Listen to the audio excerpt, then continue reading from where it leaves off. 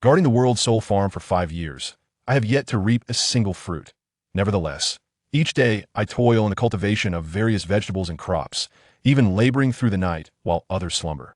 Despite this relentless dedication, I have cast aside the practice of my ninjutsu, even leading to a rift with my elder brother, Uchiha Fugaku. Yet, I harbor no regrets. However, while many of my clansmen believe that this farmer noble was wholly devoted to agriculture and disinterested in participating in the Third Great Ninja War, I unexpectedly defied their expectations and set ablaze my 500 acres of land. For today, the long-awaited moment of blossoming had finally arrived. With a smile playing on my lips, I hurried back to my humble abode and sat cross-legged upon my bed. But the moment I closed my eyes, I found myself transported to an unfamiliar realm. The landscape before me was stark, featuring only a verdant field and a rudimentary wooden dwelling. It was then that I discovered, since my crossing into the world of Naruto, a perplexing farm had materialized in my mind.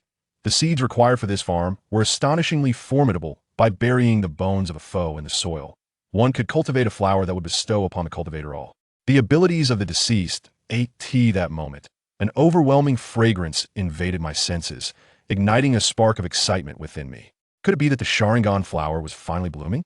As I gazed into the distance, I beheld a vibrant crimson stalk. Yet what captivated me most was the black tomoe emblem at its center, identical to the Uchiha clan Sharingan. Elation surged within me, and I was about to exclaim in joy when I suddenly felt a warmth circulating in my eye sockets. I rushed to a nearby pond, where the shimmering water revealed the transformation occurring within my eyes. Two profound tomoe emitted a mysterious glow. However, after a moment of reflection, a heavy sigh escaped my lips. The bones I had painstakingly acquired belonged to a mere tomoe Sharingan user. Had they belonged to figures of absolute prowess like Uchiha Dora, Senju Hashirama, or the Sage of Six Paths, I might have ascended directly to the rank of a super-strong shinobi. Though I was aware that such bones were exceedingly rare, I remained humbled.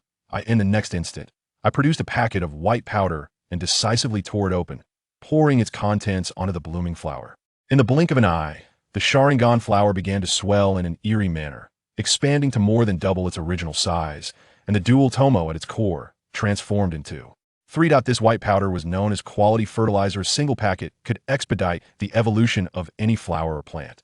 This seemingly small packet had caused me considerable hardship over the years.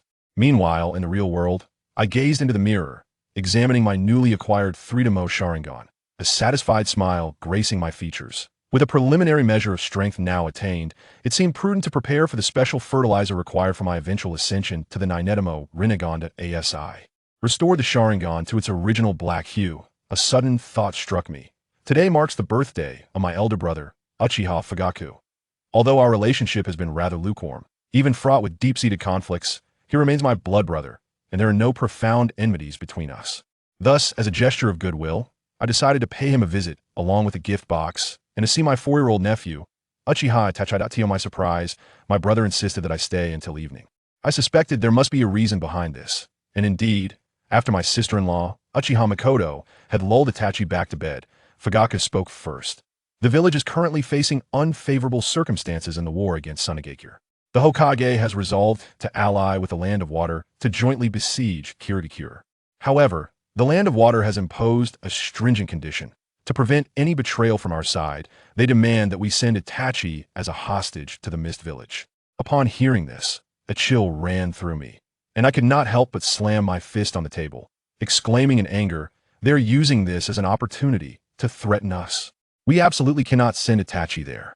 Moreover, the Hokage would never agree to such a proposal, as the ramifications of the Sharingan's bloodline being exposed would be dire. Despite the tumult of emotions swirling within him, Fugaku could not hide the bitterness in his heart. Under pressure from Danzo and the 2 advisors, the Hokage reluctantly acquiesced. Their demand was to extract my right eyes. Uchiha Fugaku sighed in despondence, but after a moment, when his reddened eyes bore into mine with intensity, an unsettling thought surged within me.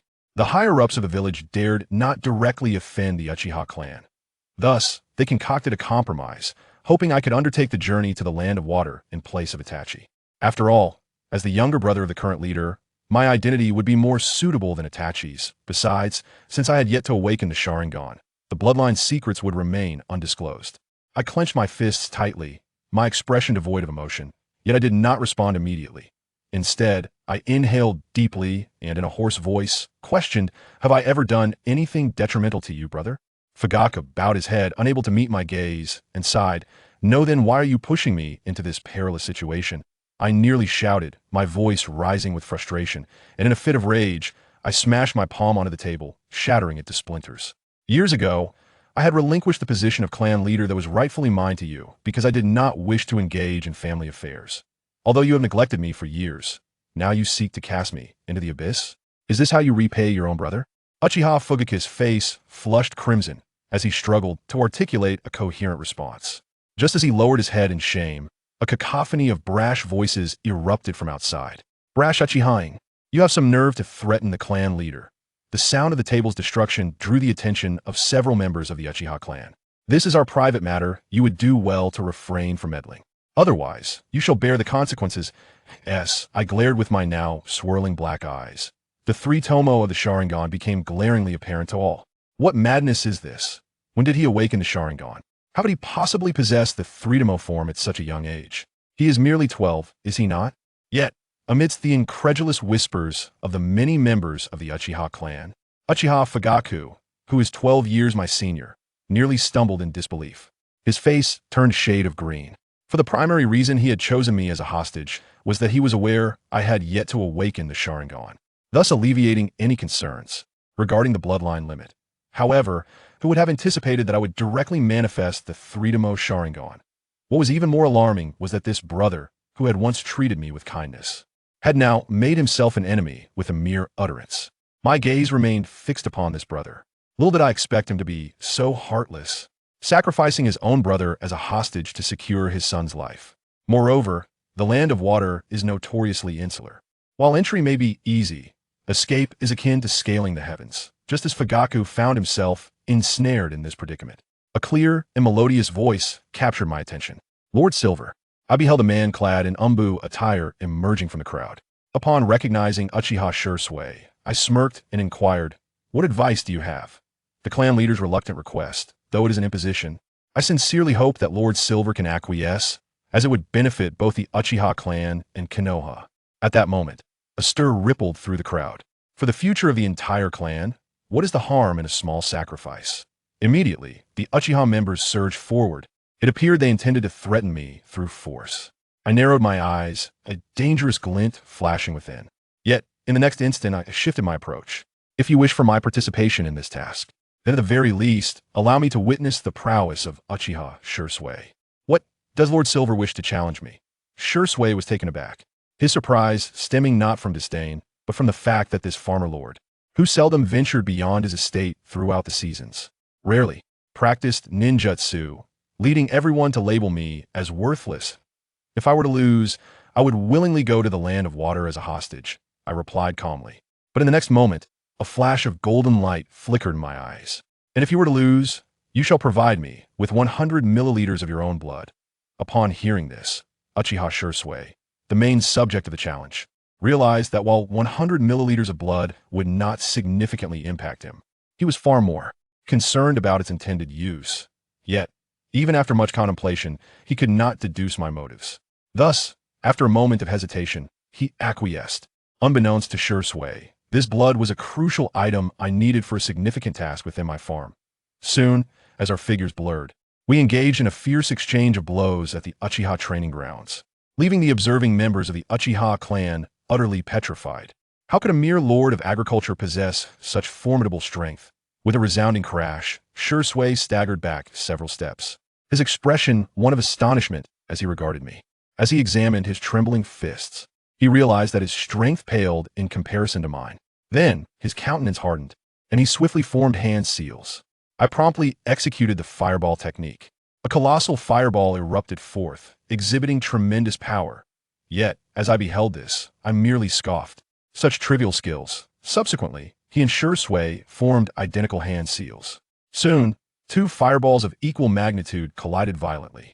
Neither fireball could gain the upper hand over the other, and ultimately, they both erupted, scattering sparks like stars across the ground.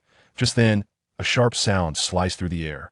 Shursui was momentarily taken aback, instinctively raising his gaze, only to be met by a fierce punch hurtling towards him. Pain surged across his face as he was sent flying backward.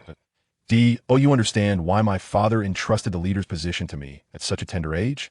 I murmured softly, sensing the sudden halt in the onslaught. It was because despite being merely 8 years old at the time, I was the strongest within the Uchiha clan. However, alas, as I continued, my eyes widened like autumn waters, capturing every member of the Uchiha clan within my vision. The bonds of brotherhood, now severed, had turned us into strangers. From this day forth, I and the Uchiha clan would have no further ties, each destined to walk our separate paths. As I closed my eyes, memories of the past flooded my mind, rendering me momentarily motionless. My ocular strength began to surge at an astonishing rate, akin to a rocket launch. Though this moment lasted only seconds, my ocular prowess experienced a significant enhancement, filling me with joy. However, just then, a voice emerged from behind me, suggesting that true efforts would not easily subdue Shursui. "Young master," came the voice, revealing Shursui had activated his tomoe Sharingan. After taking a deep breath, he swiftly formed hand seals, fire release, fire dragon technique. A massive head of flame surged towards me. Yet, witnessing this jutsu, far more powerful than any fireball, I remained unperturbed in my Sharingan state. "I shall accept your technique," I proclaimed, effortlessly discerning Shizui's movements and mirroring his hand seals. Simultaneously, a colossal fire dragon of equal might erupted forth, producing a thunderous explosion. Just as the two fire dragons were on the verge of canceling each other out, Shizui's pupils narrowed, seizing the opportunity.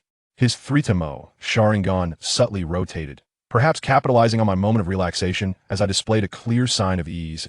In silence, he executed another hand seal, a victorious smile gracing his lips. In the blink of an eye, several massive, ferocious fire dragons roared forth.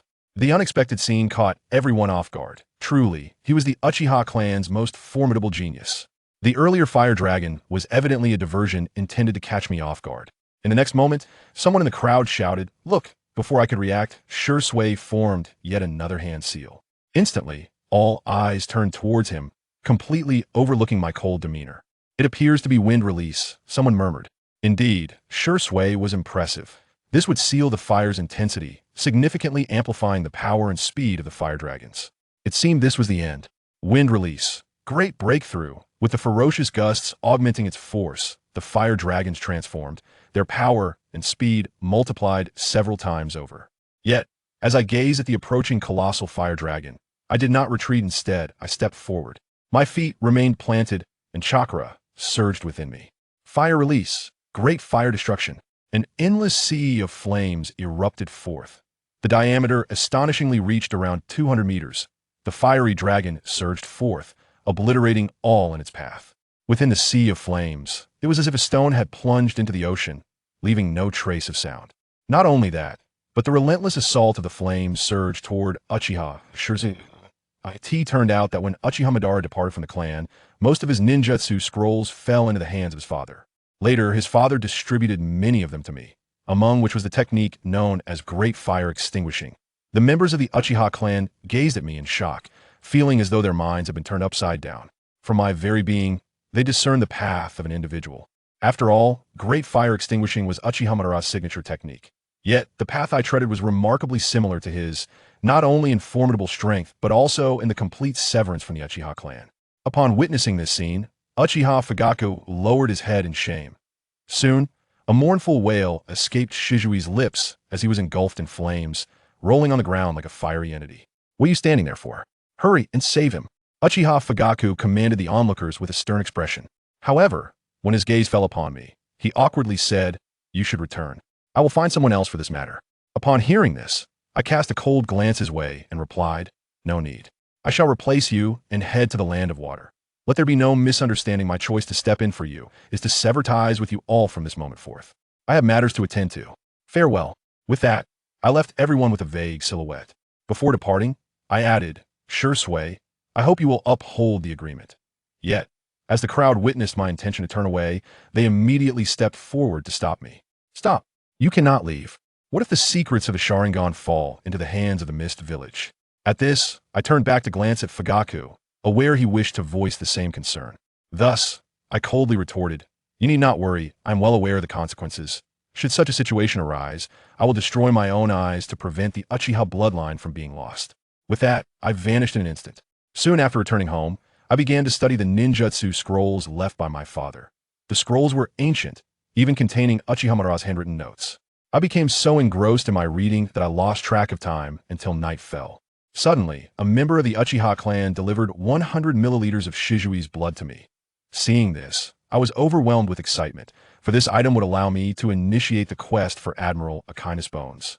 However, when I returned to the farm to unlock the quest, I was caught off guard by the farm spirit's trickery. Shizui's blood was merely the catalyst to commence the task. I would need to defeat the third Mizukage to truly acquire Akina's bones.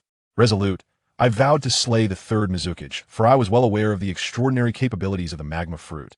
Should I miss this opportunity, I would likely never have another chance. As the days passed swiftly, the Fire Shadow's office became a gathering place for numerous individuals. Almost all of Konoha's higher-ups convened there to ensure my safe passage to the Mist Village as a hostage. Accompanied by the esteemed Minato Namikaze and the 9 stars, I was prepared to embark on my journey. However, just moments before our departure, Danzo unexpectedly provoked me, accusing me of injuring several of his subordinates. Although it was true that a few days prior, I had fiercely dealt with a group of black-clad intruders in my territory, I understood his ulterior motive, to delay my exit from the village and seize my Sharingan at the opportune moment. Refusing to yield, I boldly confronted Danzo in the presence of the third Hokage and the senior officials of Konoha, vehemently challenging him. Taken aback by my audacity, Danzo sought to personally discipline me. Yet before he could make his move, Kakashi stepped forward, aware that should I agree to a duel, Danzo would employ his cunning tactics to ensure my defeat. Before Kakashi could finish his warning, my resolute voice resonated throughout the assembly. I accept your challenge. The declaration left everyone in stunned silence, while the third Hokage regarded me with keen interest, eager to discover the strength of the one who could potentially vanquish his trusted subordinate, Shursui. Given my pivotal role as a hostage from the Mist Village, he would undoubtedly come to my aid if the situation turned dire. The arena was surrounded by Konoha's elite and numerous clan leaders, including the legendary Sannin. Although it was widely known that I had awakened the Mangekyō Sharingan, many clan heads exchanged skeptical glances, doubting my capabilities against the battle-hardened Danzo. Young man, be cautious, my strikes are unpredictable, that if you find yourself injured, do not blame me, Danzo said, his gaze fixated on my tomoe Sharingan, flickering with a predatory glint.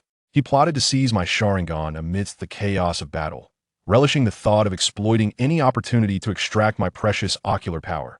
With a slight smirk, I maintained my composure, understanding that if I could ensnare Danzo in my trap, I could exchange his bones for those of even more formidable entities. Now, let us begin. Remember to keep it within limits, the third Hokage declared, prompting me to charge at Danzo with extraordinary speed, akin to a cannonball. Wind release, vacuum wave. A transparent line shot forth from Danzo's lips, gleaming with a chilling light, its sharpness rivaling that of a blade, aimed directly at me. Yet, contrary to expectations, I did not falter. Instead, I pressed onward, employing my shadow clones. Observing the scene, several seasoned veterans began to discern my strategy. Danzo's gaze darted around, searching for my true form. Just then, the ground beneath him trembled, as if something were about to erupt from below. Little did he know, I had devised a cunning ploy that the young one quite cunning? Danzo mused, retreating while forming hand seals, a cruel smile creeping upon his lips. Just as I burst forth from the earth, armed with a dagger aimed at him, Danzo completed his hand seals. He exhaled a breath that resembled a bullet. Wind release, vacuum sphere. Caught off guard, I was struck in an instant. The hearts of all present tightened, believing I would be gravely injured in that moment. Yet in the next heartbeat, a strange white smoke enveloped me, revealing it to be a mere shadow clone technique. Tobirama's surprise piqued his interest. His senses heightened as he began to search for my whereabouts. At that very moment, a sudden gust of wind rushed from behind. Turning to see, it was the shuriken launched by my clever adversary. Smart little brat. Even I have fallen for your trick. Though Tobirama praised me verbally, his face betrayed a quiver of irritation. He immediately retaliated with a flurry of shuriken, intertwining with the incoming projectiles, ultimately canceling each other out. Feel the fury of my wrath. Chakra surged within him, far more potent than before. Tobirama unleashed his ultimate technique. Tobirama, cease this at once, the third Hokage bellowed, his voice resonating like rolling thunder, rendering everyone momentarily speechless. They understood that the third was truly enraged. But Tobirama, consumed by his desire to reclaim his honor, was oblivious to the warning, the echoes of his humiliation reverberating in his mind. Unrelenting, he executed one of his most formidable attacks. Wind release. Vacuum great sphere that a powerful projectile surged forth. But this time, its strength and area had dramatically increased. My chest was blasted open with 3 gaping holes. The price for provoking him. Tobirama laughed maniacally, intending to mock me while I was still conscious. But the subsequent scene left him utterly stunned. For the body he had shattered, transformed into a mere wooden sword. A substitution technique, furrowing his brow. Tobirama's expression darkened, and he cast his gaze around, only to find an unending inferno approaching from the left. The fire shield, great fire destruction, caused a chill of fear to creep into his heart, as the vast expanse of flames threatened to engulf him. Yet, as he beheld this overwhelming blaze, his heart brimmed with disdain. Isn't the Uchiha clan known for their mastery of fire release? Then I shall defeat you, the strongest of your clan, with fire itself, bringing disgrace upon your family. Defiant, Tobirama began to weave hand signs, possessing the elemental affinities of fire, wind, earth, water, and sound. Fire release, great salt egg. He unleashed a torrent of flames, though their temperature and range paled in comparison to the oncoming inferno. But that was merely the beginning. Tobirama continued forming 5 hand signs, repeating his previous technique, and unleashed a barrage of fire that coalesced into a towering inferno, finally matching the flames that surged toward him. Yet still he was not finished. With a renewed fervor, Tobirama formed more seals. Shouting wind release, great breakthrough, a tempestuous gale erupted forth, extinguishing my flames in an instant, devouring them whole. The 2 fires clashed. The sky ignited in a brilliant crimson hue, the air heating dramatically, creating numerous updrafts. The atmosphere grew heavy and oppressive, shrouded in a somber gloom that I discreetly cast a glance into the depths of the sky, where a fleeting glimmer of golden light vanished in. An instant that it struck me as peculiar that the great fire annihilation technique could be so feeble. Legend has it that Uchiha Madara once gained renown for this very jutsu. Observing from the sidelines, Nameki's Minato wore an expression of bewilderment. The 3rd Hokage nodded thoughtfully, casting a deep gaze in my direction. Although I remained unaware of the intentions harbored by that young man, it was evident that he had intentionally diminished the potency of the great fire annihilation. Today, I shall vanquish you with my unrefined fire techniques, trampling upon the dignity of your Uchiha clan until it holds no worth. Witnessing the swift destruction of his great fire annihilation, Dan's confidence surged as he unleashed all he had learned throughout his life. The flames arrived just in time, and I stood unafraid, reflecting upon the tumult within me. My chakra surged abundantly, perhaps due to my otherworldly origins, as I possessed an astonishing amount, far exceeding that of my peers in the Uchiha clan by several folds. The fire shield of great fire annihilation surged forth as I summoned the power of the insect master. A vast sea of flames erupted once more, yet this time, it was considerably more formidable than before. The 2 colossal infernos inevitably clashed, causing the air in the abyss to convulse violently. To the astonishment of all, fish began to appear above their heads. After a tense standoff, Dan's fire shield ultimately faltered, and I was forcefully breached. Damn it, I've been overpowered, Dan's exclaimed, his eyes wide with disbelief as he surveyed the raging sea of flames. He keenly sensed the impending danger. Acknowledging that I had managed to corner him to such an extent, I must concede it is not just I, but the entire village has underestimated you. However, to think you could defeat me is nothing short of a delusion. With that, Dan's finally revealed his ultimate trump card, the summoning technique. Suddenly, a massive plume of white smoke erupted from the ground, followed by the descent of an enormous, grotesque creature from the heavens. Its bizarre roar shook the very earth, unleashing an invisible shockwave that transformed into a tempest of hurricane force, forcefully suppressing the oncoming sea of flames. This was Dan's summoning technique, and it seemed that the young man was doomed. The onlookers were utterly astonished, and I too felt a profound sense of gravity in my heart, for I recalled the fierce battle between Uchiha Sasuke and Dan's in the future, where Dan's, through their cooperation, had breached the defenses of Susanoo. Fortunately, I had prepared in advance. Gazing at the flickering lightning in the sky, I inhaled sharply, my right hand suddenly igniting with a dazzling bolt of lightning. It was time to unleash you. The Chidori in my grasp magnified, akin to the force of gravity, as a colossal beast of unprecedented might descended from the depths of the clouds region. the thunder Kirin. Bang! The piercing scream sends chills down my spine, raising goosebumps all over. The entire sky is filled with that terrifying roar. It is Kakashi's Chidori. It's almost time. It's about time to release you from your cage. The Chidori in my hand expands, like gravity, as lightning fills the sky, revealing an unprecedented colossal beast descending from the depths of the clouds.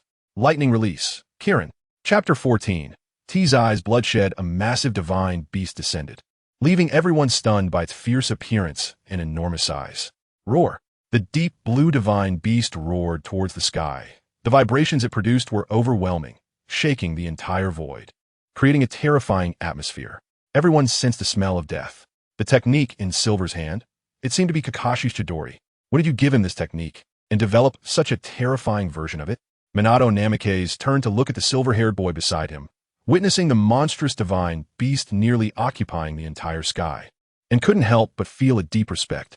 Hearing this, the usually indifferent Kakashi revealed a self-deprecating smile, his brow furrowed as he said, "Teacher, to be honest, Chidori was given to me by Uchiha Silver."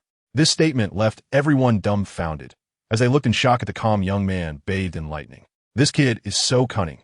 We underestimated him too much. I thought I could see through everyone, but it seems I misjudged Silver this time. He had already calculated everything regarding this technique. The third Hokage sighed with emotion, sounding a decade older. "Minato, what does Lord Third mean?" Kushina Uzumaki quietly asked, leaning closer. "This technique transcends the realm of ninjutsu. It can be classified as a forbidden technique, what we commonly refer to as an S-rank ninjutsu," Minato Namikaze said, looking up at the imposing Chilin in the sky with admiration. "How is that possible? Silver can't possibly obtain S-rank ninjutsu, especially not a lightning technique. The Uchiha clan doesn't seem to have it.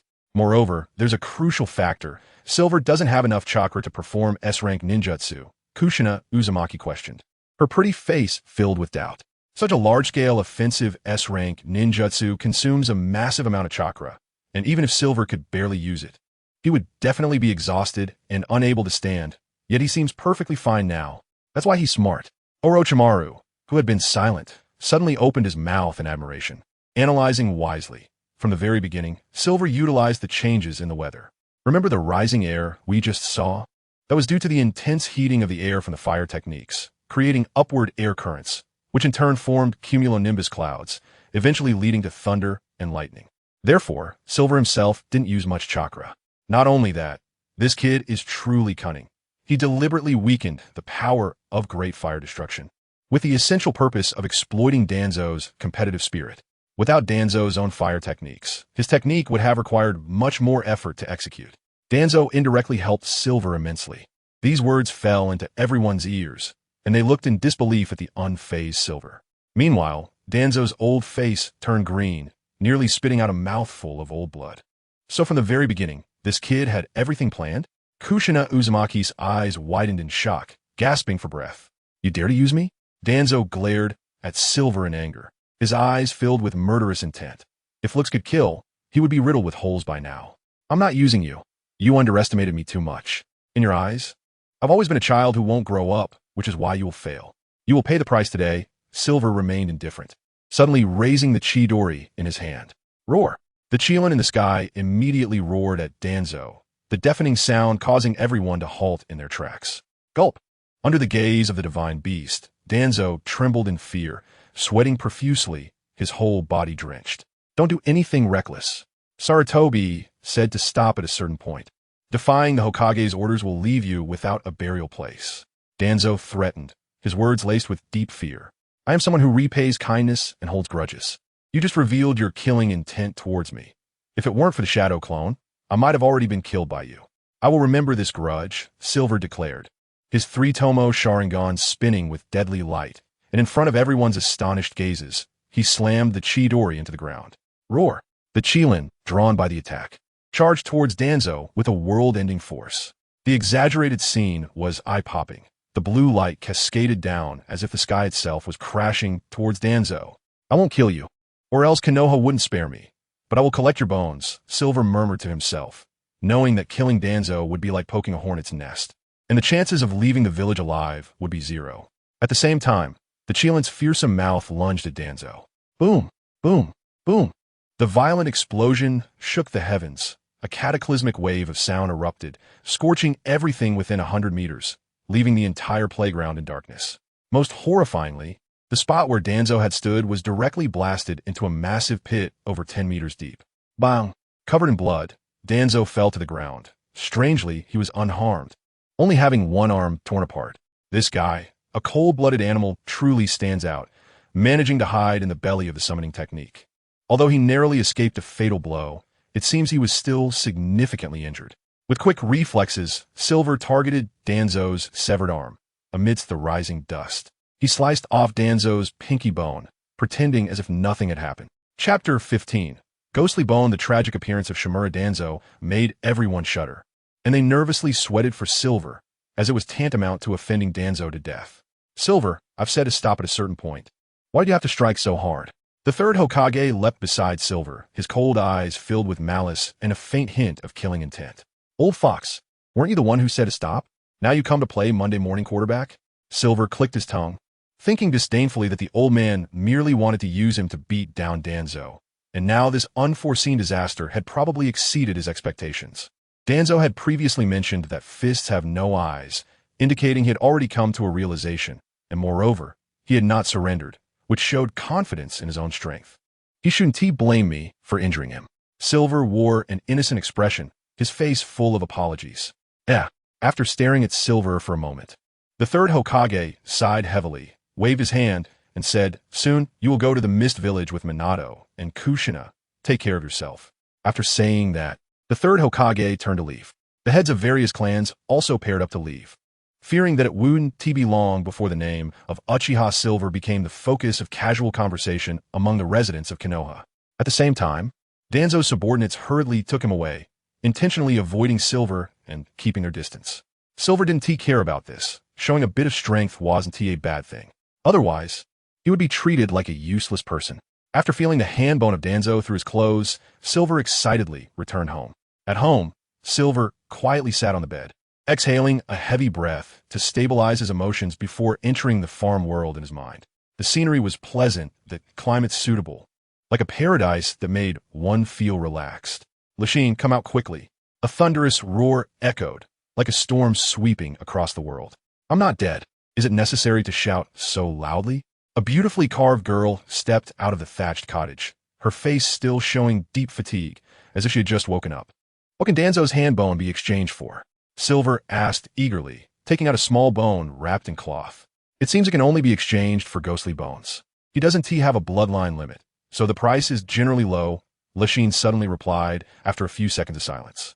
Hearing this, Silver's eyes couldn't help but dim, and he sighed, "Well, that's not bad. Contentment brings happiness. Is that ghostly bone the ability from the death god? It is divided into two abilities, Hado and Bakudo." Yes, Lachine nodded, her white chin bobbing.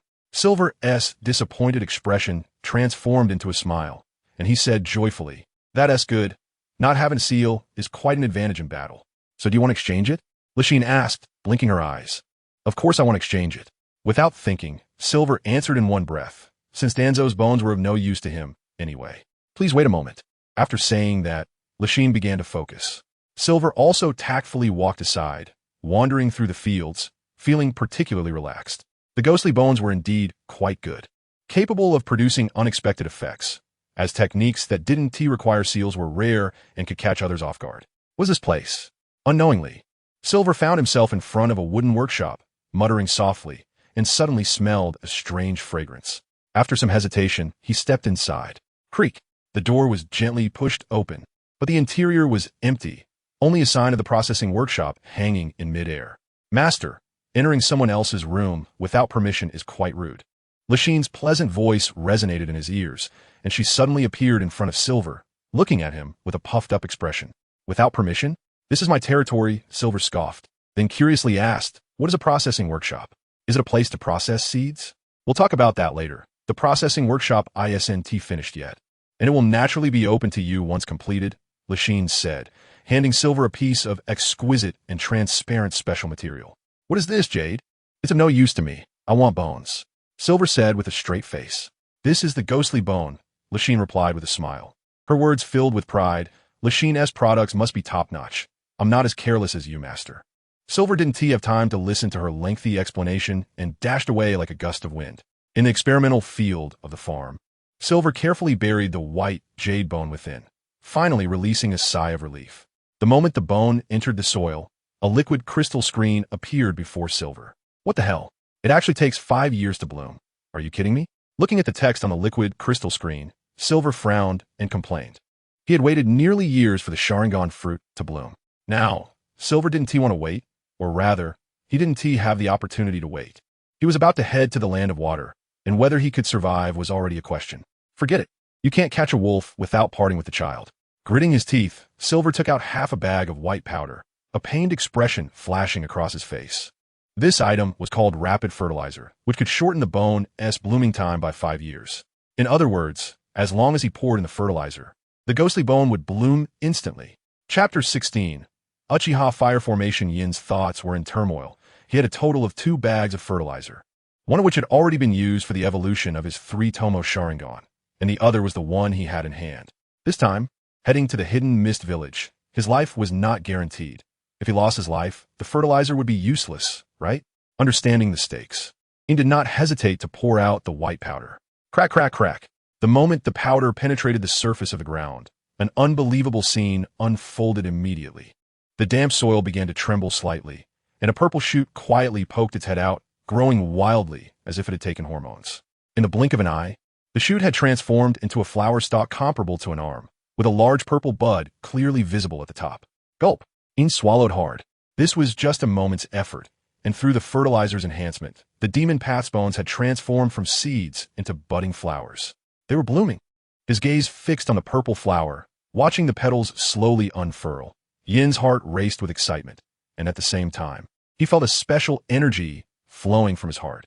Strange, I didn't release any chakra. Yin murmured in confusion, staring at the beautiful and enchanting purple flower, suddenly realizing what that mysterious energy was. It seemed like spiritual pressure. Immediately afterwards, a flood of information surged into his mind, with various techniques of the breaking and binding paths playing out like a movie in his brain. This scene lasted for about 5 or 6 hours. Not bad at all. Yin, opening his eyes, said with a look of joy. It was indeed a good ability, but the strength of all techniques depended on the host themselves. Don't forget the content of your own spiritual pressure. The stronger the soul, the more powerful the spiritual pressure. As an ordinary human, how strong do you think your soul is? Liu Xian's voice rang out, continuing to explain. Moreover, the demon path heavily relies on spiritual pressure. Even if you can use certain techniques, you won't be able to unleash their full power. I know. Yin nodded, indicating that he understood. He opened his mouth, about to ask if there was a cheat-like item, such as the crumbling jade, but then wisely closed his mouth. It didn't matter if there was. The key was that he didn't have the ability to control it. Wasting time wasn't a good idea. Better to go back. After thinking it over, Yin left the farm world, soon to be taken hostage in the hidden mist village, where danger was imminent. If he had extra time, it would be better spent on practicing ninjutsu. There were still so many scrolls left unread. The Uchiha family truly had a rich heritage, and it was no wonder they had thrived for hundreds of years. In the room, looking at a drawer full of scrolls, Yin began to read the contents seriously. Most of these were insights passed down by ancestors, hoping that the younger generations would learn diligently and lead the Uchiha family toward prosperity. Among them were insights left by some super geniuses, such as Uchiha Madara. This technique, with narrowed eyes, a special black scroll, caught Yin's attention. It looked very old, showing signs of age. Driven by curiosity, Yin opened it. Most of it was left by the ancestors of the Uchiha family, so it should be harmless. Uchiha Fire Formation? It seems to be a type of barrier technique. After carefully reading the text on the scroll and confirming it was some exaggerated barrier, Yin's eyes shone with brilliant light, filled with heat. He remembered that during the Fourth Shinobi World War, Obito used this to block the Eight Tails attack and protect the Outer Path demonic statue, demonstrating immense power. It seemed it could even burn enemies. Yin was extremely excited, not expecting the Uchiha family to have such a good thing. He meticulously read every part of the scroll, missing not a single word, but when he reached the end, his expression suddenly fell. It requires an extremely large amount of chakra, and it will consume vitality if the chakra is insufficient. Seeing these 2 lines, Yin's heart sank significantly. He was shocked to discover that the author of this passage was Uchiha Madara. No wonder this powerful technique was obscure within the Uchiha family. Perhaps no one could use it. Ine speculated that Uchiha Madara described the chakra required for the Uchiha fire formation with the phrase, extremely large, indicating that it would require chakra no less than that of a Kage-level ninja, or even more.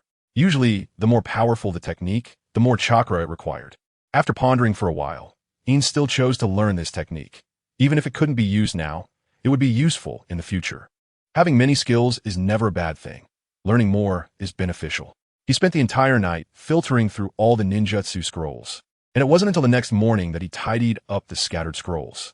These items were originally only accessible to the clan leaders of past generations.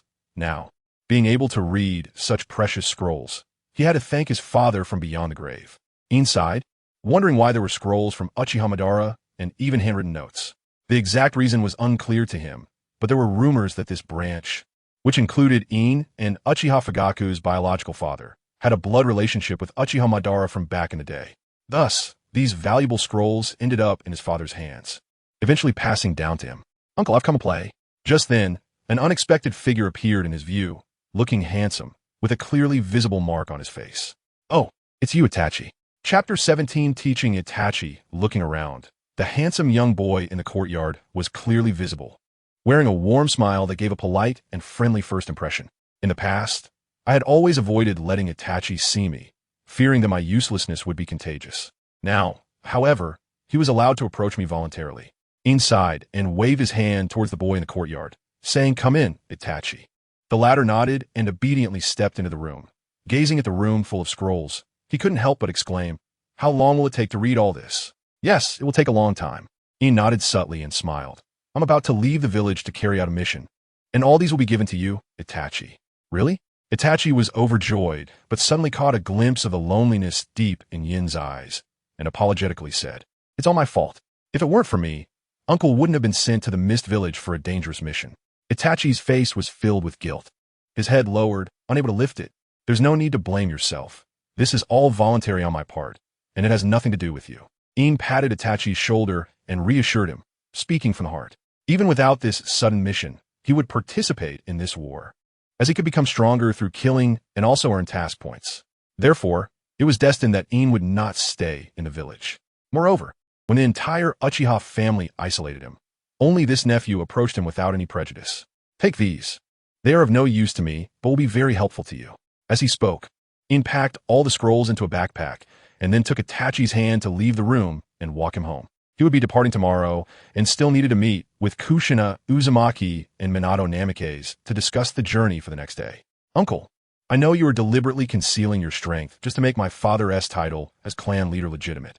The Uchiha clan is a family that has been passed down since the Warring States period, focusing on strength. Only the strongest are qualified to become the clan leader." With his eyes blinking, Itachi continued, "If you show strength greater than my father's, everyone will question him. So you intentionally suppress your strength, being mediocre, to the point of being criticized as a farmer's young master. The main purpose is to take care of my father's feelings." Ine listened quietly, and after a while, he looked at Itachi in surprise. "No wonder my brother values you so much. You truly have the potential to help the Uchiha clan rise. You're quite smart for your age." Itachi remained silent upon hearing this. He often played with Ine since he was young and had seen Ine experiment with various ninjutsu, including Kakashi's Chidori, Minato's Rasengan, and many other kinds of ninjutsu. Ine could be considered an expert in ninjutsu, seemingly omniscient, with no technique he couldn't master. Fame is practically useless. It's not as substantial as a meal. On the contrary, during these years of being a farmer's young master, I've seen through many things. Ine murmured, his eyes shining with wisdom, revealing a profound gaze as he said, "Itachi, listen carefully. There is no one in this world who is absolutely trustworthy, not even so-called family. The only person you can truly rely on is yourself. To see a person's true nature, you can only understand their inner self when you are in trouble." "I understand," Itachi replied with a clear voice, just about to pull Ine to go home together when the latter suddenly stopped in his tracks. "You go back. I have something to attend to first." After saying this, Ine ruffled Itachi's hair and left. Under the setting sun, Yin's shadow appeared particularly long. A sigh of maturity unexpectedly surfaced on the young face. Watching Yin's gradually disappearing figure, Itachi's handsome face added a touch of sadness, and he then stepped into his home with a full bag of scrolls. This should be the place. Could it be that I remembered wrong? Glancing at the nearby houses, Ian frowned. Suddenly, unable to distinguish which house was which, he had mistakenly gone to two wrong houses already. Knock, knock. Knocking on the door, Ian called out, Uchiha Ian, may I ask if Miss Kushina is home? It seemed that no one was inside. There was no response. Just as he was about to leave, the closed door suddenly opened a crack. Ian leaned in to take a look and was momentarily taken aback, suddenly certain that this was indeed Kushina Uzumaki's home. Chapter 18. It was just a cat. The room was very tidy, without a speck of dust, and the arrangement of the furniture was also very orderly, giving a sense of elegance. The owner was clearly very attentive, and the clean floor was dazzling. Only Uzumaki Kushina could be so meticulous, Silver thought, as he stepped into the room, slowly surveying Uzumaki Kushina's space. It wasn't luxurious, but it was exquisite and warm, making it quite comfortable. Was it a bit abrupt to barge into the room of an unmarried woman? Raising an eyebrow, Silver looked towards the light at the end of the corridor, hesitating. Just then, an unexpected voice caught his attention. Get away from me. A sharp scream suddenly rang out, and Silver was taken aback. His eyes filled with hesitation as he instinctively thought that Uzumaki Kushina was in danger. At the end of the corridor, he stumbled into a room filled with steam. Who? Who is it? Perhaps due to the excessive steam in the bathroom, Uzumaki Kushina's vision was blurred, but she still followed the sound. Run away quickly. Without thinking, Silver used the body flicker technique and fled in a panic, escaping clumsily from Uzumaki Kushina's home in an instant. Huff, huff, huff. Under the shade of the trees outside Uzumaki Kushina's door, Silver gasped for breath, feeling frustrated and ready to spit blood. He couldn't help but curse. Although getting lucky in love is a good thing, it shouldn't be like this. If Minato finds out, he will definitely tear me to pieces.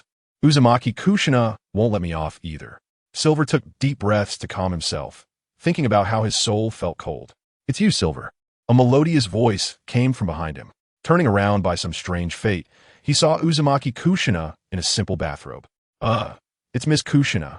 Upon hearing this, Silver felt a wave of despair and took a step back, saying, You're not here to kill me. Are you? Kill you? What are you talking about? Did you see anyone run past just now? Uzumaki Kushina looked at Silver strangely and asked. So she didn't realize it was me. Silver let out a sigh of relief, wiped the cold sweat from his temples, and calmly smiled. I didn't see anyone, but I did see a black cat run by. Oh, so it was just a cat, that's good. Uzumaki Kushina said, feeling relieved. She didn't doubt Silver's character. After all, he was just a 12-year-old boy. Although he seemed mature for his age, his somewhat childish appearance dispelled Uzumaki Kushina's concerns. Whoosh! A cool breeze blew in, making Uzumaki Kushina shiver. It was only then that she realized she was only wearing a bathrobe. Her face slightly flushed as she quickly pulled Silver into the room. Wait here for a moment. Minato will be here soon. I was just taking a shower and need to change. With that, Uzumaki Kushina hurried upstairs. That was a close call. Glancing at Uzumaki Kushina, Silver displayed a relieved smile. Chapter 19 Departure. A few minutes later, Uzumaki Kushina changed into a brand new outfit and went downstairs. The fiery look in her silver eyes had faded away. Minato is really slow, she pouted and complained. Maybe something held him up, Silver replied, secretly murmuring to himself. That's right. If he could have come a bit earlier, this troublesome thing wouldn't have happened. Did you come in a bit of a rush? Uzumaki Kushina asked, noticing that Silver had nothing but a backpack. I prepared well. Just a tool pouch and a ninja backpack with some compressed food, Silver assured her with a comforting look. Gurgle. Just as he finished speaking, Silver's stomach growled in protest, making him feel embarrassed. Minato hasn't arrived yet. No need to rush. A ninja must maintain enough energy during a mission, and since I haven't eaten either, just wait a moment, I'll go cook and we can eat together, Uzumaki Kushina said, heading toward the kitchen. Meanwhile, in another direction. He's leaving so soon? I haven't even avenged my Sharingan and my grudge. In the dark roots, surrounded by thick branches, Danzo Shimura's furious roar shook the walls. Forget about having one of his arms severed by Silver. He could use Orochimaru's power to reattach it, but he couldn't bear the thought of the Sharingan flying away. You force my hand. In his bloodshot eyes, a fierce light emerged as Danzo quickly wrote a letter and handed it to his subordinate, instructing, deliver this to the 4th Kazekage of Sunagakure. If the mission fails, don't come back to see me alive. About 10 minutes later, Uzumaki Kushina came out of the kitchen with steaming rice and 2 plates of beautifully presented dishes. It's really exquisite, Silver commented after observing for a while. From the enticing aroma, Silver could tell that Uzumaki Kushina's cooking skills were impressive. Come over and eat, she said, placing the dishes gently on the table, smiling proudly at the array of food, realizing that the portions were enough for two, and she couldn't finish it all by herself. Hearing this, Silver nodded and sat down at the table, picking up his chopsticks to take a bite of the minced meat. How does it taste? I was a bit rushed. So it might be a little rough, Uzumaki Kushina asked hopefully. Miss Kushina, don't belittle yourself. Your cooking is great, Silver shook his head, noting that it was far better than what he usually ate. Living alone in the Uchiha clan, he usually settled for instant noodles. You're quite clever. Uzumaki Kushina laughed joyfully and then sat down to eat as well. Due to time constraints, the two didn't care much about their table manners and quickly devoured the food as if a storm had swept through. When they encountered Minato, they had already reached the entrance of Konoha. It's about time to leave, Minato said, looking at Silver and Uzumaki Kushina. To reach the land of water, we must pass through Sunagakure and then take a boat to Kirigakure. Be careful traveling in the dark. Both Minato and Silver nodded, and the three of them then dashed into the dense forest. As they left, Silver took a last glance at Konoha, leaving without any regrets. Whoosh! Three dark figures moved with incredible agility. Minato and Uzumaki Kushina were certainly capable. Having completed many dangerous S-rank missions, their strength was evident. Even though it was Silver's first time on a mission outside the village, he remained calm, confident in his abilities. Even if he encountered a shadow, he could either fight or escape if necessary. By the way, who proposed the idea of jointly attacking Sunagakure this time? Silver asked under the black night sky. It was Danzo Shimura. He pressured the Hokage with two advisors, and ultimately, the Hokage compromised, Minato replied. Upon hearing this, Silver's expression stiffened, suddenly realizing something ominous. Who was Danzo Shimura? A typical schemer who not only betrayed enemies, but also wouldn't spare his allies. Not to mention Silver had offended him. He had a much larger target, Minato. Danzo coveted the position of Hokage. For instance, if something were to happen to Minato, the Hokage position would likely land in either Orochimaru's or Danzo's hands, as they were allies, and it would be better for it to fall on either of them than on Minato's head. Chapter 20, I just studied for 2 more years. Silver's face darkened, secretly cursing his bad luck. As a young master of the Uchiha clan, he was born into enmity with Danzo. The conflict between the Uchiha clan and Danzo was well known, and now being on the same boat as Minato, he could only smile bitterly. Will Danzo scheme against us? Uzumaki Kushina asked worriedly, recalling Danzo's ruthless character. Minato didn't know how to respond. If it were someone else, they might not believe it, but with Danzo, it was a big question mark. Undoubtedly, Danzo was absolutely loyal to Konoha, but his violent methods were not commendable, and he had a history of backstabbing his own people. Let's take it one step at a time. I believe Danzo will prioritize the greater good. Silver smiled and gently comforted her. What is meant to come will come. Instead of worrying, it's better to face the unknown changes with a relaxed mindset. Sure enough, kids are optimistic. Uzumaki Kushina sighed, prompting Silver to roll his eyes. Time passed quickly, and before they knew it, a night had gone by. The next morning, the sky was clear, and the three of them stopped in a dense forest near the border between the Wind Country and the Fire Country. In front is the border of Sunagakure. Let's eat something and hurry on, Minato said, his tone cautious.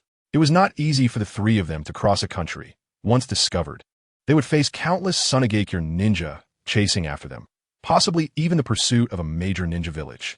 The severity of the mission was evident, which is why the third Hokage classified it as an Ultra S-level mission. Whoosh! Suddenly, a sandstorm swept across the clear sky, filling their mouths with sand and making it hard to open their eyes. Be careful, Minato said, gripping the compressed biscuits tightly. His eyes filled with vigilance as he took out a kunai. It should be fine, right? Uzumaki Kushina frowned and asked. It's very normal for a sandstorm to come this close to the Wind Country. This is not normal. Like Minato, Silver also looked wary, holding a kunai that glinted coldly, explaining while staying alert, don't forget we're in a forest. How could sand blow in here? The dense leaves provide natural cover. This is clearly a man-made situation. You're right, Minato said, glancing at Silver in surprise, looking at him with new respect. At such a young age, he was so observant. It seemed he had already noticed this subtle change. TSK. When did Konoha have such a young talent like you? You look to be only 11 or 12. Would you be interested in joining Sunagakure? I can personally teach you. Amidst the violent wind and sand, several figures suddenly appeared, and the one at the forefront praised. According to the intel, you seem to be from the Uchiha clan. I assure you that if you join our Sunagakure, I will treat you sincerely. Sincerely treat me? You probably just want to pluck out my eyes and throw me away like garbage, Silver scoffed coldly. It turned out to be the fourth Kazekage. Upon seeing the newcomers, Minato's heart sank, and when he noticed the people behind him, his heart dropped even further. There was Chiyo from Sunagakure, and that old man seemed to be the Jinchuriki of Shikaku, along with the fourth Kazekage's wife, Kura. After seeing them, Uzumaki Kushina's delicate face lost its luster, and she said more solemnly, "They brought so many people. It seems they were lying in wait for us." Silver suppressed his feelings. It was clear that news had leaked from within Konoha. He thought to himself, "I originally believed that old man Danzo would deal with me and Minato himself. But now it seems he has sold our information to the Kazekage, and that old man is not to be underestimated. Silver, come here." Minato suddenly approached Silver and whispered, "Later, Kushina and I will try to hold them off. You find an opportunity to escape." Escape? Upon hearing this, Silver resolutely shook his head, denying, "That's impossible. It's obvious they've been waiting for us here. There are probably ninjas ambushed around the forest, and they must have set up a net to catch us. It's impossible to escape." His words caused Minato and Uzumaki Kushina to change their expression slightly. Looking at the fourth Kazekage, who was chatting confidently, it was clear he was well prepared. "Actually, it's not without a chance. I noticed something on the way here. The ground around us is uneven, clearly disturbed, and the soil that should be underground has been turned up. That soil is still moist. This place probably saw a battle a day or two ago, and the only enemies who could have fought here are Konoha and Sunagakure.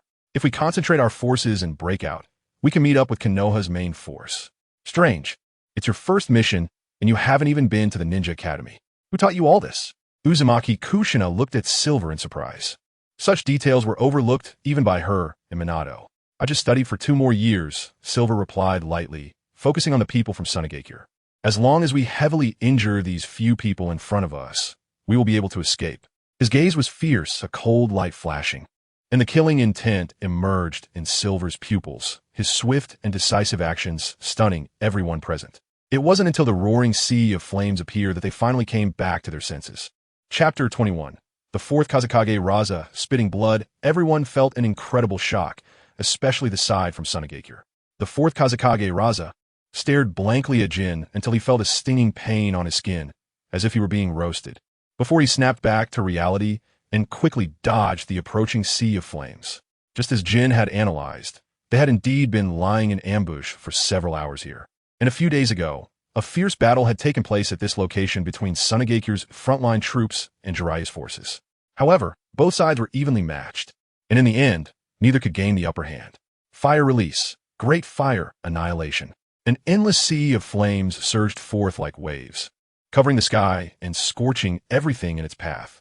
Minato Namikaze and Kushina Uzumaki exchanged glances and unleashed their might. Wind release, great breakthrough. A piercing cold wind burst forth from Minato's mouth, fueling the flames of the great fire annihilation, transforming it into an unstoppable inferno. "Aw, damn it, it's so hot. So painful." Although these shadow-level masters quickly dodged the attack, the hidden ninjas lurking in the dense forest were not so fortunate. The flames swept through like autumn winds scattering leaves, greatly amplified in power and speed by the wind release, incinerating the ambushed ninjas in an instant. Their tragic screams sending chills down spines. Thick black smoke rose into the sky, and the entire forest was flattened by the great fire annihilation. That despicable little brat. Seeing this, Raza's anger surged, blood vessels spreading in his eyes like a spider's web. He gritted his teeth and said furiously, "We need to deal with him quickly. This black smoke will surely attract most people's attention. If Jiraiya finds out, we'll be in big trouble. His nose is sharper than a dog's." "Well done, Jin." Minato smiled with satisfaction, looking at the billowing black smoke.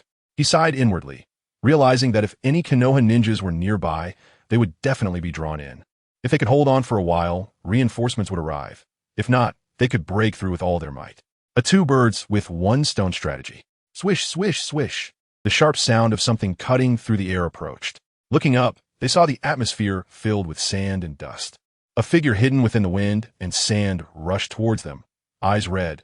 It was none other than the current 4th Kazekage, Raza. "I swear I won't become human until I kill you." Raza was extremely furious, staring at the scorched remains of the Sunagakure ninjas behind him, his face turning pale. Initially, he had focused all his attention on Minato and Kushina, so he hadn't paid much attention to Jin. Who would have thought this seemingly harmless little brat could unleash such terrifying fire ninjutsu with a mere wave of his hand, leading to such a significant loss? If you want to kill me, fine. I'm just looking to test my strength, and you're just right for it. With a smirk, Jin didn't retreat. Instead, he advanced, his eyes rapidly shifting as the eerie tomoe Sharingan was revealed in the open air. What is that? It looks like metallic minerals. Through the unique vision of the Sharingan, Jin saw countless flashes of light dancing within the swirling sand and dust, realizing they were various types of metallic minerals. This could be useful. I'll give you a big surprise later. A glint of cunning flashed in his eyes as he calmly faced the approaching fourth Kazekage. Fire release, great fire dragon technique. A fierce, blazing fire dragon emerged, and due to the high temperature, the moisture in the air began to boil. Just a small trick.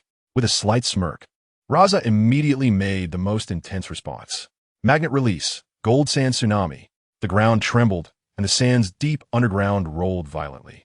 Exposed to the sunlight and drawn by Raza's chakra, waves of golden sand surged toward Jin like crashing ocean waves. The sand was filled with a large amount of metal, visible to the naked eye. Boom, boom, boom. The incoming Great Fire Dragon technique was instantly extinguished by the metallic sandstorm, offering no resistance and easily suppressed and erased. Water release, Great Waterfall technique. A massive torrent of water erupted from Jin's mouth, fierce and powerful, sealing off the incoming wind and sand, transforming it into vast mud pits, restoring clarity to the sky. Did he use water release to counter it? Seeing this, Raza raised his eyebrows, and a cold smile appeared on his face. He sneered. Once the sand reaches a certain volume, it can also counter water. As he spoke, the chakra within Raza boiled even more. Magnet release, sand gold burial. A dark and dense sandstorm swept in, almost covering the sky, plunging the entire world into darkness. Raza was serious now. Minato and Kushina's expressions changed dramatically as they looked at the terrifying sandstorm, both worried for Jin. They had already been restrained by Chiyo and her brother, as well as Raza's wife, and wanted to help Jin but found themselves powerless. Just in time, seeing the golden sand swirling in the air, Jin was overjoyed. His right hand suddenly extended, crackling with electric light. Chidori! As Jin's voice fell, the entire sky erupted with a deafening roar, as if thousands of birds were screeching simultaneously. The piercing sound making everyone feel uncomfortable. Foolish brat, what use is that? Raza looked disdainfully at Jin, his face full of mockery. Hearing this, Jin remained unfazed and simply thrust his Chidori into the sand. Swish, swish, swish. Chaotic lightning spread out in an instant, striking the hidden Mangekyō ninjas from afar, injuring them inexplicably. Could it be? With wide eyes, Raza stared at Jin in horror, a chilling realization dawning on him as he suddenly thought of something terrifying about lightning. Lightning is conductive. It was fine before, but now the ground is filled with sand, which is full of various conductive minerals. Damn it, could it be that this little brat planned this from the beginning? Realizing this, Raza's face turned pale, nearly spitting out a mouthful of old blood. Chapter 22. Escape. The fourth Kazekage trembled with anger as he stared at Yin's face, gritting his teeth in rage, especially with the Chidori shimmering in his hand, making him shudder all over. Whether it was a scheme or not didn't matter, because you have already lost. I even want to thank you, Lord Kazekage. Without your strong support, I wouldn't have been able to accomplish this. You damn little brat. His pupils narrowed, and the blood-red eyes flashed with realization, clearly recalling something. The fourth Kazekage roared. The Uchiha clan is skilled in fire release. You deliberately used water release to hope I would use magnet release to suppress you? What a cunning little boy. Breathing heavily, the fourth Kazekage cursed Iin for being treacherous. Just as all ninjas think of water release when faced with fire release attacks, the same logic applies here. When faced with water release, most people would imagine using earth release techniques to counter it, such as magnet release. Glancing at the fourth Kazekage, Iin sincerely thanked him and explained. When I saw you use magnet release to attack, that thought arose in my mind. After all, you have the numbers on your side. I deliberately used water release to hope you would use magnet release against me. This way, the metallic substances contained in magnet release would spread throughout the battlefield, which would be perfect for conducting electricity for the Chidori. Taking a deep breath, Iin gathered a large amount of chakra within. Chidori. Without hesitation, Iin slammed the Chidori onto the ground, causing an explosion. Lightning danced, and countless currents erupted, following the various minerals buried in the sand, instantly engulfing the area within 100 meters, gathering massive amounts of lightning like an electromagnetic field. These metallic substances, which nearly covered the entire ground, were excellent conductors. Boom, boom, boom. The ground erupted with dazzling sparks, and the chaotic currents indiscriminately struck, extending limitlessly along the metallic minerals on the ground, instantly expanding 30 zhong, devastating everything within 100 meters. Many Sand Village ninjas were struck by the sudden lightning, flames igniting on their bodies, and they fell to the ground, charred and unrecognizable. Retreat. Seizing the chaos in the Sand Village, In quickly shouted to Kushina, Uzumaki, and Minato Namikaze. This large-scale technique consumes a lot of chakra. I can't hold on for long. Yin's tone was weak and exhausted. The range of this technique was enormous, and the chakra consumption was staggering. Minato nodded and exchanged a glance with Kushina. Damn it. Although my chakra is 4 to 5 times that of an ordinary Uchiha clan member, I can't withstand this kind of consumption. Yin's gaze was fluctuating. This large-scale ninjutsu almost covered the entire area within 100 meters, and his chakra was running low, making his vision a bit blurry. Just as he was about to sit down and catch his breath, Yin suddenly felt a small, tender hand grab him. Then he was pulled over his shoulder and fled rapidly.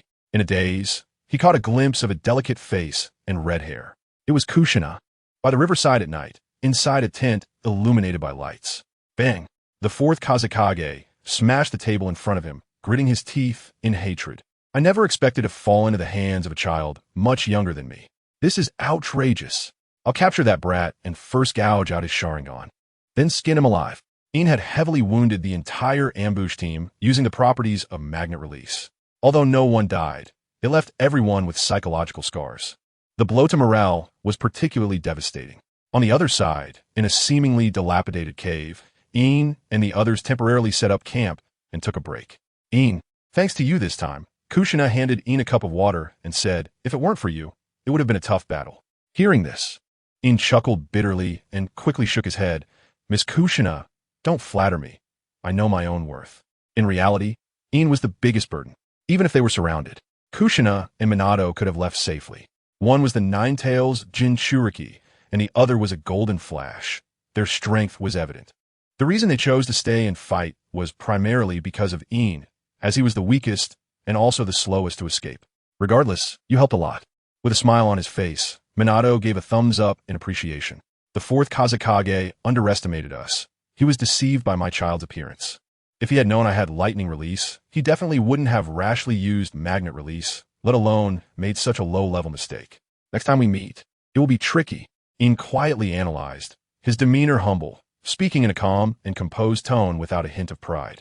Although he hadn't used his full strength, neither had the fourth Kazekage.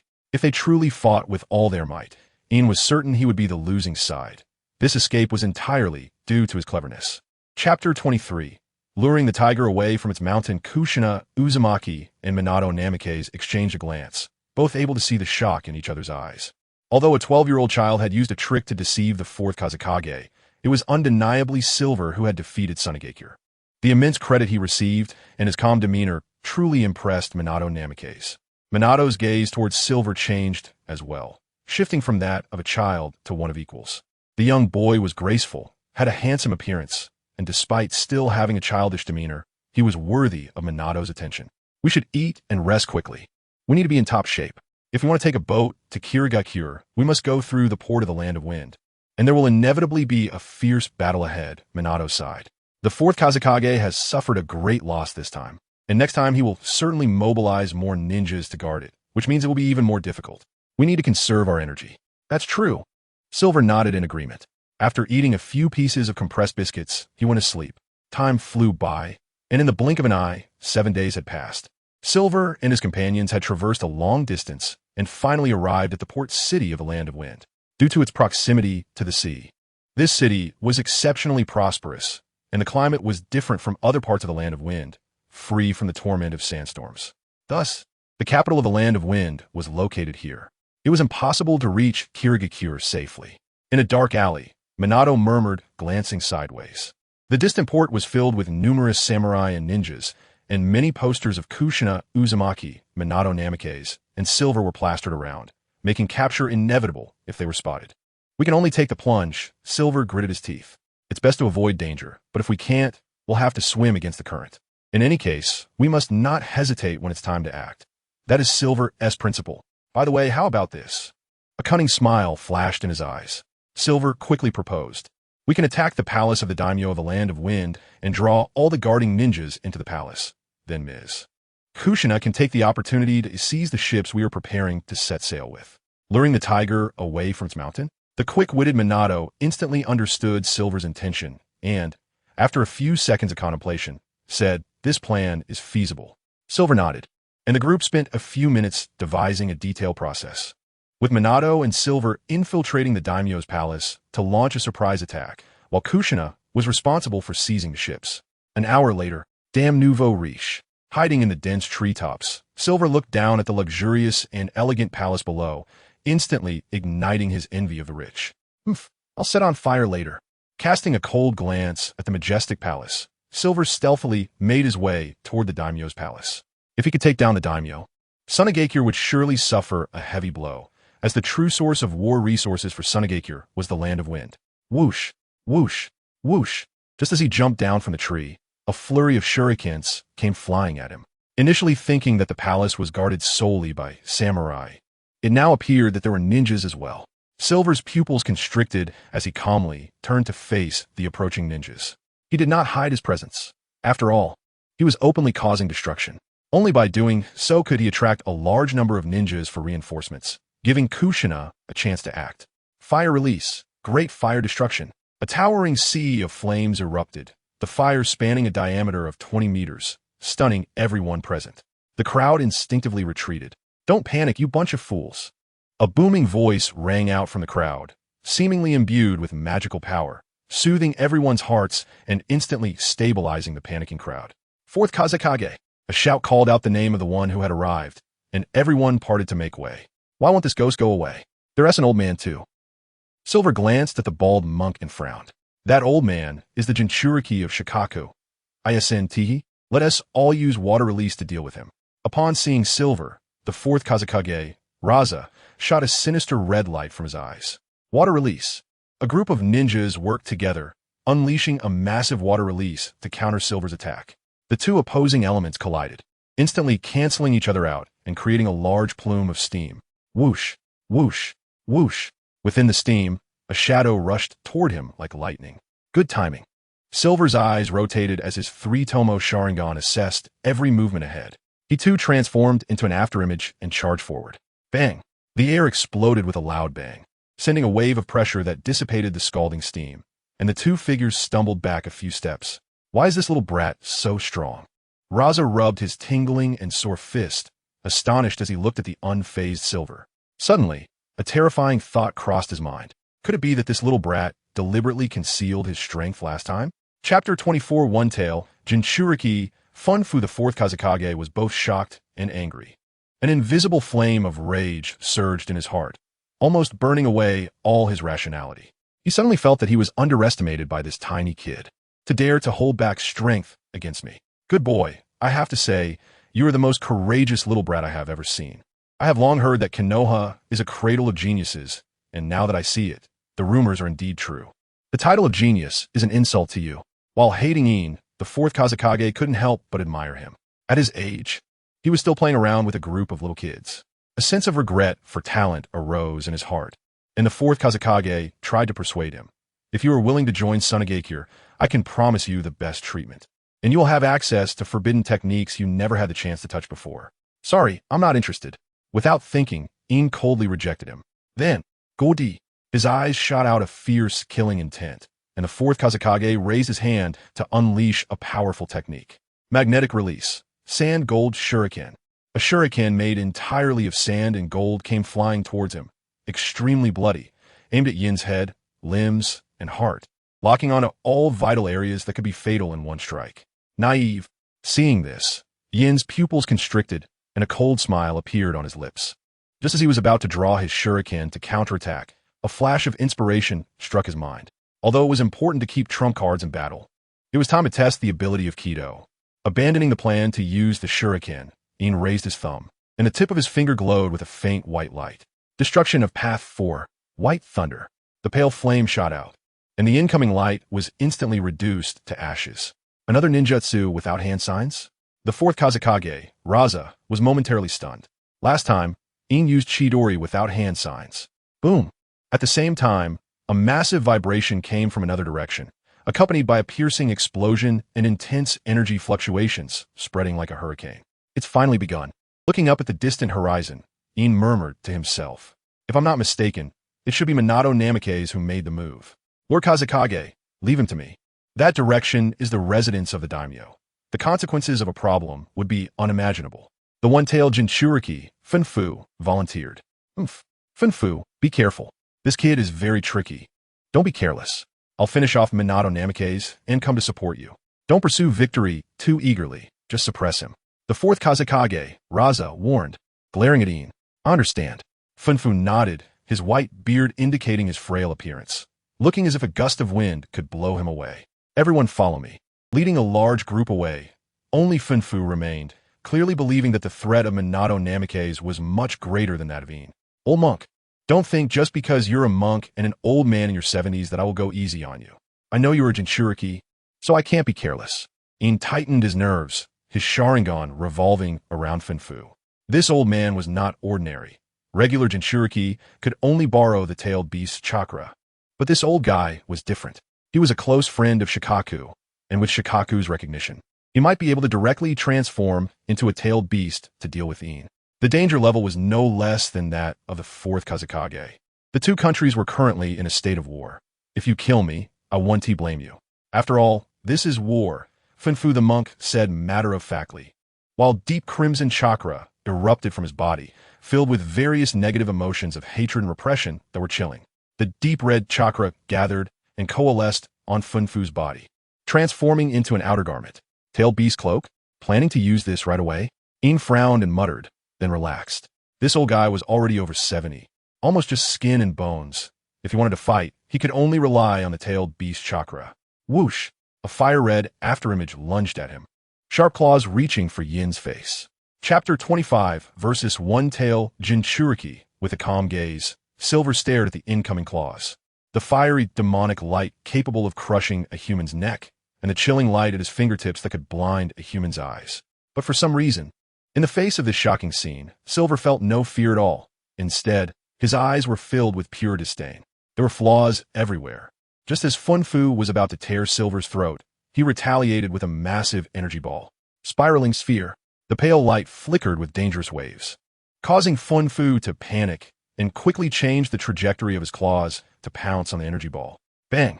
The energy ball exploded, sending out a powerful shockwave. Funfu's expression changed, and he almost couldn't hold back the blood from his mouth.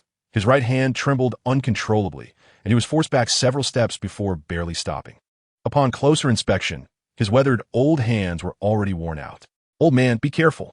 A hoarse voice suddenly echoed in his mind. "Showa?" Funfu was taken aback and quickly created some distance from Silver, his murky eyes filled with vigilance. This kid is not right. His eyes are very dangerous, and he is terrifyingly calm. That gaze, which seems to be in complete control, is really irritating. Use that technique. Let me deal with him. I'll beat him so badly that even his parents won't recognize him, Shoha shouted, feeling uncomfortable under the red gaze. That's the Uchiha clan's Sharingan. A very dangerous ocular technique, Funfu said gravely, his voice hoarse and unusually heavy. This is not even the most sinister part. I heard that a few days ago, Lord Kazekage suffered a huge loss at his hands. This kid is quite strange. Don't be deceived by his appearance. If I hadn't reacted quickly just now, I would have been severely injured. Shoha fell silent, and after a while, he said, "I will lend you my chakra. Don't worry about chakra issues." "That's good." Upon hearing this, Funfu sighed in relief, his expression returning to calmness.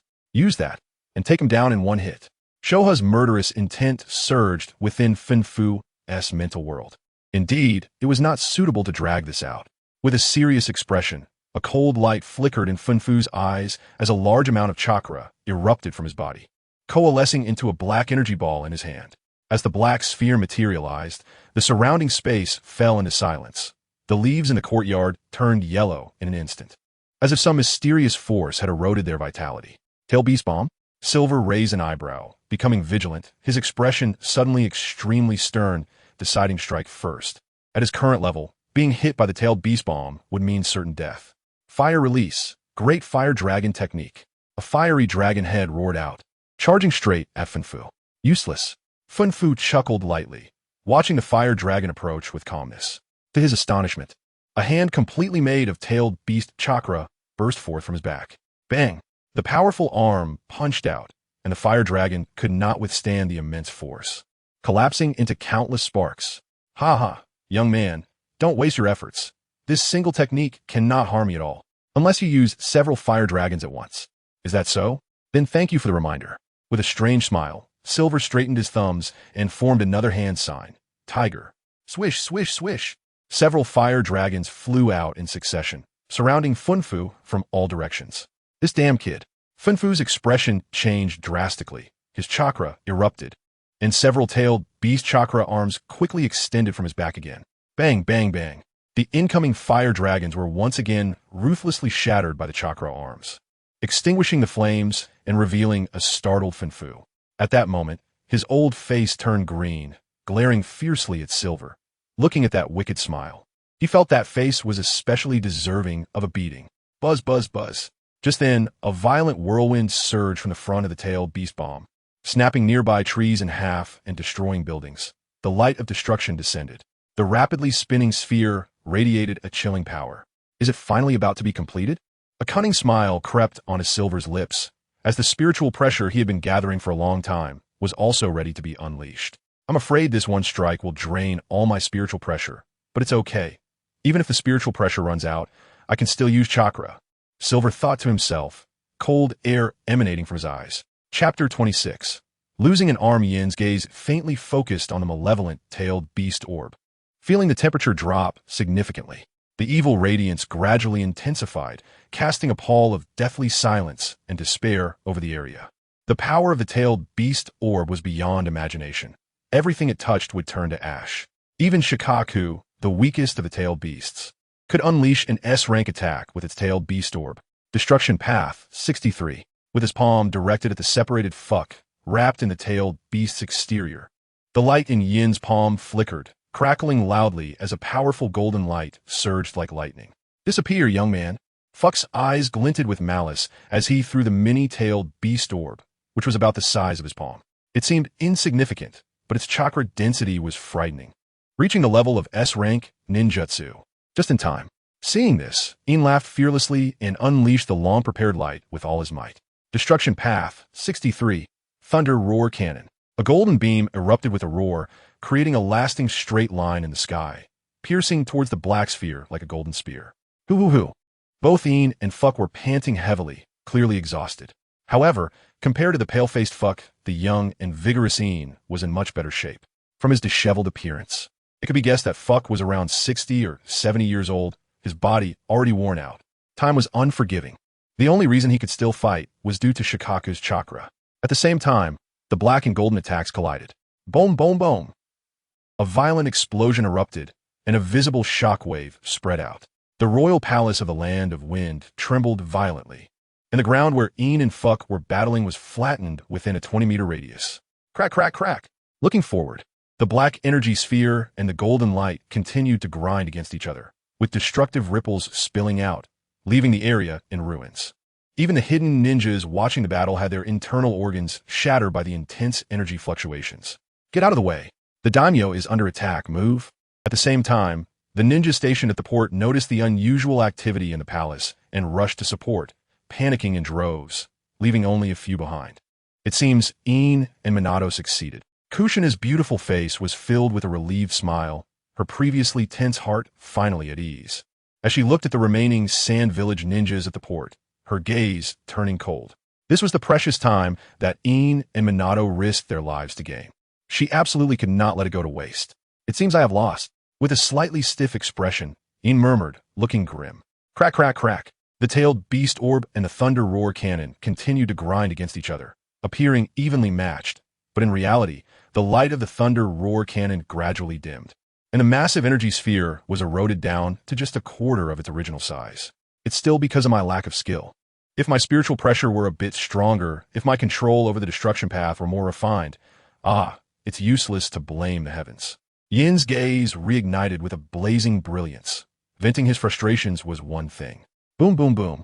The tailed beast orb flickered with black light.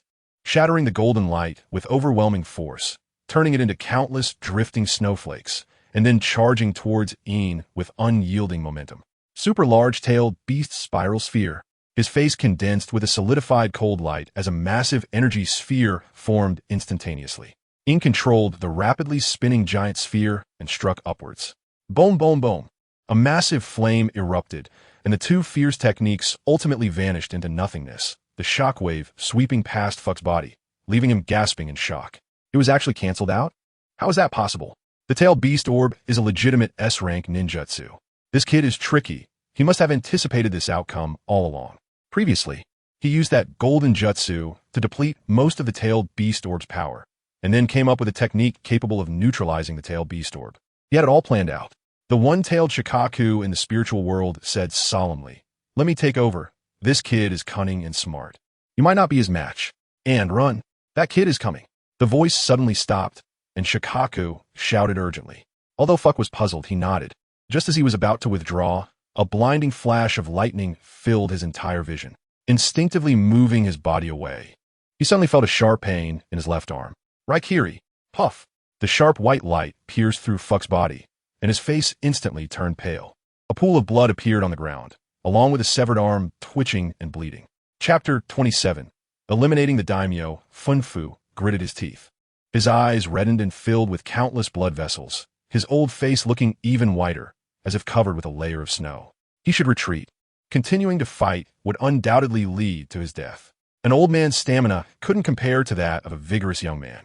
Within the spiritual realm, a complex sigh from a guardian crane echoed, filled with countless grievances and dissatisfaction.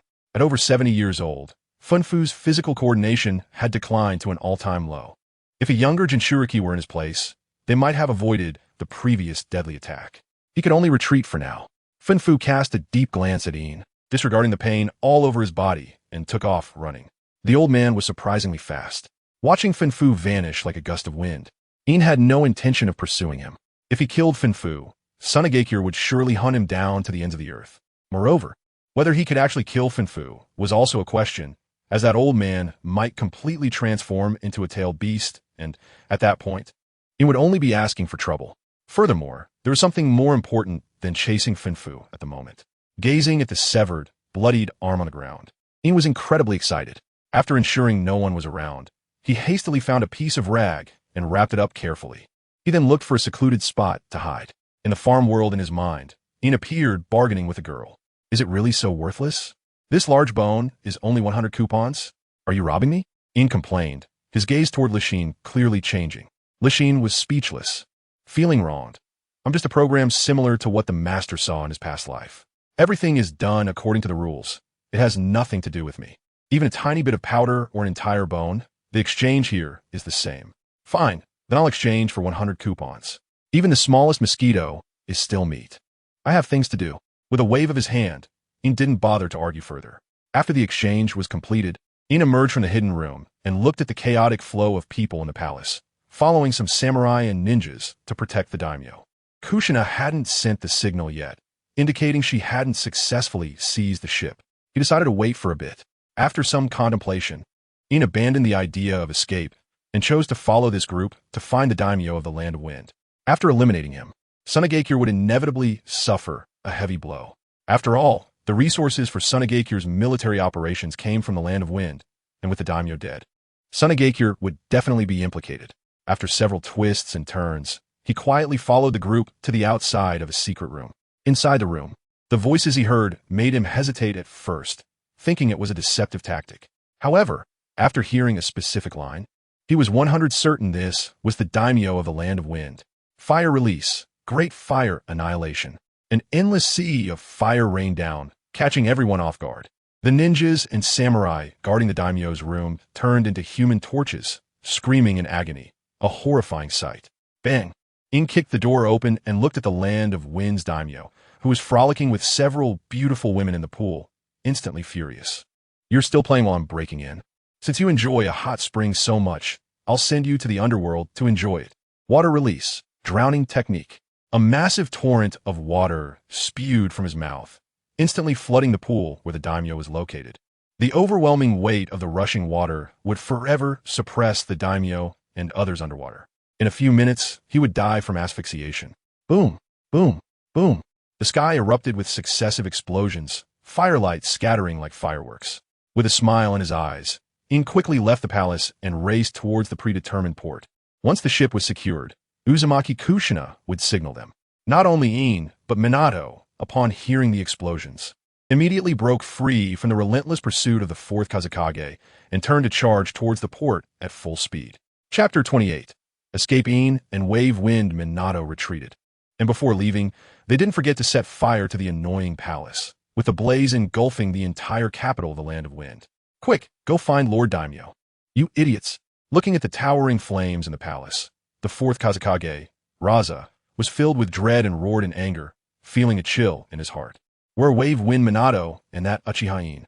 Grabbing the collar of a subordinate, the fourth Kazekage lowered his voice, his hissing tone as terrifying as a snake swallowing its prey. The ninja caught by him trembled in fear, glancing at the nearly furious Kazekage, and felt as if he were facing a giant python. They ran away. The ninja stammered, his face displaying respect and humility. Damn it. The fourth Kazekage's face darkened, throwing the ninja aside. His gaze flickered as he organized his thoughts, filtering through everything that had happened. During this time, he had been engaged in a battle with Wave Wind Minato and had no time to think. Now that he thought back, the fourth Kazekage, Raza, keenly sensed that something was off. This is bad. We've fallen into a trap. His teeth ground together, looking as if he might shatter them.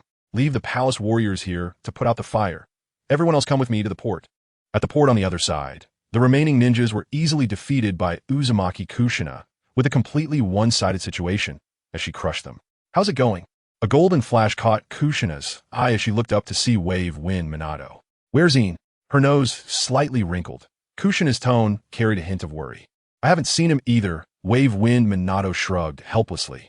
He excels in speed and easily shook off the Sand Village pursuers. As for In, I don't know where he went. Why aren't you chasing after Wave Wind Minato? Glancing back at the crowd behind, she quickened her pace. On the wide road, In was running alone, with a large group of pursuers snarling and baring their teeth behind him. You little brat, stop right there. The fourth Kazekage's face flushed red as he relentlessly pursued In, chakra surging within him, closing in on In. If he didn't take effective measures, he would eventually be caught by this old man. Yin's brows furrowed deeply as he glanced back cautiously. The port was clearly visible, and if he didn't find a way to hold off the fourth Kazekage, it would inevitably endanger Uzumaki Kushina and the others. Suddenly halting, In turned and stopped. Not planning to run anymore? Well, not everyone is like Wave Wind Minato. Your speed and strength are far inferior to his, so just surrender. While catching his breath, the fourth Kazekage was regaining his strength. His group chasing after In was already exhausted. Looks like we're in trouble. Expanding his vision, In gazed at the ninjas behind the fourth Kazekage and sighed inwardly. More and more people were coming, and if he got caught, it would be certain death. If I don't come up with a strategy quickly, I'm finished. Yin's face was extremely grim, his heart racing with anxiety as he forced himself to calm down. Thinking to himself, using lightning release, Kirin can attack the enemy on a large scale, but creating thunderclouds is too troublesome and time-consuming. Right now, I need a quick resolution, which is clearly not suitable. Adding my own attributes to the Rasengan could form wind release, Rasen Shuriken, but I might end up injuring my arm, and with so many people, a single wind release, Rasen Shuriken can't solve everything. After some thought, In helplessly realized that all his usual tricks were ineffective. I can only gamble once. His internal hesitation transformed into determination as he recalled a certain technique that had huge side effects. Considering his life, he decisively discarded the former. The potential side effects might drain his vitality, but they were not more important than his life. In resolutely raised his palm, and a blue glow began to emanate. The difference in strength was stark, and now I have the advantage in numbers. You won't be able to escape. Not understanding what In was doing, but seeing the dense crowd behind him, the fourth Kazekage, Raza, remained calm. After all, this was the Land of Wind, the territory of the Sand Village, and it wasn't Yin's place to cause chaos here. Kid, listen carefully as long as you. Just as he was about to open his mouth to reprimand In, he suddenly noticed the sky turning a brilliant blue, and the fourth Kazekage was momentarily stunned. Whoosh, whoosh, whoosh. Thick blue beams howled towards him, boundless and infinite, replacing the entire sky with a deep blue. Where the overwhelming light reached, houses collapsed, buildings crumbled, and the ground was scorched. It came crashing down toward the fourth Kazekage. Destruction of the eighth path, flying dragon strike, thunder cannon. As Yin's voice fell, the blue light intensified, instantly engulfing the entire crowd, followed by wails of agony. However, Yin was also in a dire situation. His hair began to turn white, and his eyes became vacant. His spiritual pressure was insufficient, and forcibly using the 88th path drained his vitality. Regardless of how the Sand Village ninjas fared, Yin dragged his exhausted body and ran for his life. Chapter 29 Arrival at the Village of Mist. The destructive power of the 88th broken path swept across the entire street, incinerating everyone it touched, including the fourth Kazekage, who was caught off guard and severely burned on his right arm. Watching the silver figure departing, the fourth Kazekage could only silently vow to tear him to pieces in the future. This technique was simply a gamble with one's life, and it must never be used again. Sensing the changes within his body, Silver's expression changed dramatically, a sinister aura emerging between his brows. He had naively thought that the so-called loss of life was merely a matter of losing a few years, but upon sensing the changes in his body, he instantly realized he was gravely mistaken. His internal organs had been severely damaged, his bones were beginning to soften, and large areas of cells were dying. After carefully sensing, Silver's aged face darkened. This was only the result of the 88th broken path. If he had forcibly used the 93rd broken path, Black Coffin, he might have died on the spot. It seemed he had arrived. A ripple stirred in his pupils as he looked at the eagerly waiting Minato Namikaze and Kushina Uzumaki, and with a leap, Silver jumped onto the boat that had been prepared in advance. Time passed, and in the blink of an eye, 10 days had gone by. The village of Mist in a land of water was surrounded by the sea, shrouded in mist year-round, rarely seeing direct sunlight, which made the village feel eerie. The people were no different. Lord Mizukage, do we really have to cooperate with Konoha? Cooperate? It's completely unnecessary. The village of Mist is isolated overseas, far from the continent. They can fight however they want. It has nothing to do with us. If we must get involved, we're just asking for trouble. In fact, we could just sit back and wait for them to weaken each other before we send our troops. In a closed room, silence reigned, smoke swirling about, occasionally revealing a few rough faces with sinister expressions, none of them good-natured. The hostages from Konoha have already arrived. We must cooperate whether we want to or not. Another wave of suppressed, low growls sounded, the hoarse voice resembling that of a beast. Enough. This matter ends here. You all don't want the village of Mist to remain isolated forever, do you?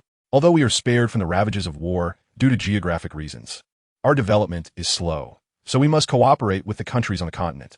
A powerful and resonant voice spread through the room, filled with vigor.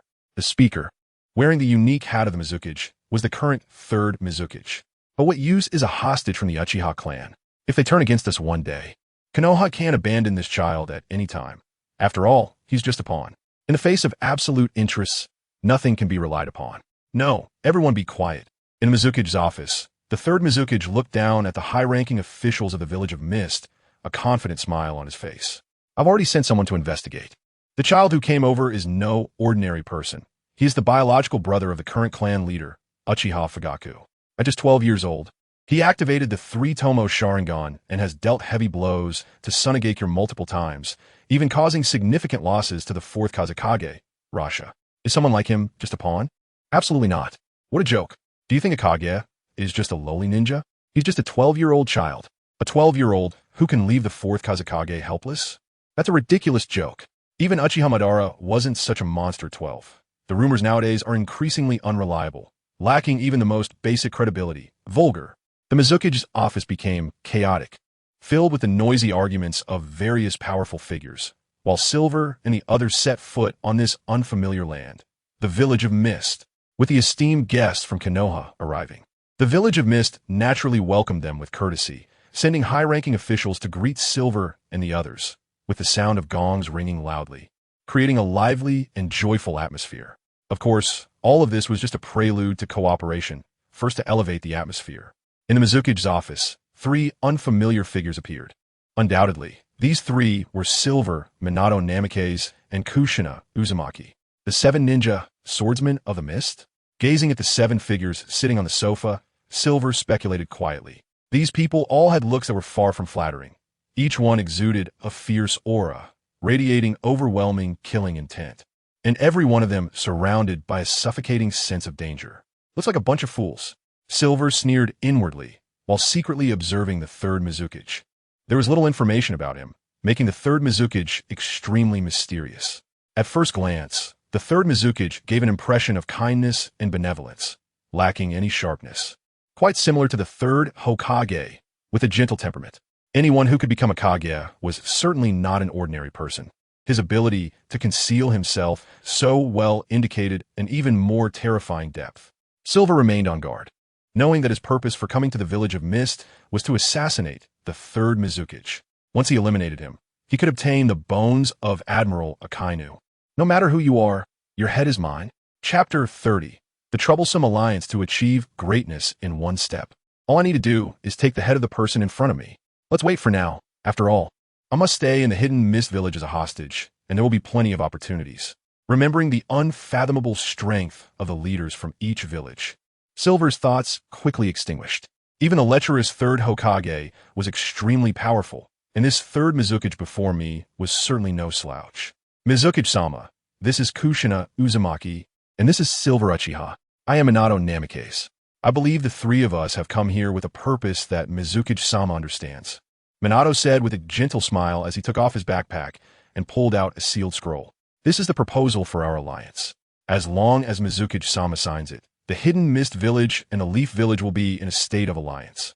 Upon hearing this, the third Mizukage merely glanced at Minato with a lack of interest, clearly unimpressed. I'm sorry, but the so-called treaty is meant to be broken. It feels a bit ridiculous to hastily turn two ninja villages into allies just because of a piece of paper. Minato's expression immediately stiffened, his smile fading as he pondered. Then what does Mizukage-sama mean? Are you saying you don't want to ally? An alliance is possible, but there are conditions. The third Mizukage glanced at the expressionless Silver with a glimmer of insight in his eyes, stating bluntly, "It is impossible and unrealistic for a piece of paper to completely bind two villages together. To be frank, even if this kid named Silver comes as a hostage, I still don't trust your Leaf Village." Silver secretly nodded. The third Mizukage was clear about his grievances and made valid points. He couldn't help but feel a hint of goodwill towards him.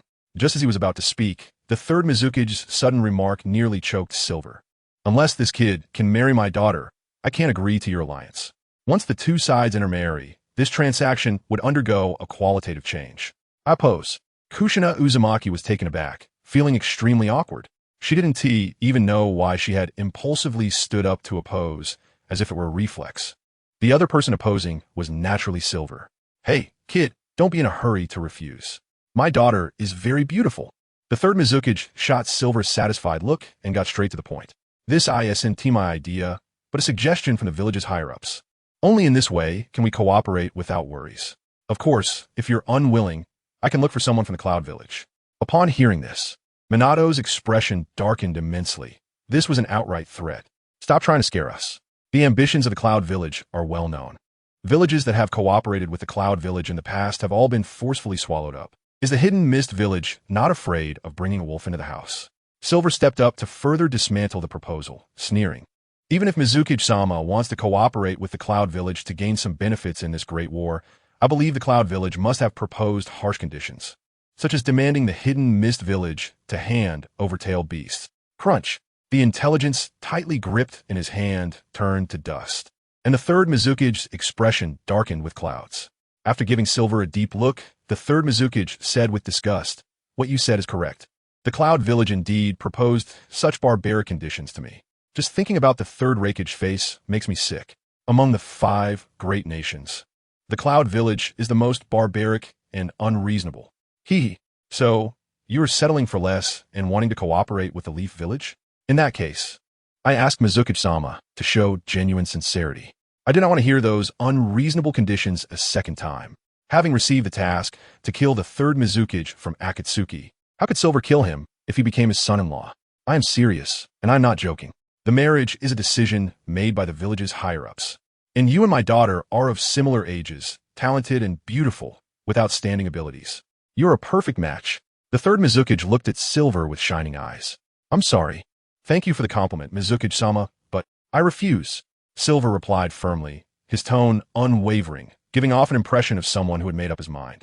If there were genuine feelings between them, Silver could reluctantly accept, but being randomly thrust into a marriage was something he naturally did not want. It was akin to a meaningless political marriage, especially since the third Mizukage was still his target. Father. A melodious and clear voice came, and the door to the Mizukage's office was pushed open, revealing a graceful young girl. In a moment of clarity, Silver surprisingly saw a familiar outline. This is Madarumi. Chapter 31. The challenge from Terumi. Mei Inzhong opened his mouth, his heart racing, his thoughts unclear. After careful confirmation, he could be sure that the girl before him was indeed Terumi Mei. The girl appeared delicate, a blend of charm and strength. Her smile could captivate a city, and another could enchant a nation, with her emerald green eyes mesmerizing the soul. What a stroke of bad luck. Inside inwardly, unable to fathom that Terumi Mei was actually the daughter of the third Mizukage. Even so, that won't stop me. His frustration transformed into a cold, killing intent, and he fixed his gaze on the head of the third Mizukage for a long time, determined not to let it go easily. It didn't matter whose father he was. This was irrelevant to Een. Are you Uchiha Een? The girl bounced up to Een and, blinking her lively eyes, smiled. I am Terumi Mei. Uchiha Een. Een nodded politely, suddenly catching the cunning glint in her eyes, his brows furrowing slightly. We'll be friends from now on, Terumi Mei said cheerfully, her eyes squinting into crescent shapes. A cute dimple appearing on her face as she elegantly extended her slender arm. Amidst the crowd, Een felt embarrassed to refuse and extended his right hand as well. It felt nice. Een nodded subtly. Just as he was about to let go, he realized that Terumi Mei was actually holding on to him. This was just the beginning, and her grip gradually tightened. Is this a show of strength? I haven't offended her. Een pondered, feeling deeply confused, looking at the girl so close to him.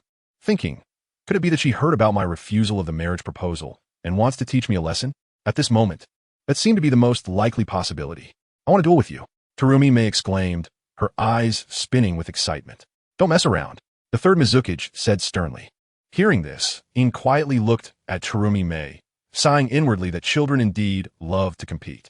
Just as he was about to concede, he heard Terumi Mei's mischievous laughter ringing in his ears, so faint that only he could hear it. You just peeked at me 10 times, and your gaze has invaded my space. If you don't want me to say it out loud, you better agree to my challenge. Upon hearing this, 100,000 grass mud horses galloped through Yin's mind, and the corners of his mouth twitched slightly. No problem, Een replied calmly, coldly laughing inside. If he didn't give Terumi Mei an unforgettable lesson, she might dare to boss him around in a few days. Some women need to be coaxed, but some can only be conquered by overwhelming strength. You agreed? The third Mizukage looked at Een in surprise, pondering, thinking, I also want to see just how powerful you really are. What do you two think? He turned his gaze towards Uzumaki Kushina and Namikaze Minato, asking with a smile, fully confident in his daughter. That's not very appropriate. Compared to the confident third Mizukage, Namikaze Minato was much more hesitant, worriedly saying, Een is the young master of the Uchiha clan, and Miss Terumi Mei is the daughter of the Mizukage. It would be quite improper if they were to fight. This small matter is nothing to worry about. I'll make sure that little girl knows her limits. Waving his hand, the third Mizukage said with great composure, Mizukage-sama misunderstood my meaning. Namikaze Minato forced a smile, worried that Een would hurt Terumi Mei. He had never doubted Yin's strength. Forget it. Let's take it one step at a time. Witnessing the third Mizukage's confidence, Namikaze Minato fell silent, thinking that it wouldn't be a bad idea to show off his might. This is really strange. They definitely have issues and cannot possibly have any blood relation. I'm a bona fide traveler and have never heard that Terumi Mei's father is the third Mizukage. You all want to fool me? As his gaze circled around Terumi Mei and the third Mizukage, Yin's thoughts churned, contemplating the implications.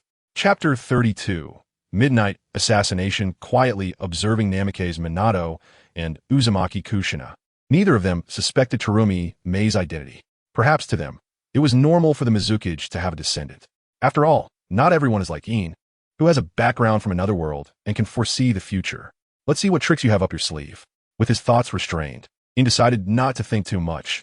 For now, he could only respond to whatever came his way.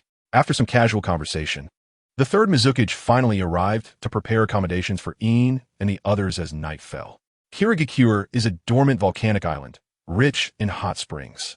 After dinner, in the stillness of a night, Een decided to enjoy a hot spring bath to relax after more than half a month of hard work. Creak. Gently pushing open the wooden door to the hot spring, steam enveloped the area, obscuring visibility. However, with his keen eyesight, Een caught sight of an unexpected figure and exclaimed, Kushina-san? Seeing this, Ian felt embarrassed, his face flushing. "It's you, Ian. Come join me," Uzumaki Kushina said with a natural smile.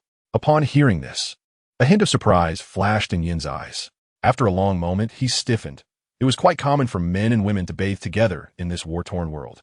After all, it was a cultural norm in some countries. Taking a deep breath of the hot air after entering the hot spring, Ian calmed his mind and said, "If it weren't for your help, Kushina-san, I might have been forced into marriage. Don't mind it. This is Kirigakure's way of pushing boundaries." Uzumaki Kushina lightly shook her head and said softly, "You're the strongest genius of the village.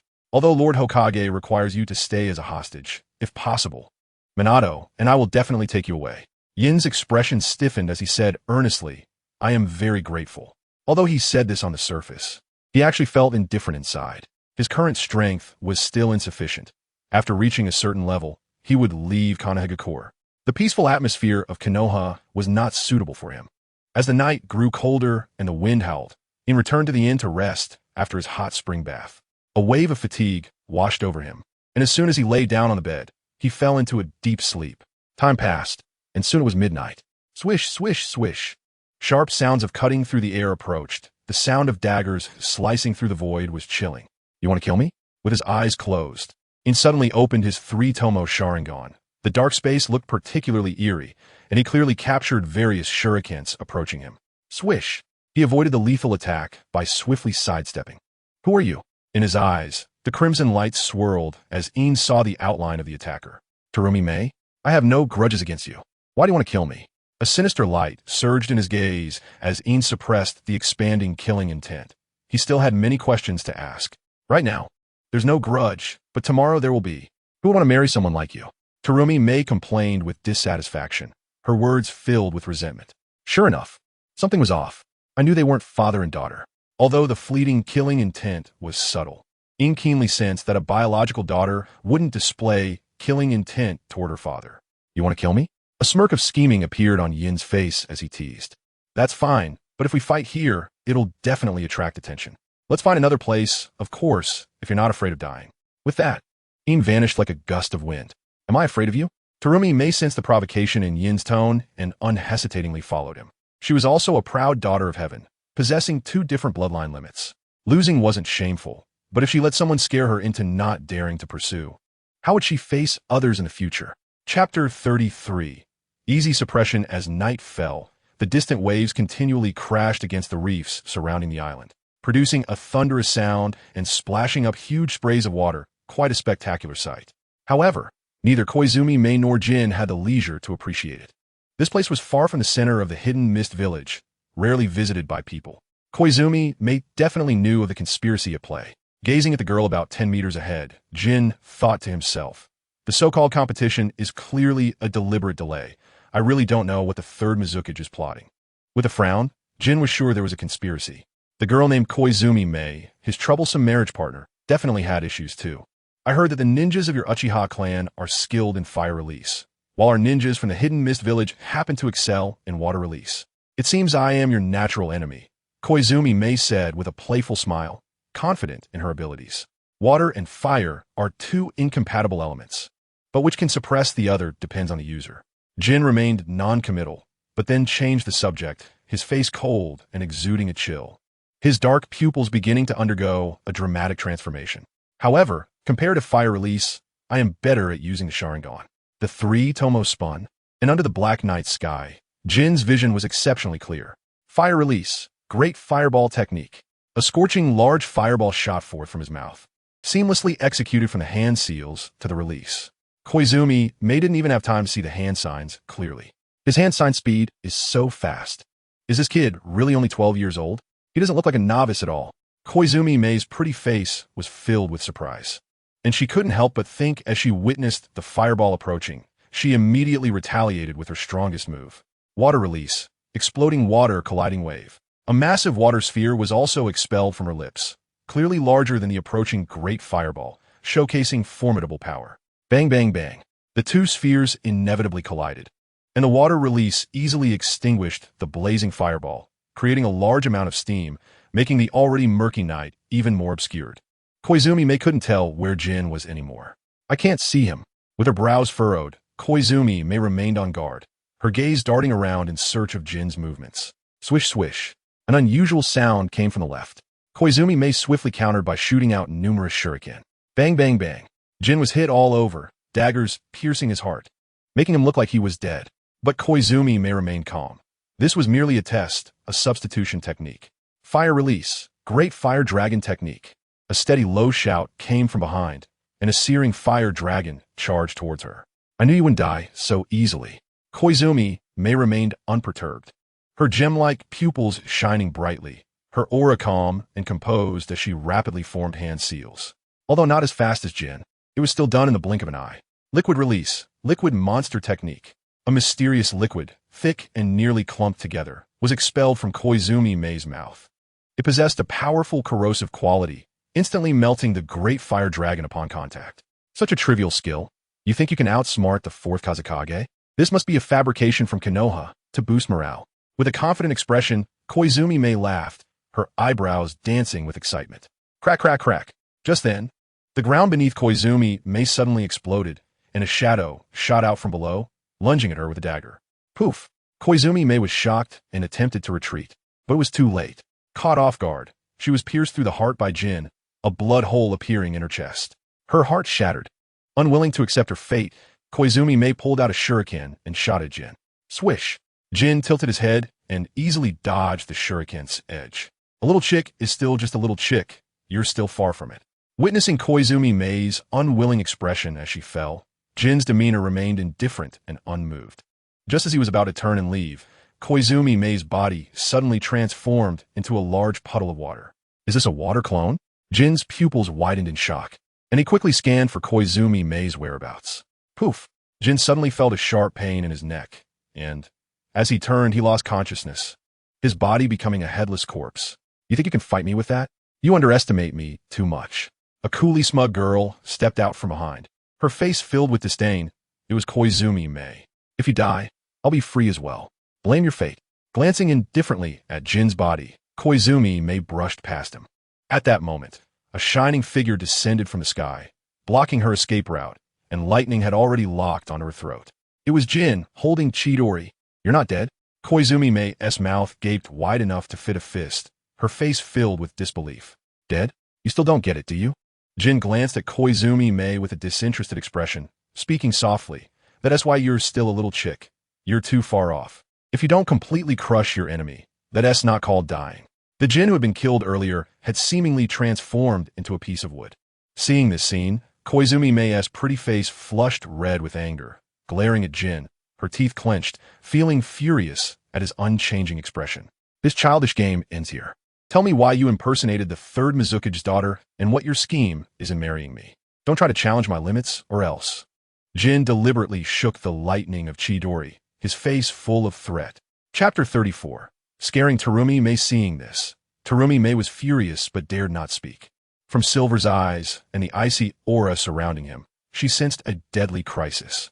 Sweat of anxiety involuntarily trickled down her face. Uchiha Silver, you mustn't act recklessly. This is the Mist Village, and I am the Mizukage. Stop with the nonsense.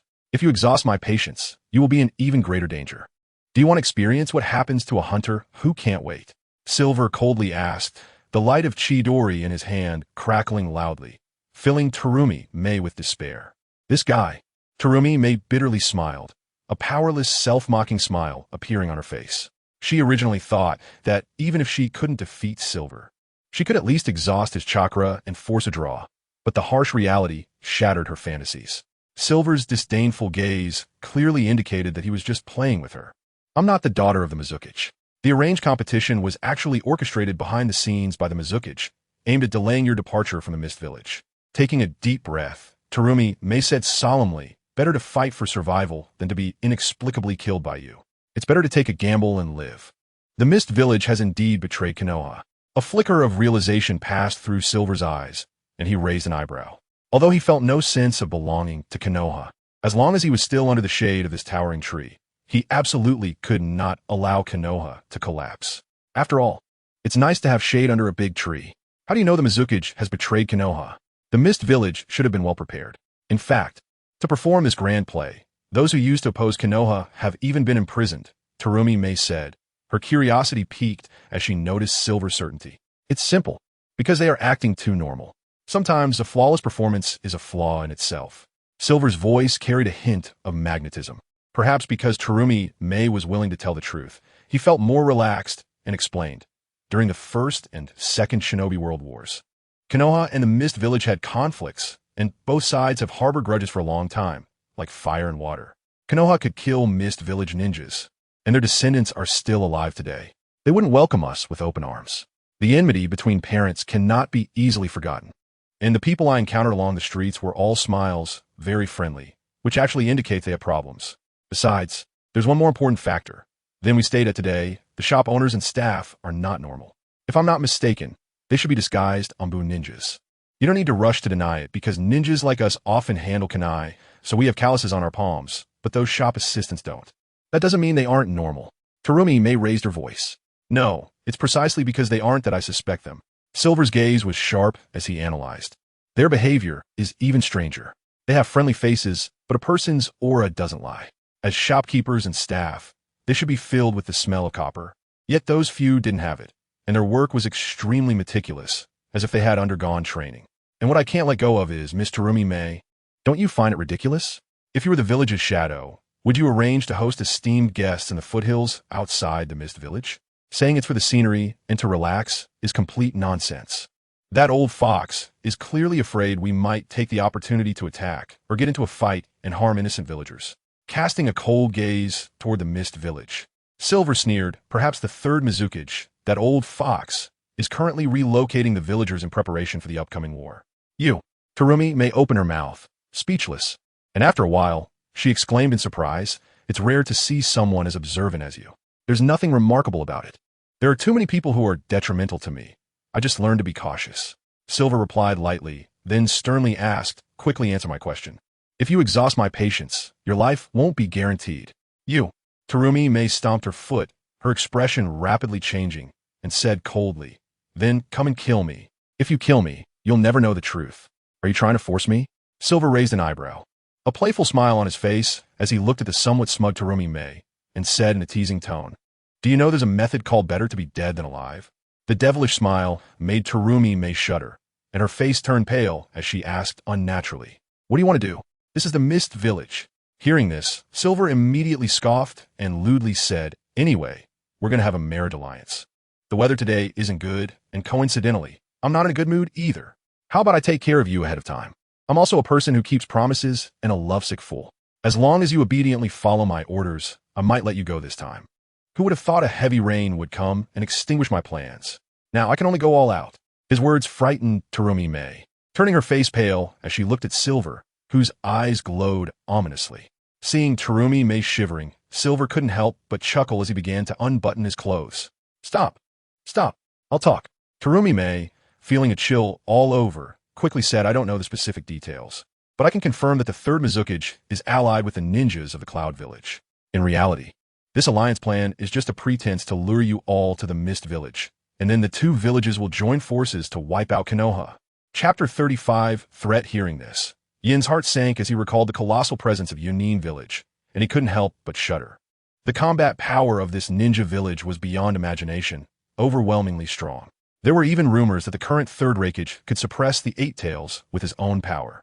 This meant that the so-called alliance plan was entirely fabricated, and your challenge to me was merely a deliberate delay tactic.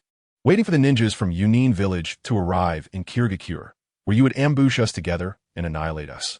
Yin asked seriously, while muttering to himself, if we retreat early, we might be able to avoid this great disaster. If we want to escape, we might as well give up. Seeing that Yin's stern expression had relaxed somewhat and had gained a bit of humanity, Terumi Mei felt relieved, her demeanor becoming more serious as she said, the ships of Kirigakure are all under the control of the Anbu. It is unrealistic to try to seize a ship and leave. Right now, Kirigakure is an isolated dead island, and you will undoubtedly die. As her words fell, Terumi Mei stared intently at Yin, hoping to see a look of tension and fear on his face to vent her frustration. However, her hopes were destined to be dashed. Yin remained as unresponsive as iron, without any reaction. Aren't you afraid? I heard that Yunin Village brought all their high-end combat power this time. Let's not even mention the old monster, the third Raikage. The famous AB combination has also come, along with a large number of elite ninjas. I even heard that the two-tailed Jinchuriki is also here. Terumi may try to intimidate Yin, but he still wore a cold expression.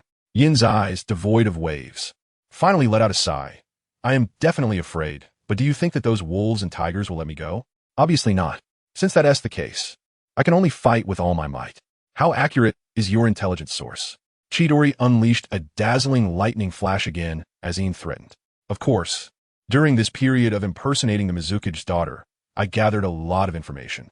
Yin could only nod slightly, and the suspicion in his eyes retracted, being unfamiliar with Kirigakure. He could only rely on Terumi Mei for now. However, the scale of Yunin Village's deployment this time was truly massive. He really couldn't understand what they were thinking, almost mobilizing all the high-end forces of the village. With her jade-like fingers pointing at her pure white chin, Terumi Mei murmured in confusion. All their forces? Upon hearing this, Yin's pupils shrank, and after a moment of contemplation, a realization crossed his eyes as he analyzed. There are only two possibilities. First, Yunin Village wants to capture the three of us, Minato Namikaze, Kushina Uzumaki, and myself, to threaten Konoha and gain benefits, such as coercing Konoha to hand over the Nine Tails. Nearly everyone in the world knows that the Nine Tails is in Konoha, because after the Valley of the Inn battle, the Nine Tails disappeared, clearly captured by the first Hokage. But no one knows whose body it was sealed in. Yunin Village has previously sent people to Konoha to gather information about the Nine Tails, but they returned empty-handed several times. Now they're using a different tactic to threaten Konoha by capturing Kushina Uzumaki and Minato Namikaze, forcing them to hand over the Nine Tails. This reason is certainly plausible. What you say makes sense. Terumi Mei nodded uncontrollably. Yunin Village has always advocated for war and invasion, and with their seemingly limitless chakra, powerful tailed beasts are naturally their targets, which is why they often scour information about tailed beasts from various villages. The second point. At this point, Yin sneered. If I'm not mistaken, the third Raikage wants to take advantage of this great opportunity to swallow Kirigakure whole. That's impossible. Don't talk nonsense. Terumi Mei immediately retorted. Her face flushed with disbelief. Seeing her full of skepticism, Yin didn't care. After all, the fate of Kirigakure had nothing to do with him. Even if the whole village perished, it wouldn't matter to Yin at all. The urgent task was to quickly eliminate the third Mizuki and then retreat. After pondering for a few seconds, Yin made a decisive decision and ordered Terumi Mei, "You go lure the third Mizuki out, preferably to a place like this where few people are around. I want to kill him." "Are you crazy? That's the Mizuki, not a doorman." Terumi Mei's face darkened with frustration, almost going crazy. The casual tone made it sound as simple as killing an ordinary old man. "Are you going to deceive him or not?" "Dream on. If you fail, I will also be exposed. The Mizuki definitely won't let me go." "So you don't plan to help me?" "That's fine. I'll go find the Mizuki right now and expose you, saying that you betrayed Kirigakure and plotted against him, and that you've revealed all the secrets to me." Chapter 36, The Imminent Great War. Upon hearing this, Terumi Mei's tone faltered, her emerald eyes nearly bursting with flames as she stared at the calm face before her, feeling quite a headache. Silver gave Terumi Mei the impression of a hedgehog covered in thorns, making it difficult to approach, and with a slight misstep, she could be left in tatters. "You got on my ship, and you still want to stay out of it? Don't be naive, girl." Seeing Terumi Mei move her lips, seemingly about to struggle desperately, Silver continued to threaten. "Collaborating with the enemy is no small crime. Not just you, but your family will also face severe consequences." Terumi Mei felt a chill run through her body at his words, her face pale as she glared at Silver. Just as she was about to take action against him, she remembered the gap between them and decided to back off reluctantly. "I agree." After a long pause, Terumi Mei could only grit her teeth and agree, placing her life and family in Silver's hands. She considered it a gamble. If they killed the third Mizuki, her family would naturally benefit from the upheaval in the power structure of the Mist Village. If she didn't agree with Silver, her fate would be even more tragic. Following Silver's lead at least offered a glimmer of hope. "You will be glad of your choice. Let us have a pleasant cooperation, Miss Terumi Mei." Inside the Mizuki's office, the third Mizuki looked at the girl before him with piercing eyes, his brow slightly furrowed as he calmly asked, "Didn't I order you to keep an eye on that kid? Why are you back here? Get back there now." "Mizuki-sama, I apologize for the abrupt interruption, but I've come with important information, and I took the risk to notify you," Terumi Mei said respectfully, recalling Silver's earlier instructions, and continued in a clear manner. That kid named Uchiha Silver drank a bit at night, and he actually mentioned that Kushina Uzumaki is the Jinchuriki of the Nine Tails. And impossible. How could that kid know such confidential information? You've been deceived. Before Terumi may finish speaking, the third Mizuki's expression darkened as he questioned. In matters like this, Konoha has done an excellent job of keeping things under wraps. Not to mention Uchiha Silver. Even Minato Namikaze probably doesn't know who the Nine Tails Jinchuriki truly is. The third Mizuki's rebuttal was sharp, exposing this as a conspiracy. Hearing this, Terumi May continued in Silver's manner, Mizuki-sama, do you know who the first Nine Tails Jinchuriki was? I don't know much about that either. The third Mizuki looked at Terumi May in surprise and recalled, but there are rumors that the first Nine Tails Jinchuriki was Mito Uzumaki. But knowing who she is, what does it matter? Back then, Hashirama Senju was still alive, and he was a super weapon even more powerful than the Nine Tails. Even though he died in the end, his brother Tobarama Senju was also formidable, and at that time, Mito Uzumaki was incredibly strong. Other villages only dared to think about it, but didn't have the audacity to target the Nine Tails. But now it's different. Konoha has suffered from the first two shinobi world wars and is weaker day by day. Currently, they are at war with Suna, stretched thin, which is why Kimo dares to ally with us to attack Konoha. One-on-one, they don't have the confidence to defeat Konoha. It's good that you know. Terumi May smiled and said that Kushina Uzumaki also has the Uzumaki surname. I heard that she was someone Konoha went to great lengths to find. And some even say that she was personally chosen by Mito Uzumaki. Could this be a coincidence? Upon hearing this, the third Mizuki fell silent. A flicker of fire igniting in his calm eyes, clearly intrigued. Meeting him wouldn't be a problem. This little girl Terumi May wouldn't dare to deceive me here in the Mist Village, my territory. She understands the consequences of deceiving me and what price she would pay. The third Mizuki's gaze shifted, deep in thought, looking at Terumi May's clear eyes, which didn't seem to be lying, and he nodded silently, feeling reassured about his own strength. After all, he was a legitimate Mizuki. If he were to fear a 12-year-old child and not even dare to meet him, he might as well hang himself. Where is that kid, and what are his conditions? The third Mizuki asked calmly, knowing that there are no free lunches in this world. This was an unchanging truth. Terumi May felt a bit awkward, her cheeks flushing as she said, Uchiha Silver will be staying in the Mist Village from now on, and he also requests that we arrange for 10 beautiful women to serve him. That hateful kid. How could such an absurd reason possibly convince the Mizuki? If he got killed, I wouldn't let him off easy even as a ghost. Terumi May cursed inwardly, not daring to look at the third Mizuki. That kid is just a normal person. I thought he was a monk. No problem, I'll go meet him right away. After a moment, the third Mizuki's laughter spread, and while Terumi May might find this reason bizarre, to the third Mizuki, it seemed entirely normal. As a man, who wouldn't want to have countless beauties? Silver was still in his puberty, and such thoughts were very normal. The third Mizuki had been the same back in the day, but as he grew older, those youthful desires faded away. In any case, the third Mizuki was utterly convinced and said to Terumi May, lead the way quickly. Chapter 37. One is enough. The third Mizuki followed Terumi May and rushed to a cold, dark valley entrance, where there was no one around. And the atmosphere was eerily silent, isolated from the world. You arranged to meet him in a place like this? The third Mizuki frowned as he surveyed the sinister, silent surroundings, full of doubt. That's right. After all, this concerns the top secret information about the Jinchuriki of the Nine Tails, so it can't be taken lightly. It's wise to be cautious. Walls have ears, so I chose a quiet place at night, Terumi May replied calmly. That makes sense. Disregarding his doubts, the third Mizuki stepped into the valley. Inside, there were torches around, making the dark environment much brighter. Aren't we supposed to have a secret negotiation? Why are there torches? The third Mizuki said unhappily, feeling deceived. That's so you can clearly see who your enemy is and understand your demise. A figure stepped out of the darkness. With well-defined features and a handsome appearance, especially the pair of Sharingan that stood out against the black night sky. You are Uchiha Jin? You want to kill me? You have quite the audacity. The third Mizuki said with sorrow and pain, I was going to betroth my daughter to you. And now this little brat wants to kill me? Stop lying. I've come to learn everything. I know your plans clearly, Jin scoffed, cursing under his breath that one wouldn't cry until they saw the coffin.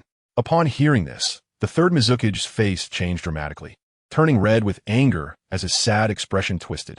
He shouted at Terumi May, you dare to betray me? What if I do? It's useless to say this now. Terumi May said expressionlessly, her voice cold. We're far from the center of Kirigakure. You are destined to fall here. Just the two of you? The third Mizukage laughed in anger, never expecting that one day 2 kids, whose ages combined were still less than his, would dare to say they would kill him. No, you misunderstood. Just a glance at the third Mizukage, Jin said lightly. It only takes me to deal with you. Upon hearing this, both Terumi Mei and the third Mizukage were petrified.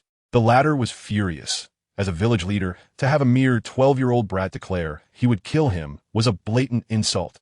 Don't overestimate yourself. My life, my family's interests are all tied to you. Don't mess around. Terumi Mei said after a brief moment of shock. Fool, do you think you have a chance against a village leader with your level? Getting involved will only bring me trouble, and you don't want to die, do you? I can see you're an ambitious woman. Just stay outside on guard, and if someone comes, take them out immediately, Jin ordered with a stern face. Terumi Mei, with little combat experience, was still just a teenager, and her strength was far inferior to the third Mizukage's. At that moment, Terumi Mei hesitated, but the third Mizukage struck first. Trade or die. Like a ghost, he silently circled behind Terumi Mei, thrusting a dagger toward her neck. Clang! The sound of steel clashing echoed, and at the critical moment, Jin blocked the deadly attack for Terumi Mei. I understand now. Terrified, Terumi Mei glanced at the third Mizukage, then sent a grateful look toward Jin before stepping back. How could this kid have such strength? Is he a monster? The third Mizukage thought in horror as he felt himself being slowly pushed back by Jin. Don't get too complacent. With a sudden burst of explosive power, the third Mizukage pushed Jin back in an instant, his eyes filled with murderous intent as he quickly formed hand seals. Water clone technique. Boom! Several identical third Mizukage clones appeared, charging at Jin. Boom! The figures clashed together, exchanging blows, and after several exchanges, the third Mizukage grew increasingly alarmed. For against one, and Jin was not at a disadvantage, handling it with ease, as if he had eyes in the back of his head, making him extremely difficult to deal with. His fierce attacks easily neutralized. Whoosh! Just then, Jin leaped into the air, pausing midair, and shouted Rasengan. A massive energy sphere formed in his right hand, illuminating the dark night like daylight. And then Jin used his falling momentum to strike at the third Mizukage. Fool! When someone falls from the sky, they can't control it. Right now, you're a live target. The third Mizukage, undeterred, was pleased. In his eyes, Jin was simply a fat sheep. Water style, water dragon bullet. In the blink of an eye, an imposing water dragon formed, baring its fangs as it rushed toward Jin. Crack! Just when one expected to see the scene of dismemberment, the ground beneath suddenly shifted, and a shadow, glowing with white light, burst forth from the earth. A sharp roar echoed through the sky, resembling the cries of thousands of birds. Chidori, Chapter 38. Rampaging third Mizukage. The third Mizukage's pupil shrank as he sensed the extraordinary brilliance of Silver's right arm, cursing inwardly. This despicable brat used a shadow clone to distract me, while he secretly hid, waiting for me to show a flaw before striking me with a fatal blow. How cunning! With a cold sneer in his heart, the third Mizukage's face returned to a calm expression as he said, However, a shadow is just a shadow. How can it be within the reach of a brat like you? With a swift sidestep, the third Mizukage dodged the deadly lightning attack. Not only that, his right arm, as agile as a venomous snake, easily subdued Silver, who held the Chidori. Gripping Silver's throat, the third Mizukage was puzzled. Compared to earlier, Silver's strength was significantly weaker. No matter what, this time you are doomed. With a triumphant smile, the third Mizukage picked up a kunai, ready to behead Silver when the ominous light from the Sharingan suddenly turned and devoured the third Mizukage, who was close at hand. Oh no, it's an illusion. Upon seeing this, the third Mizukage's expression changed drastically, and in his anger, he nearly spat out a mouthful of old blood as a wave of spiritual energy surged in his mind, obliterating his thoughts and trying to pull him into an endless black hole. You little bastard, I will skin you alive. The third Mizukage's old face turned crimson as he used his own spiritual power to resist the invading energy in his mind, glaring fiercely at Silver with eyes full of fire. Only when the enemy believes victory is assured do they let their guard down the most. Silver stood up and brushed off the dust from his body, unharmed. So you intentionally lowered your strength to let me capture you, hoping I would let my guard down? How ridiculous, you little brat. The third Mizukage's eyes widened, almost popping out. This is your own carelessness. In your eyes, I am just a little brat. So you despise guarding against me, and you fell into the trap as expected. Silver said blandly. And it must be said that his youthful body was enough to deceive many people's vigilance. Don't get cocky. The third Mizuki's face turned ashen, and the chakra lying dormant within him erupted, emitting a dangerous wave. Illusion technique. Chains of darkness. Seeing this, Silver's Sharingan emitted another wave of ominous light, his spiritual power surging, instantly obliterating the third Mizuki's resistance. Blood trickled from the corner of his mouth, the third Mizuki's face pale and powerless. What surprised him the most was that his limbs felt as if they were tightly pinned down by invisible nails, unable to move at all. Sharingan's illusion? He lowered his voice, his tone extremely hoarse. Watching Silver approach like a cannonball, he exerted all his strength to stab the dagger at himself. A fist-sized hole appeared in his thigh, the wound gaping, bleeding profusely. The third Mizuki felt his fuzzy thoughts become much clearer, and the shackles binding his body disappeared, allowing him to move agilely. Rasengan. A blue light descended from the sky, and the injured third Mizuki's movement was restricted. He could only watch helplessly as the Rasengan came crashing down. Boom! The rapidly spinning Rasengan contained explosive power, instantly pushing the third Mizuki back, tearing apart the skin on his abdomen, blood and flesh flying, as he was ground into mincemeat by the rotating Rasengan. Even if you don't die now, your combat strength will be greatly diminished. Silver raised his gaze slightly, letting out a sigh of relief. He then began to jog, intending to deliver a fatal blow to the third Mizuki, when an unexpected change occurred. An ominous chakra fluctuation erupted from the third Mizuki's body, and everything it passed through withered, leaving devastation in its wake. Then the third Mizuki stood up like a zombie. Brat, you have successfully enraged me. I haven't used that move in many years, but today I will give you a chance. The pain coursing through him made the third Mizuki extremely ferocious, his eyes gleaming with a chilling light, more terrifying than a beast. Under Silver's bewildered gaze, a large amount of water flowed from the third Mizuki's body, and in the blink of an eye, it spread throughout the entire enclosed valley. What is this? Water? It doesn't seem like it. Looking at the water stains beneath his feet, Silver instinctively raised an eyebrow, sharply sensing a crisis. Seeing the third Mizuki's frenzied face, he immediately became alert, realizing that the third Mizuki was thoroughly enraged. The smell of this water is strange. It's very pungent. Frowning, Silver lowered his head, dipped his thumb in some water, and sniffed it near his nose, his expression changing drastically. Chapter 39. The end. A pungent smell emanated from the liquid in his hand, a mix of water and an extremely unpleasant, nauseating odor.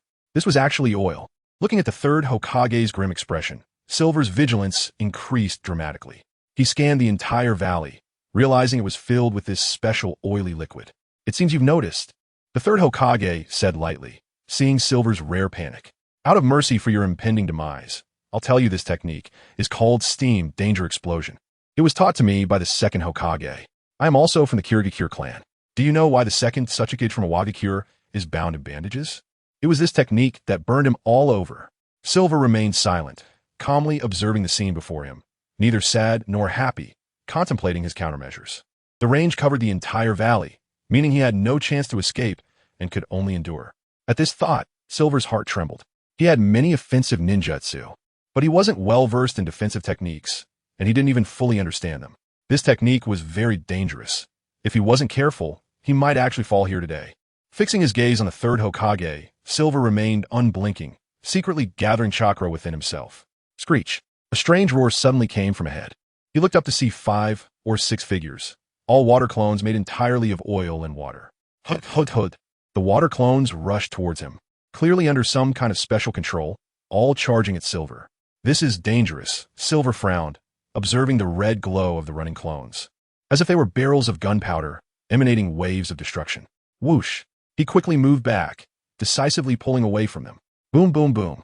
The clones, composed entirely of water and oil, exploded one after another, creating massive shockwaves. Even at a distance of several dozen meters, Silver was still pushed back a few meters by the tremendous force. After the violent turbulence, the water clones disappeared, and Silver finally breathed a sigh of relief. However, just at that moment, the weather suddenly turned to hail. The strange water clones condensed again, and there were even more of them. I see. Silver's eyes flashed with realization. Once the clones start moving, the oil on the surface heats up rapidly, causing the water inside to evaporate quickly, leading to explosive steam. At this point, the clones shrink back to their original form, and the surrounding air rises, forming hail, which falls and is absorbed by the clones to prepare for the next explosion, creating an infinite loop. In simpler terms, the number of these water clones wouldn't decrease. Instead, they would increase with each explosion. Is he human or a ghost? The third Hokage's face darkened, his eyes filled with disbelief. This was a secret technique of their clan. How did this kid understand its principles so quickly? However, as long as the caster of a powerful technique dies, it would automatically be released. With a hawk-like gaze fixed on the third Hokage, Silver decided to go all out to eliminate him. This technique was extremely troublesome, and sooner or later, the third Hokage would exhaust himself. Since that was the case, it was better to directly attack and take him down. Gathering a vast amount of chakra beneath his feet, Silver transformed into a bolt of lightning and shot forward. Whoosh, whoosh, whoosh. The pale flash rushed towards him, and due to the incredible speed, only a blur of silver could be seen. Just a trivial trick. Your target should be me. If that's the case, haha. The third Hokage sneered, and with a thought, the scattered exploding water clones quickly gathered around him, ready to detonate as soon as Silver attacked. Whoosh. Sure enough, seeing the third Hokage surrounded by several exploding water clones, Silver had no choice but to halt. Get him! Seeing Silver standing still, the third Hokage shouted, and the water clones all lunged forward. Boom, boom, boom. Intense explosions erupted, shaking the entire valley as if it were an earthquake. A black shadow was blasted out from smoke. Ha! This kid finally fell for my trick. It turns out he was just a block of wood. The smile abruptly faded from the third Hokage's face as he cursed loudly, looking around to continue tracking Silver's movements. Devoid. A gust of wind suddenly rushed by him, and Silver, holding the Chidori, appeared behind him. You fool! We are still so far apart. How are you going to kill me? Fly over? Turning around, the third Hokage saw Silver was still 5 or 6 meters away. Sneering disdainfully, he again commanded the water clones to surround Silver. Self-righteous, stepping forward to close the distance. Silver's lips curled into a subtle arc as he suddenly exerted force with his right hand, and the Chidori shot out a straight beam of light. Lightning release, Chidori sharp spear. The third Hokage was momentarily stunned by the sudden scene, panicking as he turned to dodge, but the speed of the lightning was incredibly fast, piercing through his heart in the blink of an eye. The explosive water clones also dissipated. Chapter 40 Izanagi, activate. The eyes of the third Mizukage, once bright, now dimmed lifelessly, trembling as they gazed at the brilliance in his chest. Despite his quick reaction, he was still unable to escape the speed of lightning and had his heart crushed before he could get away. This should be the end, right? Seeing this, Silver's highly vigilant heart finally found peace, his tense nerves barely relaxing as the immense burden he carried dissipated into thin air. After all, the target was the shadow of a village, and the pressure it brought him was as heavy as a mountain. Over. A chilling, ghostly voice came forth, dripping with disdain and contempt. Hearing that dismissive tone, Silver furrowed his brows and calmly asked, Your heart is shattered. Do you still want to struggle in your dying moments? Fool! The third Mizukage seemed to have heard the funniest joke in the world, bursting into loud laughter. Do you think the shadow of a village can be killed so easily? Naive. Not only will I not die, but you will also die a terrible death. The third Mizukage showed a look of disdain, sneering. Those explosive water clones just now were all secreted from my body. I have a large amount of oil stored within me, which is why those water clones exploded. At this point, Silver's expression stiffened, and he coldly asked, So, your body is equivalent to a massive oil depot?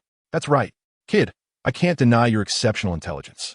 But as the saying goes, even the smartest can be foolish at times. This time, you are destined to die at my hands. As soon as he finished speaking, the third Mizukage's body rapidly expanded, slowly rising into the air like a hydrogen balloon. With his last ounce of strength, he said, After I self-destruct, everything within a 5-kilometer radius will disappear from the map of Kirigakure. However, I will not die after the self-detonation. My chakra will be exhausted, and my body will only fall into a state of weakness. So you can't escape. This old man. I really can't underestimate a shadow. Hearing this, Silver also halted his steps, staring at the ascending third Mizukage, his face pale as he contemplated, the 3 tomoe in his right eye spinning with an unprecedented fluctuation. Despairing. Are we? It makes sense. After all, this is my ultimate technique.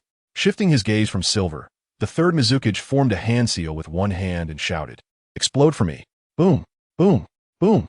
The black night sky instantly brightened as if it were daylight, the blinding light giving the illusion of being at the center of the sun. Immediately after, an unprecedented shockwave and massive inferno spread out. The valley where Silver and the third Mizukage stood was forcefully flattened, turning into an endless plain, and not only that. A deep pit several kilometers wide appeared on the ground.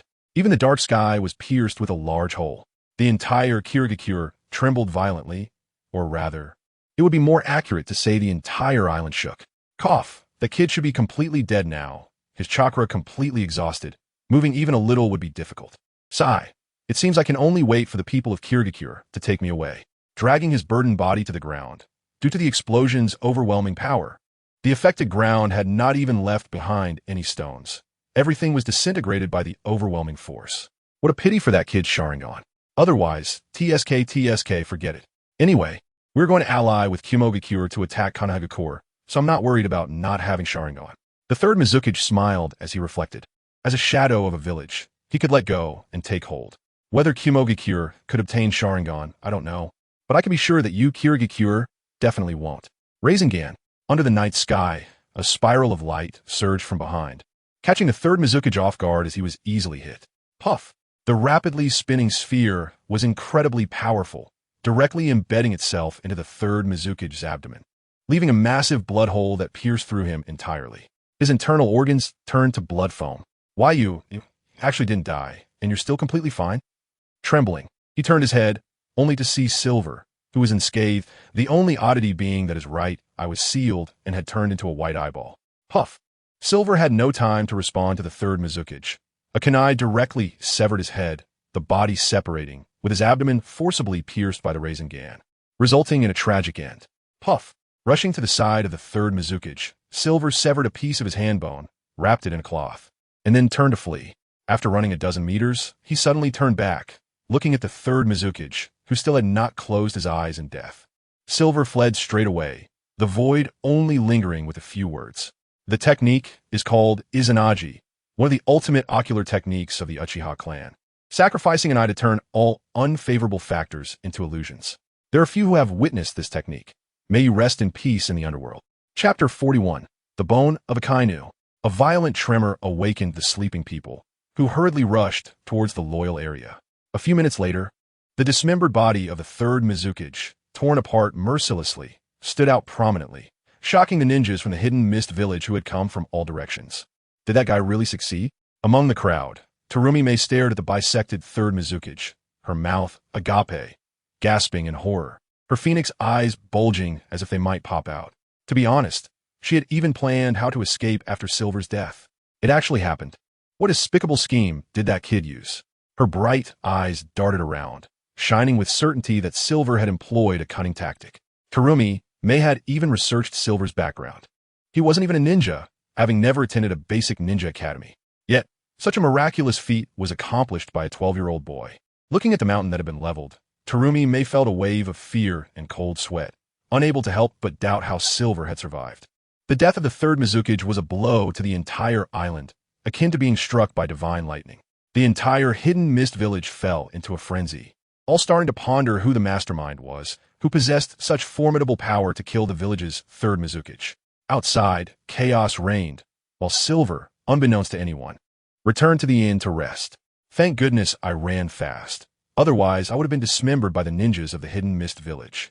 Gazing out the window at the crowd gathered in the distance, Silver murmured to himself, excitedly looking at the half-bone in his hand. Damn it, I lost a Sharingan because of this. He observed his right eye, now white, in the mirror, coldness gathering on his cheeks as he mentally consoled the ancestors of the third Mizukage. The Sharingan was one of Silver's trump cards, especially the powerful technique Izanagi, which had been so easily wasted. His heart ached, shattered into pieces. Regardless, the mission was accomplished, and the magma fruit of Akainu, along with observation haki and armament haki, would all belong to him. Silver's eyes sparkled with anticipation as he recalled Akainu's achievements, nearly dancing with excitement. Although the 3 tomoe Sharingan was precious, it paled in comparison to these 3 items. He exhaled deeply, quickly sinking his mind into the farm world within his consciousness. Here it was always a cloudless sunny day, with fresh air that was refreshing. Where did Luexian run off to? Silver looked around, noticing no one was present. Just as he was about to shout, The stunning beauty descended from the sky, her little dimples filled with complaints. It seems the master's task is complete. Even sleep is not peaceful. Looking at the bone Silver was holding, Xin was quite surprised. After all, the other party was a Kage, so their strength was naturally formidable. Then she noticed Silver's closed right eye, her beautiful eyes flashing with understanding. The master Sharingan is closed? It can actually be restored. Last time, the master got 100 points. As long as you exchange for a pack of ordinary fertilizer and apply it to the Sharingan fruit, it will regain its light. Xin's eyes twinkled with cunning, resembling a shrewd merchant. Silver felt no joy. Instead, he remained calm. The 100 points he had worked hard to obtain were not something to use so casually. Is there no other way to regain its light? Of course there is. As long as you activate the kaleidoscope in the future. You're right, I will see the light of day again. Xin replied playfully, her eyes narrowed into crescent moons. Then let's talk about it later. 100 points are hard to come by. Silver waved his hand decisively. Finally, he handed over the wrapped bone of the third Mizukage to Xin, excitedly saying, "Hurry and exchange this for Admiral Akainu's bone." TCH stingy. It's just 100 points, you're so miserly. Lixin pouted in complaint, turning away in a huff to prepare Akainu's bones for Silver. Little brat, what do you know? Silver glanced at her graceful figure, lying down to rest on the ground. At critical moments, these 100 points could even save his life. There was no need to hastily exchange it for the Sharingan. Keeping it in his pocket was safer. Losing one Sharingan didn't significantly reduce his combat power. At least he still had one left to protect his life. Silver smiled contentedly, feeling blessed. Take this. A delicate voice came from the sky. Silver looked up to see a white jade bone flying towards him, quickly reaching out to catch it. Is this Akainu's bone? Feeling the cool touch, Silver's heart raced as he hurried towards the fields of the farm. Chapter 42. The hardship of Namikaze Minato with the fastest speed. In dug a pit underground, then carefully tossed the white jade bones inside and buried them with his hands. He didn't know how long it would take for them to bloom. Yin's face was full of anticipation, filled with hope for the future. With the ability and haki of Akainu, he might not be invincible in the world, but at least it would provide an extra layer of security for the future. Ding ding ding. A machine-like sound rang out, and Yin instinctively looked over. What the hell? It actually takes 10 years to bloom? Are you kidding me? The shrill scream echoed through the sky, like rolling thunder that sent chills down one's spine, causing goosebumps to rise all over. He involuntarily wanted to avoid Yin. Yin's old face flushed red. If the LCD screen in front of him had a physical form, he would definitely smash it at all costs. A desolate 10 years. And whether he could survive in the future was a question. Yin had no time to wait, right? He could spend 1,000 points to exchange for speed fertilizer. A conflicted look flashed across his eyes as Yin began to calculate. He thought to himself, last time he got 100 points for cutting off a Jinchuriki's arm, which means he just needed to target other Jinchuriki to continue earning points. With this thought, a murderous intent surged in Yin's heart. This was indeed a good opportunity. He was in the Hidden Mist Village, and their 6 tails Jinchuriki and the 8 tails Jinchuriki Killer Bee from the Hidden Cloud Village were about to arrive in the Hidden Mist Village. This was a once-in-a-lifetime opportunity. Yin's eyes lit up, and he couldn't help but feel greedy, knowing that the Hidden Cloud Village was teaming up with the Hidden Mist Village to attack the 3 of them. He planned to remind Uzumaki Kushina and Namikaze Minato to escape. However, he hesitated for a moment. With just Namikaze Minato and Uzumaki Kushina, this super cheat, and himself, it was uncertain who would win if a fight broke out. This luxurious combination could completely challenge the Hidden Mist Village head-on. Especially since the third Mizukage had just been killed, the Hidden Mist Village was in a state of chaos. 3 people challenging a ninja village sounded insane. But upon closer reflection, it was not without a chance. If they waited until the Hidden Mist Village and Hidden Cloud Village teamed up, their chances of breaking free would be even slimmer. Now was the time to take action. Now to find Namikaze Minato. With a decision made in his heart, Yin immediately exited the farm world in his mind. It must be them who killed the third Mizukage, seeking revenge. Indeed, only they could do it. Let's all go together and capture them to demand an explanation from Konoha. The chaotic noise drifted in through the window. Yin raised an eyebrow and walked to the window to take a look, but the scene before him left him stunned. Namikaze Minato and Uzumaki Kushina. What was going on? Yin was astonished to discover that several high-ranking members of the Hidden Mist Village were confronting Namikaze Minato with indignation, their faces flushed in anger. Yin leaned in to listen. Namikaze Minato, give us an explanation. As soon as you arrived, Lord Mizukage died. Furthermore, the wound on his abdomen is very similar to your special technique. In the Hidden Mist Village, the only ones who would want to kill Lord Mizukage are the ninjas from your Konoha. The words of the high-ranking officials of the Hidden Mist Village were sharp and pointed, leaving Namikaze Minato bewildered. He had been sleeping until he was jolted awake by a violent tremor. Just as he was about to step outside, this group of ninjas from the Hidden Mist Village showed up and accused him of killing the third Mizukage. So that's how it is. Hearing this, In couldn't help but chuckle to himself. The special technique they referred to must be the Sharingan, which he had just used to kill the third Mizukage. No wonder they found Namikaze Minato. The trajectory of the Sharingan's attack was very unique. The high-speed rotating energy sphere would leave behind cut-like wounds. Although there were many techniques like this in the world, currently, only Namikaze Minato in the Hidden Mist Village could perform it. It was only natural for them to suspect him, given his strength at the shadow level. Ian marveled at how his unintentional actions had ultimately framed Namikaze Minato. However, such a good opportunity could be utilized. Whoosh! Ian jumped directly out of the window, taking several quick steps to reach Namikaze Minato and Uzumaki Kushina, and shouted loudly, his voice sweeping across the dark night sky. You bastards from the Hidden Mist Village. You blinded my Sharingan and now dare to slander me? Do you really think our ninjas are easy to bully? Puff! Terumi Mei, who was drinking water, choked, her insides rolling, and she uncontrollably sprayed it out.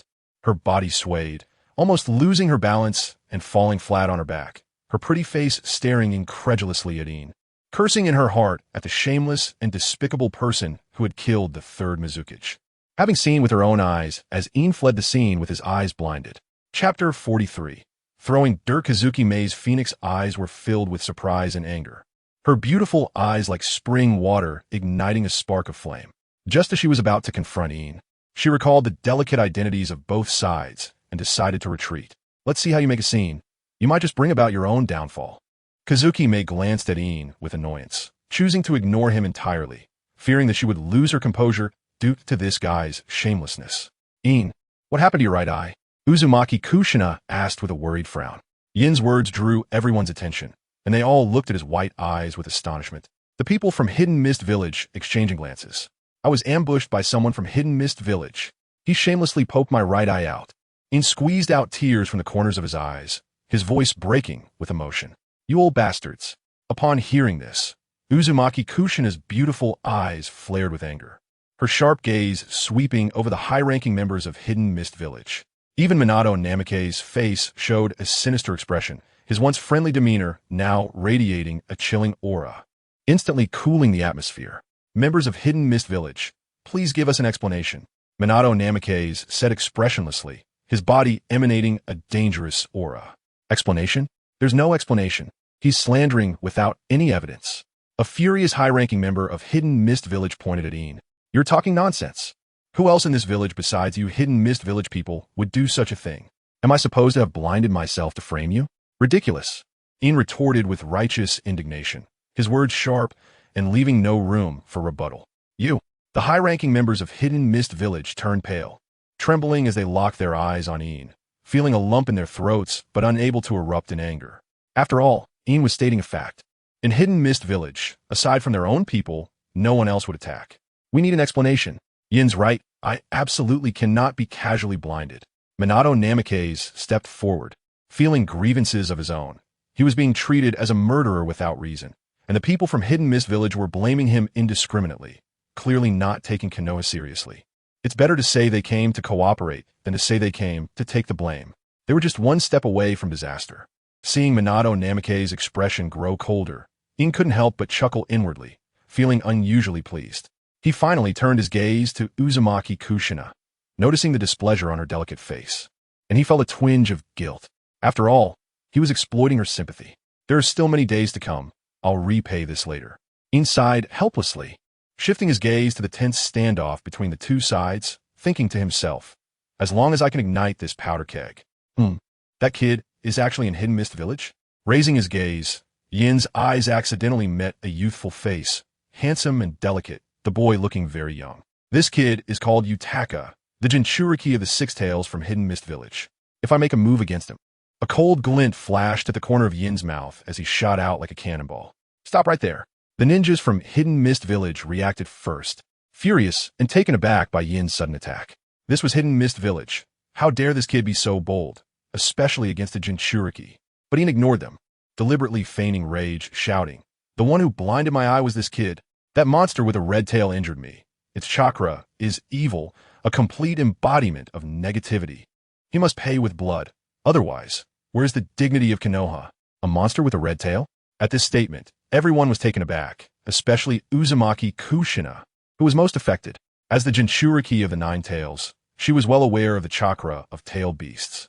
Everyone knew that if this Yutaka could truly unleash the power Ian spoke of, it would indirectly confirm that he was the one who attacked Ian. Don't blame me. This is how the world works. Sacrifice the small you for the greater me. Ian thought to himself.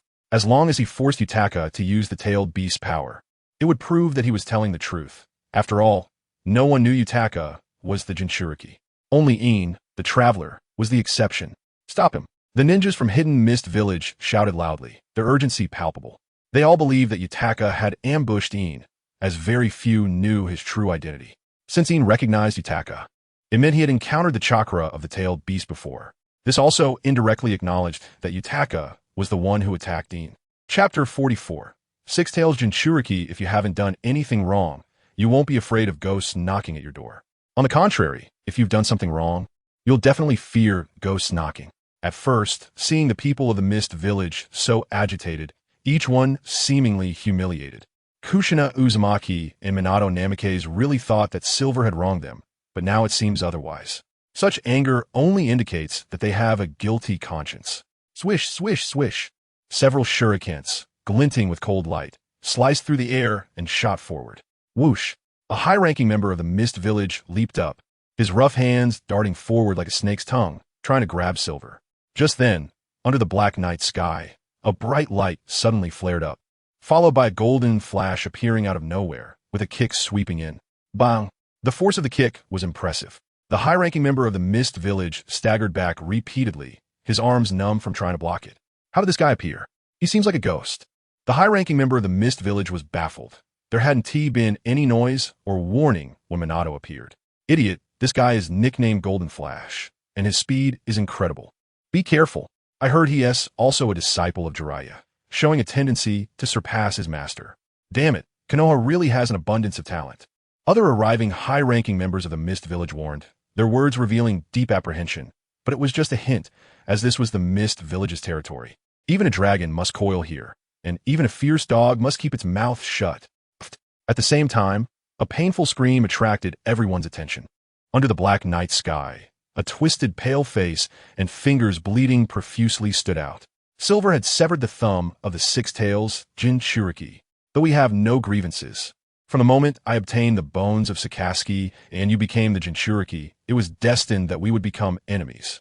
Silver coldly gazed at the boy's pained face, remaining unmoved. Damn, how dare they commit murder in the Mist Village?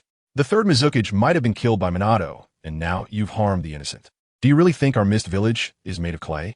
Everyone attack together. It's best to capture them alive, but if not, then kill them. The high-ranking members of the Mist Village shouted orders, and the surrounding ninjas immediately rushed in. Roar, roar, roar. A heart-wrenching, hoarse roar suddenly came, and Silver instinctively turned to look, only to see the severed-fingered Six Tails Jinchuriki, Yutaka, glaring at him fiercely, his body enveloped in deep red chakra. This is the chakra of a tailed beast. Minato and Kushina exchanged glances, both looking shocked, their faces also filled with rage, confirming that Silver's earlier words were true. So this kid really did injure and blind his right eye? What else do you have to say? Give us an explanation. Konoha, Minato, and Kushina questioned, their expressions unfriendly. Explanation? What explanation do you need? Are you out of your mind? This is the Mist Village. If we say that you killed the third Mizukage, then you killed him. If I say Yutaka didn't blind his eye, then he didn't. The high-ranking members of the Mist Village scoffed, then surged forward to attack. Kushina and Minato exchanged a glance, both seeing the murderous intent in each other's eyes. The Mist Village had no intention of cooperating. This was clearly a deliberate provocation. Roar! Roar, roar! A thunderous roar came from behind, mixed with endless resentment. Silver turned calmly, looking at Yutaka, whose reason had been eroded by tailed beast chakra, with a frown. It seems he has already been controlled by the tailed beast chakra. Indeed, seizing the bones of the Jinchuriki is not a simple matter. Silver sighed helplessly. knowing that the monster he was about to face exceeded all previous enemies. The Six Tails Jinchuriki. Swish! A sharp roar came at him, and Silver instinctively looked with his remaining left eye. Utaka had vanished, and in front of him lay a creature, its entire body blood red, unrecognizable, and possessing four tails, along with a fist coming down, so fast. Seeing this, Silver's pupils constricted, a rare look of panic showing on his face, as he immediately raised his arms to defend himself. Boom, boom, boom. A powerful force that could destroy the world. That young fist, with gathered strength, was definitely enough to shatter a mountain. Crack, crack, crack.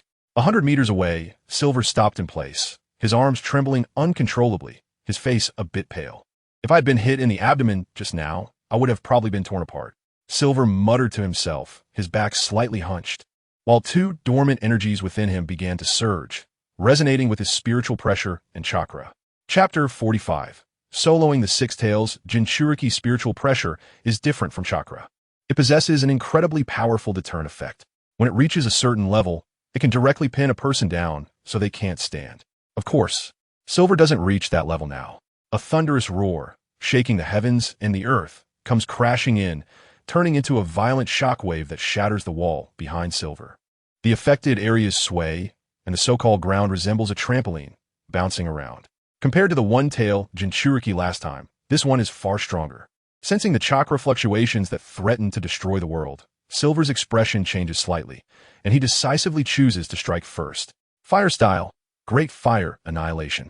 Under the night sky, a massive sea of flames erupts, turning the ground it touches into scorched earth, and the horizon, which was once invisible, now glows a deep red. Whoosh, whoosh, whoosh. Red afterimages whistle out, like lightning, completely ignoring the existence of the flames, and directly rush towards the sea of fire. The intense heat has no effect on the Six Tails. Even if it can cause some minor harm, the tailed beast's abnormal healing ability quickly restores it. Boom! Boom! Boom!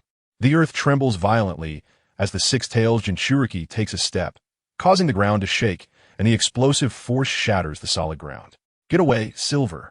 Vortex Kushina notices the worried expression on the Six Tails' face.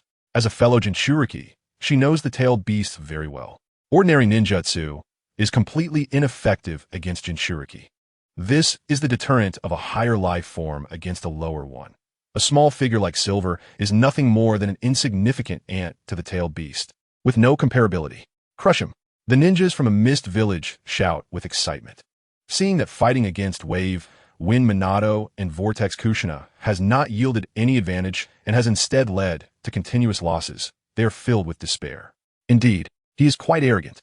With admiration in their eyes, Silver gives up on ordinary ninjutsu. To completely subdue this monster, he can only use his trump card to overpower it. A sneer appears at the corner of his mouth as Silver's spiritual pressure erupts, a whitish glow radiating from his body. Binding path number 61, Six Rod's Prison of Light. 6 massive beams of light appear in the void, rushing in from all directions, locking onto the Six Tails Jinchuriki as the only target. Roar, roar, roar.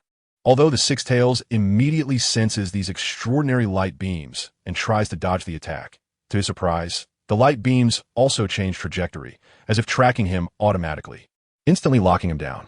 Seeing this, Silver's pupils contract with a cold, killing intent, and dangerous lightning flickers in his palm. Destruction path number 63, Thunder Roar Cannon. A straight beam of light howls out, the golden light tearing through the sky. Especially the crackling sound of the lightning makes one's heart race in fear. Where did this kid get so many techniques that don't require hand signs? And they all have extraordinary power, even some stronger than my Rasengan. Does the Uchiha clan have such techniques? Kicking away a ninja that rushed in, Wave Wind Minato grumbles. Who knows? Vortex Kushina smiles wryly, her gaze turning to Silver. Feeling deeply moved, the boy faces the tailed beast alone, his youthful face exuding confidence, and his calm demeanor give a sense of stability. Boom, boom, boom. The Six Tails Jinchuriki's body bursts into flames, a massive, deep red mushroom cloud shocking the ninjas of the Mist Village. The charred Six Tails Jinchuriki appears even more horrifying in their eyes. Roar. The Six Tails lets out a mournful howl, his body charred in extreme misery. While not fatal, it truly hurts him, and his eyes emit a scarlet demonic light, swirling with a lava-like brutality. If he only wanted to play with Silver earlier, now he wants to tear Silver to pieces. Roar. Roar, roar. On all fours, the Six Tails opens its mouth wide, spewing out endless catastrophic chakra, as if a natural disaster makes everyone's breath stop instantly. That monster is serious now. Vortex Kushina's face shows urgency as she pushes back the enemies in front of her, preparing to sneak attack the Six Tails when ninjas from the Mist Village rush to surround her. You've stirred up this guy's anger. Seeing this, Silver's heart trembles violently as he closely observes the swelling black energy ball. His inner hesitation disappears. Although using that technique will cost him vitality, it seems unavoidable now. If hit by that thing, he would probably be torn apart.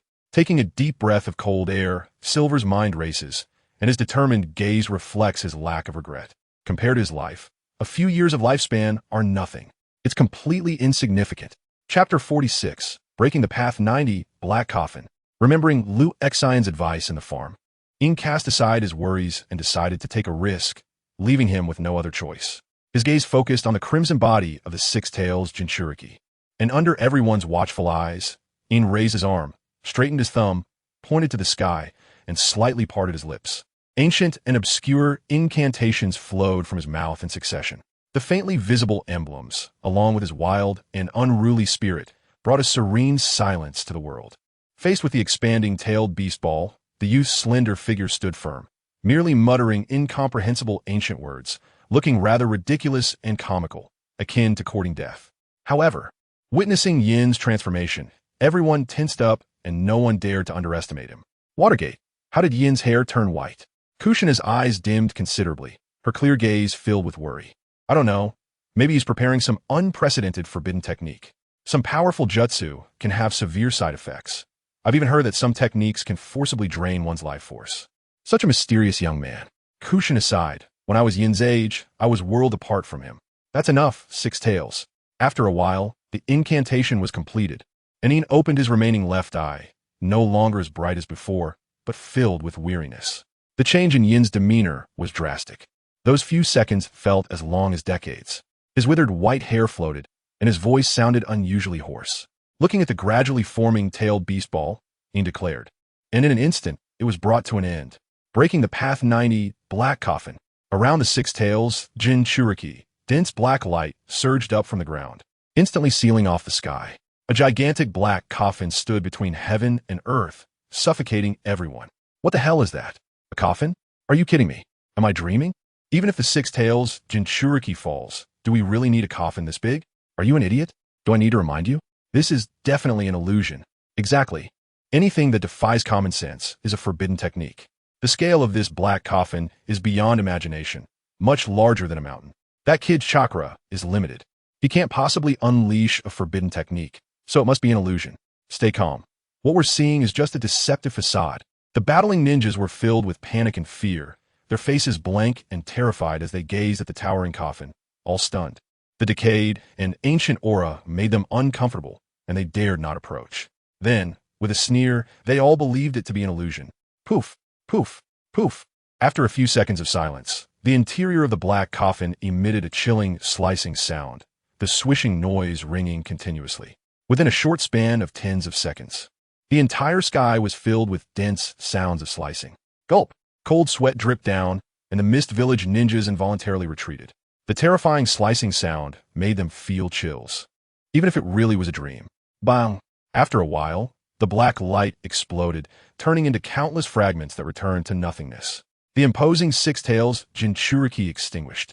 Lying on the ground half dead, his body covered in dense cuts, some areas already turned to minced meat, with bits of flesh scattered everywhere.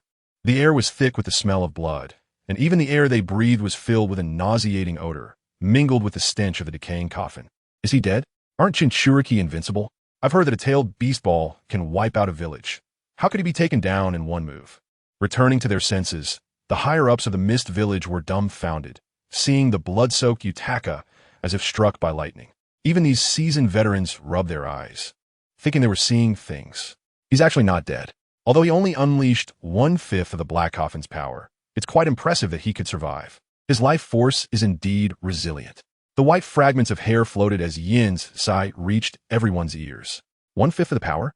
Kushina and Watergate's faces darkened, speechless. If he could unleash his full power, wouldn't that imply that even the strongest Nine Tails could be taken down in an instant? looking at Yin's head full of white hair. They all shook their heads. Even if he could truly unleash all his power, his life would definitely be forfeit. The power is great, but even 1/5 of it has drained 10 years of my life. Full power Black Coffin is best left alone. Yin resolutely shook his head. If possible, he hoped never to use the Black Coffin in full power during his lifetime. Although it sounded like a loss to shorten his life by 10 years, there were actual benefits. In the future, when using the Black Coffin again, as long as he didn't chant, Yin wouldn't drain his life force. Of course, there would still be side effects, but they wouldn't be fatal. Chapter 47. Deceiving the mist-hidden village. The scene fell into a deathly silence. Everyone staring at the white-haired youth, their minds involuntarily recalling the gigantic black coffin that had just appeared. They couldn't help but take 3 steps back. This is bad. The morale of the troops has been crushed by this kid, this bastard. The high-ranking officials of the mist-hidden village cursed inwardly upon seeing this. The attack from that black coffin was indeed terrifying, and the oppressive force it exerted made everyone feel a chill in their hearts. Everyone, let's go together, don't hesitate. This kid is using forbidden techniques. The side effects are immense. Just look at his hair. It's completely white. It's clear he is draining his lifespan. Let us work together to drag him down. The cold gazes focused on the high-ranking officials of the mist-hidden village, and Silver's dry lips parted slightly. 99th technique, Black Coffin. Dense black light descended from the sky, instantly penetrating him. Puffed, puffed, puffed. Even though its power was not as strong as the Black Coffin he had just chanted, it was still considerable. It pierced his body with many small holes, and bright red blood gushed out.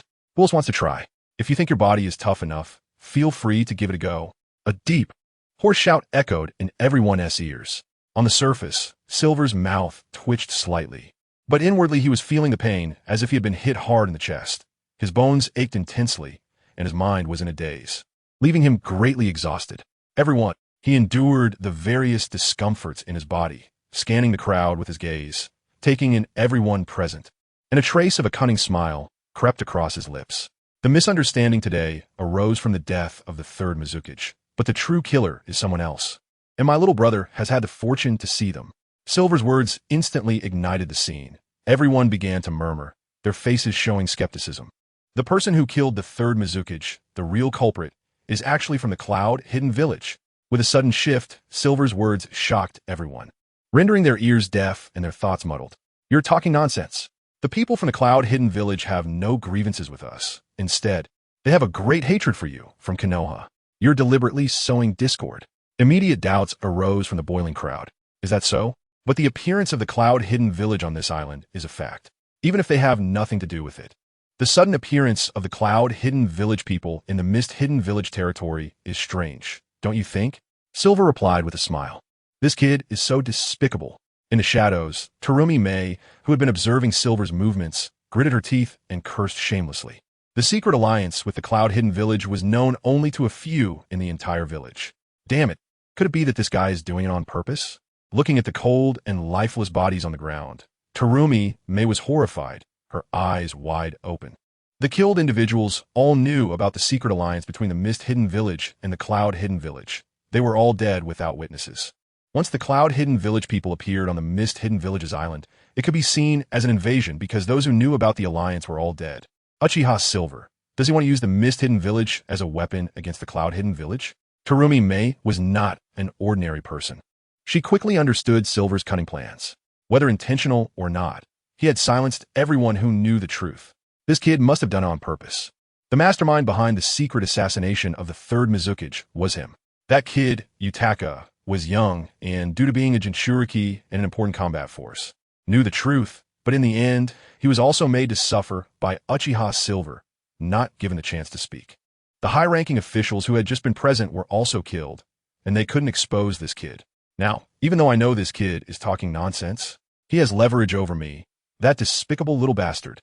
Terumi Mei felt blood boiling in her chest, her face turning pale. Due to Silver's threats, she had already revealed to him everyone who knew about the alliance between the mist-hidden village and the cloud-hidden village. Looking at Silver, who was full of spirit, Terumi Mei had already guessed the next move. It was probably to dump all the dirty water onto the cloud-hidden village. Everyone, it's a fact that I killed your mist-hidden village people, but I was forced into it. It was Yutaka who struck first, and that kid even ambushed me. taking advantage of my inattention to blind me. I've always been clear about grievances. If cloud-hidden village people appear on this island, it means those who assassinated my most respected Mizukage are them. After proving Konoha's innocence, I will pay with my life. Silver's expression was righteous, and his voice fell into everyone's ears. Terumi may almost choked. Pay with your life? That is complete nonsense. After using the mist-hidden village's power to deal with the cloud-hidden village, you're probably going to run off and fly away. Chapter 48, The Arrival of the Ninjas from Yunin Village. Meanwhile, in another direction. Strange. Where are the people from Kirigakure? All of us from Yunin Village are here, but they haven't even shown a ghost. Is this how Kirigakure treats its guests? They definitely need to be taught a lesson. Discontented complaints arose, and A, with a rugged face, was quite displeased. His muscular build and tan skin showcased his robust physique, filled with explosive power. This man was none other than the future 4th Raikage, and currently the son of the 3rd Raikage. The ninjas from Yunin Village who followed behind smiled wryly. The tempers of the Raikage throughout history had been notorious, often described as irritable, especially the current A, who was even more hot-tempered than his father. Don't say foolish things. Kirigakure is an important ally of our village. A man who looked quite similar to A, but obviously older and exuding authority, stepped down from the ship.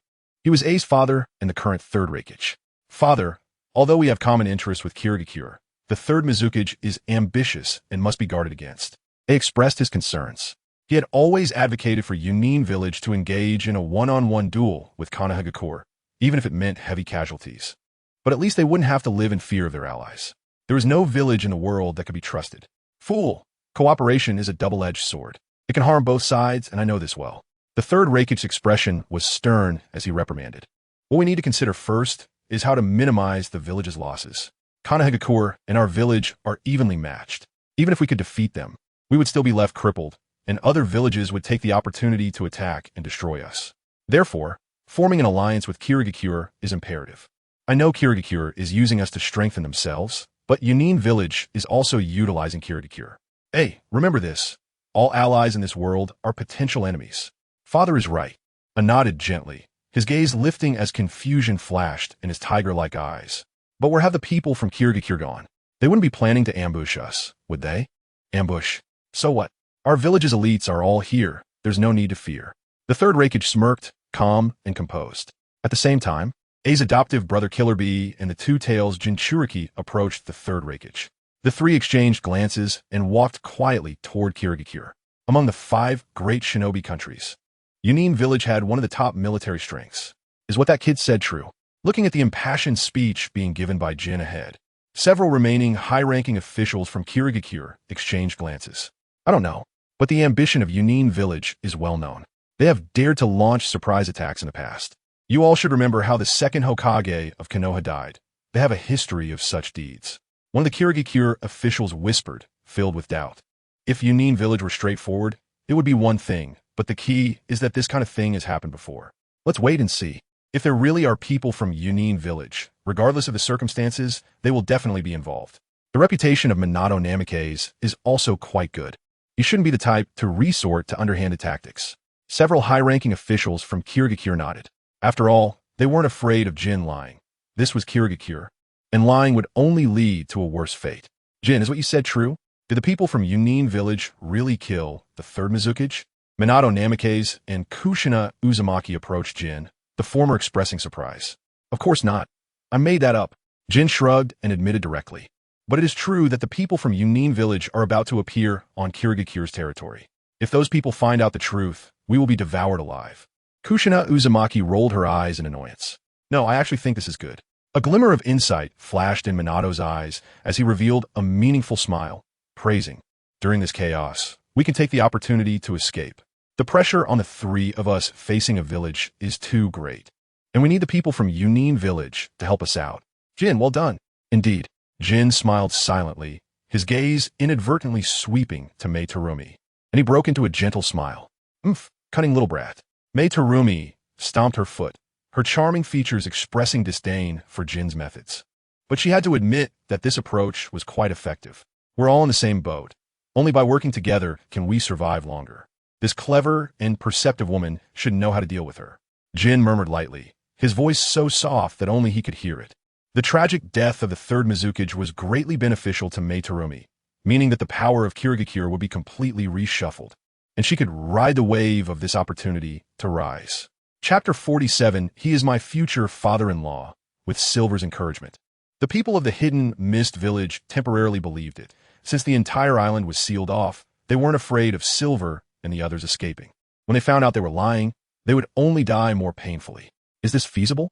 Uzumaki Kushina's delicate face showed doubt, her brows slightly furrowed. Not because she doubted Silver, but because she always felt that what Silver said was a bit outrageous. The people of the hidden mist village are not that easy to fool. Don't worry, we have the heavens to help us. It seemed that Silver noticed Uzumaki Kushina's doubts and mysteriously smiled. The so-called heavens he referred to were Terumi Mei. I found the people from the hidden cloud village. They are right there, on the east side of the port. A clear and crisp shout attracted everyone's attention. The ninjas of the hidden mist village were stunned and ran towards the port in unison. This woman has quite an ambition. Seeing this, Silver's furrowed brows relaxed. The one who spoke was Terumi Mei. A decisive battle between the two villages would also benefit someone like Terumi Mei. Fighting means there will be deaths, and the geniuses of the hidden mist village will gradually dwindle. The remaining genius bloodlines will become more precious and must be valued. Especially someone like Terumi Mei who possesses 2 bloodline limits. She will be highly sought after. Besides, her family will also gain a lot of benefits.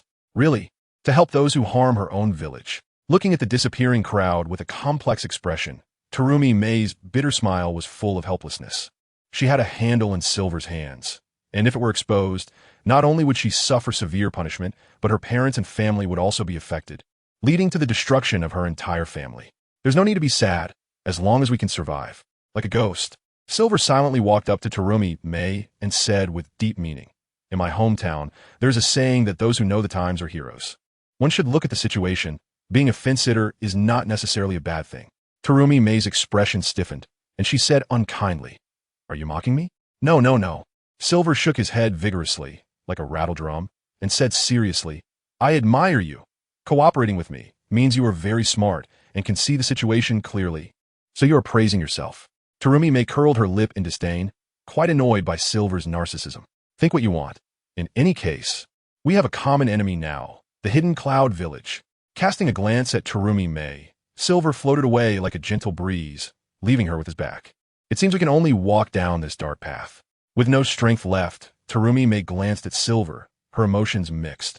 Her exquisite white, jade-like face lost its luster. Unless she could kill him to silence him, she would forever be at Silver's mercy.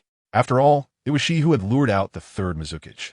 Half an hour later, Fishbelly White appeared on the distant horizon, gradually approaching dawn. Having not slept all night, the ninjas of the hidden mist village did not feel tired.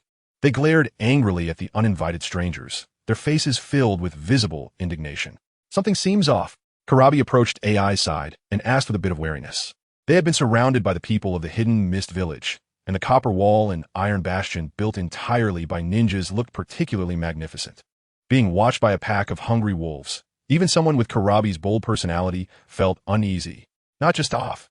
It seems we have become a thorn in their eyes. Noticing the unusual situation, AI said darkly and approached the third Raikage, saying in a low voice, "Father, you should quickly explain to these people that we are secretly allied." "I want to say that too." The third Raikage face was full of conflict, and he said gloomily, "Unfortunately, only a few people know about the secret alliance. The third Mizukage and the others seem to be absent.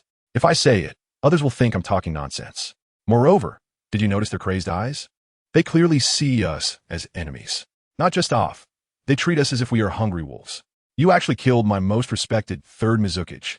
After a moment, a mournful cry echoed through the heavens and the earth. A figure shot out from the crowd. Looking up, it was Silver, his expression sorrowful and full of resentment. "Mizukage. He is my future father-in-law. Damn, where did this little brat come from? Don't think just because you're a kid I won't dare to hit you." AI shouted loudly, his voice shaking everyone's heads. His tone like rolling thunder, resonating throughout every corner of the world. This ridiculous blame falling on the hidden cloud village is unacceptable. The consequences would be no less than a natural disaster. No tears until you see the coffin. The corners of Silver's mouth curled up even more, a cold sneer appearing, looking quite cunning. The next sentence would surely infuriate the already bad-tempered Raikage and his son to the point of smoke coming out of their 7 orifices. Chapter 48. The rampant situation, everyone who knew about the alliance between Yunin village and Kirigakure was eliminated by various means. Even though they had countless grievances in their hearts, they couldn't express them, and it was particularly uncomfortable to keep it bottled up. Why have you brought so many people to Kirigakure? Terumi May asked coldly, leaving the Kirigakure ninjas speechless. We are. The people from Yunin village were at a loss for words, searching for the whereabouts of the third Mizukage with wide eyes. After a long time, there were no traces of the two ghostly figures. Not only was the third Mizukage missing, but other high-ranking officials from Kirigakure who knew about the alliance were also absent. Could it be that the third Mizukage is really dead, and those high-ranking officials have been killed too? The third Raikage's eyes flickered with an incredible light, and his dormant ambition suddenly awakened. This was the worst-case scenario, but also a once-in-a-lifetime opportunity. Does this old man want to act directly? Keeping his gaze fixed on the robust old man, he witnessed the fleeting heat in the depths of his eyes, and a bad feeling flashed through his mind. He glanced at the 8 Jinchuriki, including Killer Bee and the 2 Tails Jinchuriki, and his inner greed dissipated. The tailed beast bones were indeed precious, but in such an exaggerated situation, one needed to have the life to obtain them. In Kushina, be careful, the third Raikage might tear off the facade directly. Minato Namikaze conveyed a meaningful look to In and Uzumaki Kushina, silently urging them to escape quickly as the situation looked grim. It was indeed time to make a hasty retreat. In nodded silently, knowing that Yunin village had often taken advantage of such situations, and if they stayed, they might end up as casualties. The 3 of them were already at a disadvantage. The 8 Jinchuriki were far from comparable to the 2 Tails Jinchuriki. Killer Bee, this freak, had completely mastered the ability to transform into a tailed beast, and his skills were exceptionally proficient.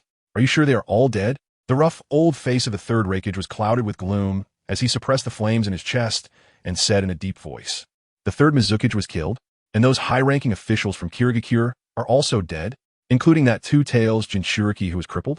Yes, Lord Raikage. The culprit is that kid from Konoha. I believe his name is Uchiha In. The 2 Tails Jinchuriki was crippled by that one-eyed brat. The forbidden technique he used just now was incredibly powerful, at least an S-rank ninjutsu. One of the high-ranking officials who knew about the alliance with Kirigakure was killed on the spot. The third Raikage scrutinized the person before him with piercing eyes. Dressed in Kirigakure attire, he was actually one of their Yunin village's infiltrators sent in many years ago. This is bad. The cannibalistic gazes of the Kirigakure ninjas were noted by the third Raikage, and he felt a headache coming on. Those who knew the truth were all dead, and even 100 mouths from Yunin village couldn't explain it clearly. They were unfairly made to pay for the death of the third Mizukage. Everyone, to be honest, Yunin village came secretly to ally with Kirigakure for a grand cause. Alliance? Does an alliance need to be sneaky? Does Lord Raikage consider us all 3-year-olds? The third Raikage shouted. All the top expert from Yunin village came uninvited. Even if it was a secret alliance, there was no need to bring so many people. In spoke matter-of-factly, taking the perspective of an observer. He also glanced at Killer Bee and A, as well as the large number of elites behind them, and sarcastically remarked, with so much high-end combat power, it would be more than enough to destroy a village.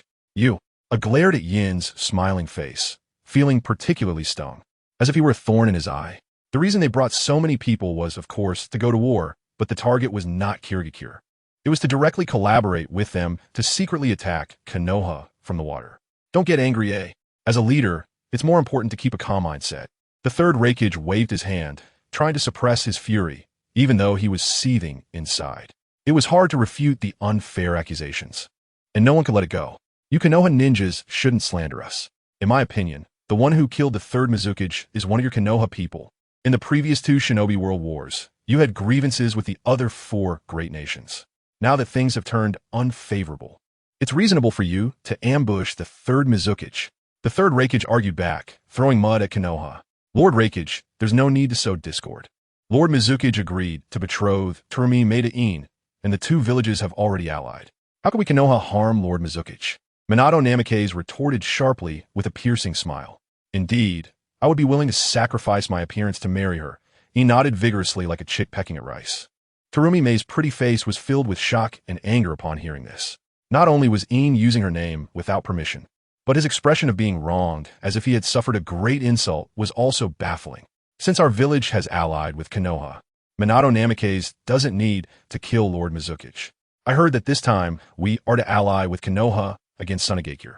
So there's no need for them to ambush Lord Mizuki's. The death of Lord Mizuki should have nothing to do with Konoha. They have no reason to launch an attack. Minato Namikaze wouldn't be foolish enough to establish a strong enemy for Konoha that is on par with Mangekyō, unless they want to face destruction. That's right. The fall of Lord Mizuki benefits Yunin village the most. Once Kirigakure goes to war with Konoha, the 5 great ninja villages will only be able to watch from the sidelines, waiting for the tiger to fight. I suspect the culprit is most likely them. The ninjas from Kirigakure whispered among themselves, their sharp discussions almost making the Reikage father and son spit blood in anger. Since they couldn't explain clearly, they could only prove their innocence with strength. The third Reikage sensed the hatred in the eyes of the Kirigakure ninjas, gathering a vast amount of chakra within him, his skin glowing with a bluish light. It's about to begin. He let out a sigh of relief, slowly stepping back, planning to make a run for it. Kid, I just said not to think that just because you're a child I won't dare to strike. Suddenly, a rough and hoarse voice came from behind, and a towering figure blocked the dawn's light. Chapter 49. Abnormal Physique. AI looked down with a chilling gaze at Ian. Witnessing his sudden realization, a trace of contemptuous killing intent flashing in his eyes. Children should obediently go home to eat and drink milk. The life and death struggle of adults is not a child's game. With a light snort, he unleashed a punch enveloped in lightning. Bang! With a loud explosion, white mist surged, and Ian turned into a piece of wood. It turned out to be a body flicker technique. Could it be that this kid had guessed I would ambush him beforehand? AI was quite surprised to see this. His disinterested old face splashed with intense interest. His brows slightly furrowed as he sensed several cold lights locking onto him from behind, and he calmly turned around. Crack, crack, crack! Suddenly stomping the ground. The surface exploded, shattering into particles, and AI shouted, "Lightning release, chakra mode." AI's entire body was covered in deep blue light, clearly rising in power, his gaze also becoming more imposing, and even the muscles on his body bulged by a third. Whoosh, whoosh, whoosh. As the shuriken glimmering with sharpness aimed to pierce AI, he displayed an unparalleled abnormal speed. Retreating at a speed comparable to light, even Ian, who had activated his 3 tomoe Sharingan, couldn't clearly see the trajectory of his movement. Ninjas of Kumogakure, listen up. The shameless Mist Village has falsely accused us of killing their 3rd Mizuki. Now we will demonstrate our strength to prove our innocence. And by the way, bring me that injured Jinchuriki of the 6 tails.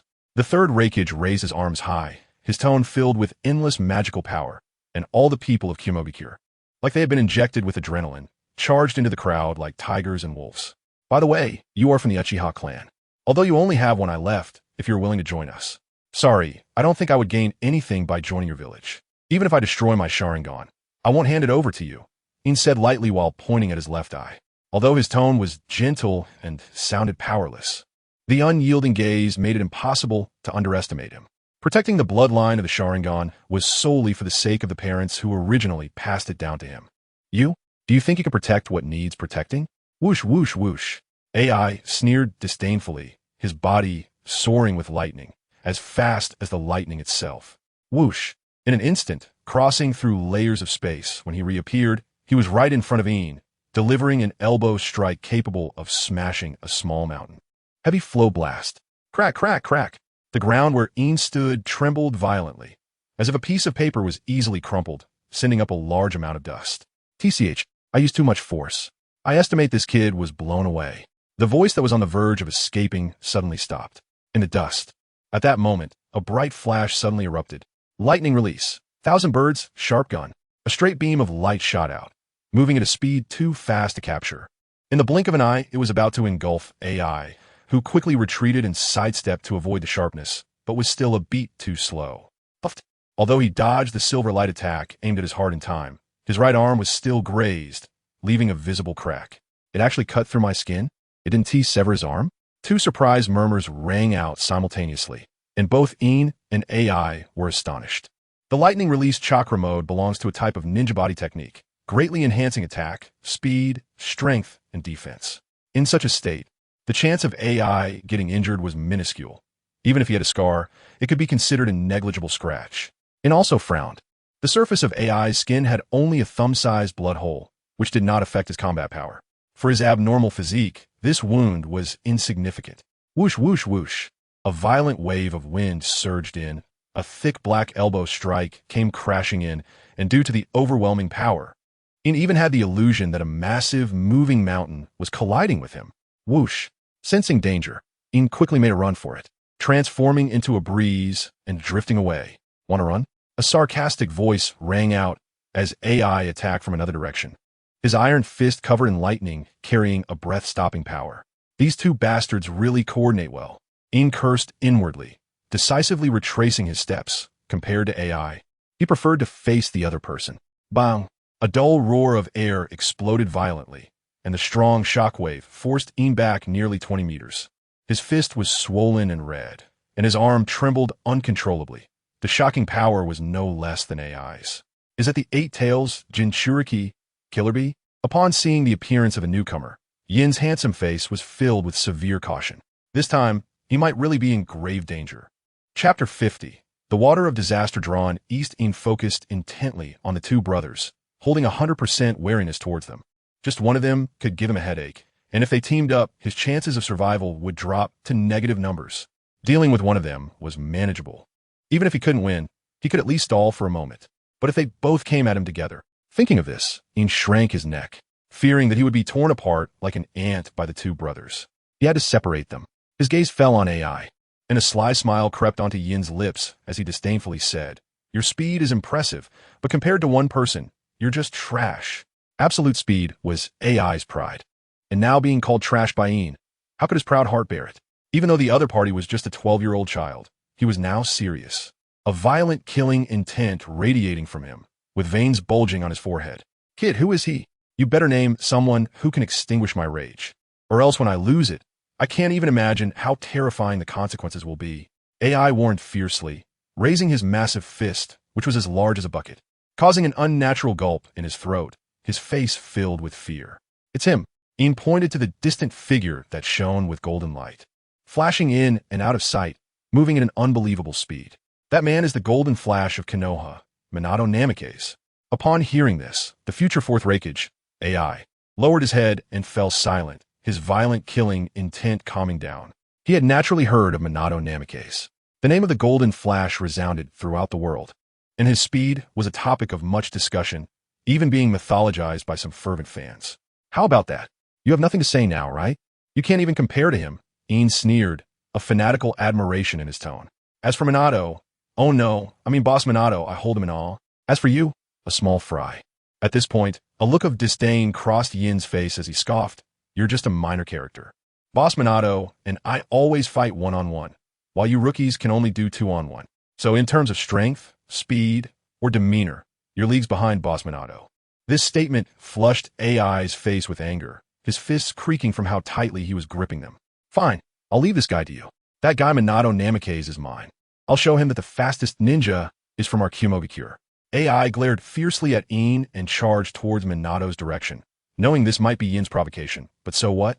After all, Kurabi was a legitimate Jinchuriki of the Eight Tails, and AI didn't believe a 12-year-old brat could defeat Kurabi. That muscle-bound idiot.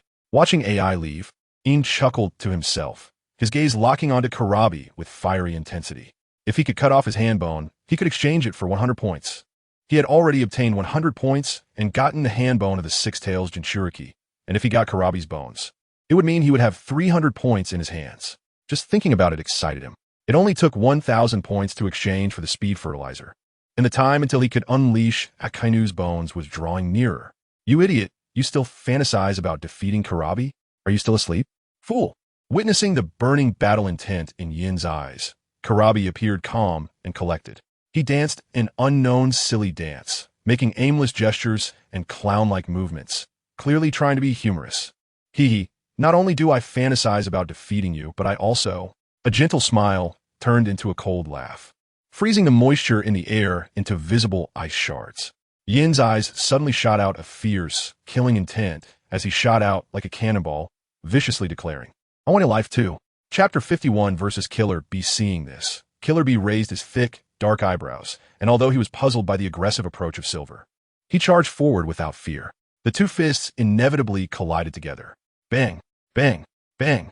A tremendous sound echoed, shaking the air violently, as the residual power of both turned into a wave of destruction, causing them to step back simultaneously. This guy's strength has increased. Has he used some kind of secret technique?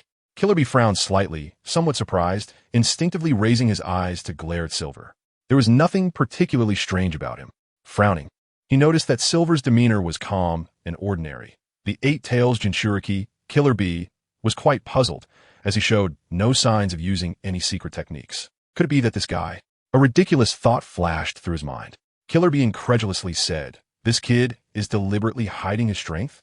What is his purpose? It shouldn't be intentional, otherwise my brother would have." "No, he's doing it on purpose." Killer Bee demonstrated an astonishing judgment that was inconsistent with the typical Jinchuriki, speculating, "Because this kid deliberately lowered his strength. My brother probably would have tested his abilities in a flash, so he lost interest in this kid. Oh my, this is truly surprising. You're a Jinchuriki with great power. That's fine, but at least your head should be a bit dull. Otherwise, it's too unfair," Silver said, half jokingly, half seriously, with a sense of helplessness. "I understand now."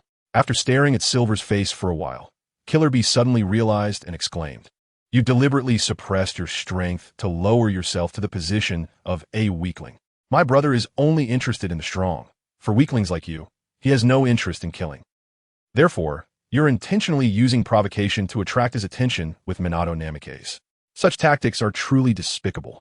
But do you think that by deliberately separating me from my brother, you can win against me? Naive." Killer Bee scoffed, filled with disdain. "Sorry, let me repeat. I never thought about defeating you. I just want to kill you," Silver said coldly, exhaling a breath of cold air. The chakra inside him surged, and a hand seal was completed in an instant. Fire style, great fire destruction. An endless sea of flames erupted, with a diameter of over 20 meters, engulfing the sky and earth, scorching the ground it passed. "TCH, you think you can defeat me, Killer Bee, with such a flowery pillow?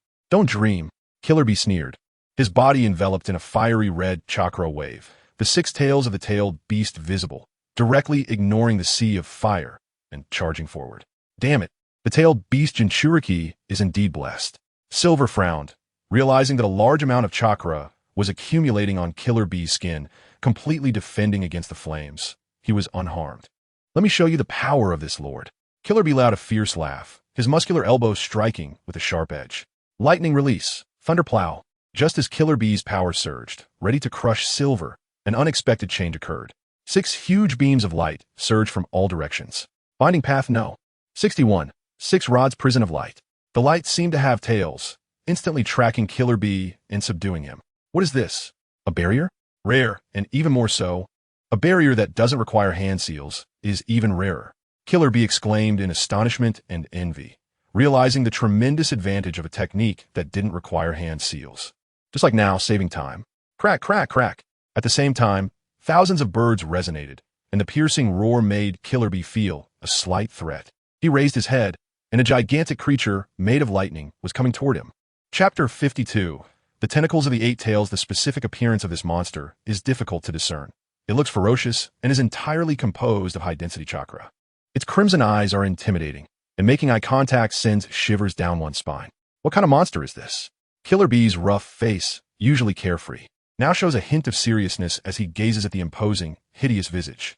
Out of caution, Killer Bee takes several steps back, while the tailed beast's cloak is powerful. It is not invincible. Want to run? Seeing this, Silver's face twists into a sly smirk. This trick is a stolen move from Kakashi, but he has made significant improvements, reaching a level that surpasses the original. Lightning release. Lightning Tiger's destruction. The silver chakra monster reveals its visage, bearing its glinting fangs, and powerful limbs reach out toward Killer Bee. How could I be taken down by such flashy moves? Killer Bee swiftly draws out the large sword hidden within him, its pale blade radiating a blue glow. Lightning release. Sonic Shock Thunderblade. Under the cover of lightning, the weapon Killer Bee wields shines even brighter. A glance at its gleaming blade is painful to the eyes, making it hard to look directly at. Whoosh! At the same time, the power of the tailed beast within Killer Bee surges, with an additional tail sprouting, bringing the total to 5. Indeed, hosts of tailed beasts are exceptionally gifted. Seeing this scene, Silver sighs, feeling a wave of envy. Even though the 8 tails may not be as strong as the 9 tails, it is still an absolute powerhouse. Killer Bee's relentless expenditure of chakra is inconsequential. Disappear. Killer Bee brings his sword down, and the approaching lightning wolf immediately explodes. Crack, crack, crack. The power of this S-rank jutsu tears through the air like paper, and Killer Bee's astonishing speed is enough to astonish anyone. In just 1 second, he manages to slice the lightning wolf into pieces. Strange, it shouldn't be this weak. With a slight furrow of his brow, Killer Bee feels uneasy and instinctively glances at Silver. That fleeting, cunning smile, though subtle, is unmistakable to Killer Bee. This is bad. I might have been tricked. A sudden feeling of foreboding arises in his heart. From Silver's earlier display of deliberately suppressing his strength, it is clear that his power and intellect are far more complex than they appear. Could someone who can take out high-ranking officials from a mist village really be an ordinary person? Buzz, buzz, buzz. The ground where the lightning wolf was cut down suddenly emits a blinding glow, extremely hot and radiating a dangerously intense wave. Realizing the ominous situation, Killer Bee hastily attempts to escape. Want to run? Too late. Silver sneers. The light on the ground shines brilliantly, followed by a series of explosions. Boom, boom, boom. The white fragments he shredded all transform into devastating explosions, flames soaring and scorching the ground black, the deafening roar leaving everyone stunned. What is happening? He looks back at Killer Bee, who is engulfed in explosions, a flash of worry crossing his tiger-like eyes. He stares intently at Silver's unchanged smile. Just as he is about to rush to support, a golden light blocks his retreat. Get out of my way, Minato Namikaze. A glares with killing intent, locking eyes with a handsome young man, feeling a deep sense of caution. The name Golden Flash is well-deserved. I'm sorry, but I won't let you pass. Minato Namikaze's face is resolute, his tone unwavering. You idiot, that kid lured me here to deal with you. As he sees Minato's stubbornness, A's heart twitches, cursing the fool. It was Silver who tricked him into confronting Minato. Do you think this is the end? The explosions continue to roar. Silver is not done yet, and continues to form seals. Lightning Blade, ignoring the surrounding explosions, he rushes towards Killer Bee like the wind, taking advantage of his carelessness. The sharp edge aimed directly at Killer Bee's head. Crack! The sharp lightning slices off his head, blood gushing from his neck like a fountain. Got him! Silver is delighted. Just as he is about to sever Killer Bee's hand, the corpse bizarrely transforms into a tail, radiating tail beast chakra. Using the tail as a substitute, furrowing his brow, a dark glint flashes in Silver's eyes. He adheres to a policy of eradicating threats completely, especially against formidable foes like Killer Bee. Although he feels dissatisfied, he still retracts the 8 tails tentacles. This item can also be exchanged for 100 points. You think you can kill me? Not for another 2 years. No, not for another 20 years. In the distance, Killer Bee continues to pose and make his strange movements. Whether I kill you or not is irrelevant, as I've already obtained what I wanted. Silver brushes aside Killer Bee's taunts, discreetly retracting the 8 tails tentacles, his face showing joy and excitement. Obtaining 100 points so easily. It seems like a deal that can't be beat. Chapter 53, the mere Jinchuriki. In response to Karabi's mockery, Ian remained indifferent, letting the boy take verbal advantage without care, as he had already obtained what he wanted. Next, it was your turn. His gaze shifted to the young girl, and Ian murmured softly, a burning desire clearly visible in his eyes. The girl had fair skin and beautiful features, her delicate face resembling jade, with a cascade of golden hair flowing down. Despite her youthful age, her queen-like gaze instilled a sense of shame in everyone around her. It was as if she had been meticulously crafted by the heavens to be perfect and striking. Her name was Yujito Ni, and she was also a Jinchuriki. She had a proud personality, and I advise you not to provoke her. Karabi's gaze shifted, noticing Yin's fixation on Yujito, and he offered a sympathetic warning.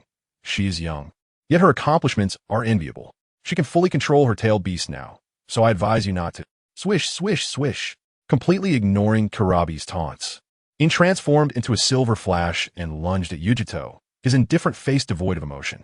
At this moment, Ian disregarded life and death, exuding an endless sense of freedom. Since he had fortuitously crossed into this world, he intended to live boldly and vigorously, never backing down or shrinking away when action was required. This guy, has he gone mad? Karabi exclaimed in shock after a few seconds of astonishment, instinctively rubbing his eyes, thinking he was dreaming. Provoking a Jinchuriki of the 8 tails, and now recklessly targeting another Jinchuriki. This kid truly had no idea how to write the word death. You think you can anger me, Karabi, and still run away? Leave your left eye as the price. Karabi's chakra surged, and the color of his beast cloak became even more dazzling, turning into a gust of wind that blocked Yin's path. This kid actually dared to openly disregard his existence. It was infuriatingly arrogant, completely dismissing him. If you want to provoke others, you must first go through my corpse. A mere Jinchuriki thinks they can block my way. They are overestimating themselves. The journey of my life cannot be ended by a mere beast. The cold disdain directly interrupted Karabi, causing his old face to twitch, nearly distorting his nose in anger. As a Jinchuriki, everyone kept their distance from Karabi, harboring fear, and now, for the first time to be called a beast, he felt like he was going to explode. However, he did not give him a chance to lose his temper. His overwhelming attack directly crossed over Karabi's body, tearing through the sky. Way of destruction, no. 63. Thunder Roar Cannon. A massive tremor echoed through the heavens, and the golden beam of light was exceptionally eye-catching, especially with the boy riding the light, instantly becoming the focus of everyone's attention. So impressive, he can walk on light. What technique is this? In the ears, the energy waves that shattered eardrums continued, their echoes lingering. Kushina Uzumaki was inevitably drawn in, and the scene before her momentarily halted her unstoppable offensive. There was Een, standing atop an enormous beam of light, descending from the sky with devastating power aimed at Yujito.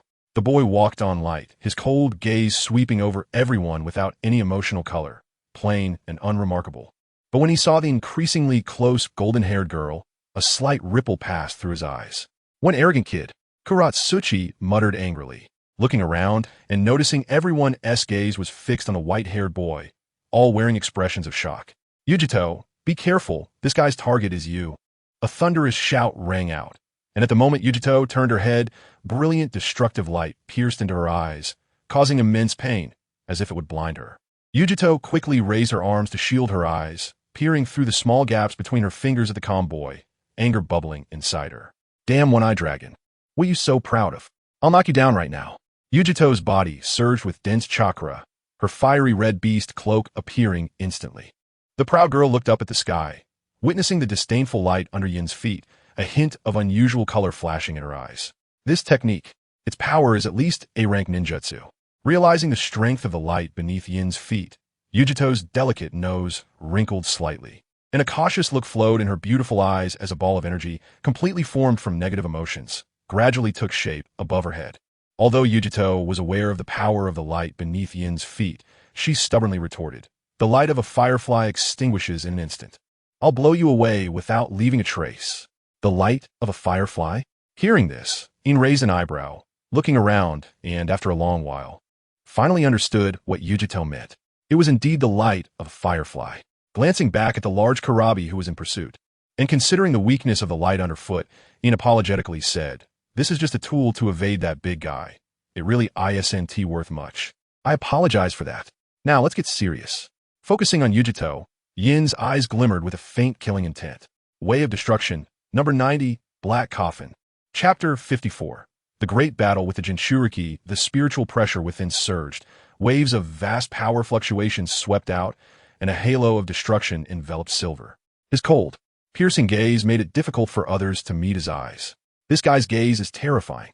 The two wooden puppets felt a chill, as if something deep within their souls was unsettled by Silver's hawk-like, emotionless stare.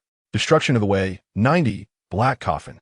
Demonic crescent light suddenly descended from all directions. Without warning, the two wooden puppets focused intensely on consolidating their massive-tailed beast jade. Puffed, puffed, puffed. The shining black light pierced through the dark sphere, creating several large cracks the size of a thumb, as if it effortlessly sliced through. How is this possible? The two wooden puppets were stunned, their eyes wide open as they looked at the shattered giant sphere above them. Their minds froze, replaced by endless shock, even forgetting the golden light that was crashing down. After using the tailed beast jade for years, this was the first time they had seen it so easily destroyed. Swish, swish, swish. The beams of destruction did not stop. They transformed into a deadly impact that surged forward. What are you doing? Get out of the way, wooden puppet. The ninjas of Cloud Hidden Village, witnessing the distracted state of the two wooden puppets, anxiously reminded them, their faces filled with concern. Boom, boom, boom. The ground trembled violently, erupting into a massive, fiery mushroom cloud, the temperature rising 100-fold in an instant. The moisture in the air evaporated in the blink of an eye, and the solid ground was torn apart by the overwhelming force, revealing a shocking deep pit. As expected of a cat, quick reflexes, Silver glanced disdainfully at the desolate pit, then shifted his gaze to the two wooden puppets who were gasping for breath behind him. Just moments ago, he had dodged the deadly cannon fire, evading the range of the thunderous cannon with movements that rivaled the speed of light, and even Silver was impressed by their agility. However, despite that, the two wooden puppets were still severely injured. Their golden hair was dirty, their proud gaze clouded with dust, and their ninja attire was singed, presenting the appearance of a defeated warrior. Boom! Boom! Boom! At that moment, an unusual vibration swept from behind Silver. Turning around, a fire-red afterimage lunged forward, a rough, muscular elbow strike coming towards him. Thunderplow heat knife. The overwhelming impact brought by Killer Bee was relentless. Silver, caught off guard, vanished in the blink of an eye, forcibly knocked away. Crack! Crack! Crack! In an open area 100 meters away, Silver lay in a deep pit, his face covered in dust, his clothes in tatters, looking like a scavenger who hadn't bathed in years. Yet, his piercing gaze made it clear that he was far from being underestimated. He was evidently unscathed. Looks like the plan succeeded. Looking up, he noticed that he had already escaped the center of the battle between Mist-Hidden Village and Cloud-Hidden Village. This was undoubtedly the perfect opportunity to flee. Swish! Swish! Swish! Two unexpected guests arrived uninvited, their afterimages coming from different directions, blocking Silver's escape route. Their eyes glinting like hungry wolves. How could they remain unscathed? Just minor abrasions. Oh my god, am I dreaming? To be hit by that monster Killer Bee with 5-tailed beasts and still be fine? Is God joking? The keen-eyed two wooden puppets exclaimed, their trembling voices filled with shock. Silver only had a scrape on his arm, a mere superficial injury, causing no discomfort. His combat ability remained intact. The two wooden puppets deeply understood Killer Bee's immense power. Not to mention that Silver was only 12 years old. Even the village leader could be killed if struck by him. A 12-year-old child was hit and suffered no consequences. How could she not be shocked? What happened? That feeling earlier was definitely off. It felt hard, not like a human body structure, but more like some extremely sturdy armor. Strange. What exactly happened just now? What did this kid do? Killer Bee, confused, rubbed his reddened shoulder, a dull ache spreading throughout his body, his expression unusually serious. Just a little trick. I merely copied your technique. Silver calmly explained that he had imitated Killer Bee's technique, covering his skin with high-density chakra, turning it into an indestructible armor. The side effect was apparent. This method consumed chakra rapidly. Only someone with the chakra reserves of a Jinchuriki could manage it. What a busybody. Disregarding the 8 Jinchuriki, Silver's concerns vanished. He knew that if he didn't pay a price, it would be a fantasy to collect the bones of the two wooden puppets. Chapter 55. Lightning Release. Spiraling shuriken, you reap what you sow. This is an unchanging truth. Sometimes you have to go all out. Ian felt quite helpless. When it was time to fight, he absolutely couldn't back down. This was a principle he firmly believed in. This time, you will undoubtedly die. Killer Bee and the two wooden clones hummed in unison, both feeling a surge of frustration. As a proper Jinchuriki, they had never imagined they would need to use all their strength against a mere child. The flames of anger were rising within them. Whoosh! With a slight lift of his right arm, a high-density chakra energy sphere spun rapidly, sending out a fierce gust of wind that cut through the air like a knife, leaving deep gashes on the ground. Is this the Sharingan of the 4th Hokage, Minato Namikaze? The massive energy sphere resembled a black hole, and Killer Bee and the two wooden clones stared in astonishment at Ian. This technique was indeed Minato's signature move. But what good would it do? Such a technique wouldn't affect us, the Jinchuriki. The two wooden clones sneered, their expressions filled with disdain. Idiot, be careful, Killer Bee warned, raising his voice. Despite his rugged appearance, he was quite meticulous and serious, never overlooking any details or flaws. Let's go together.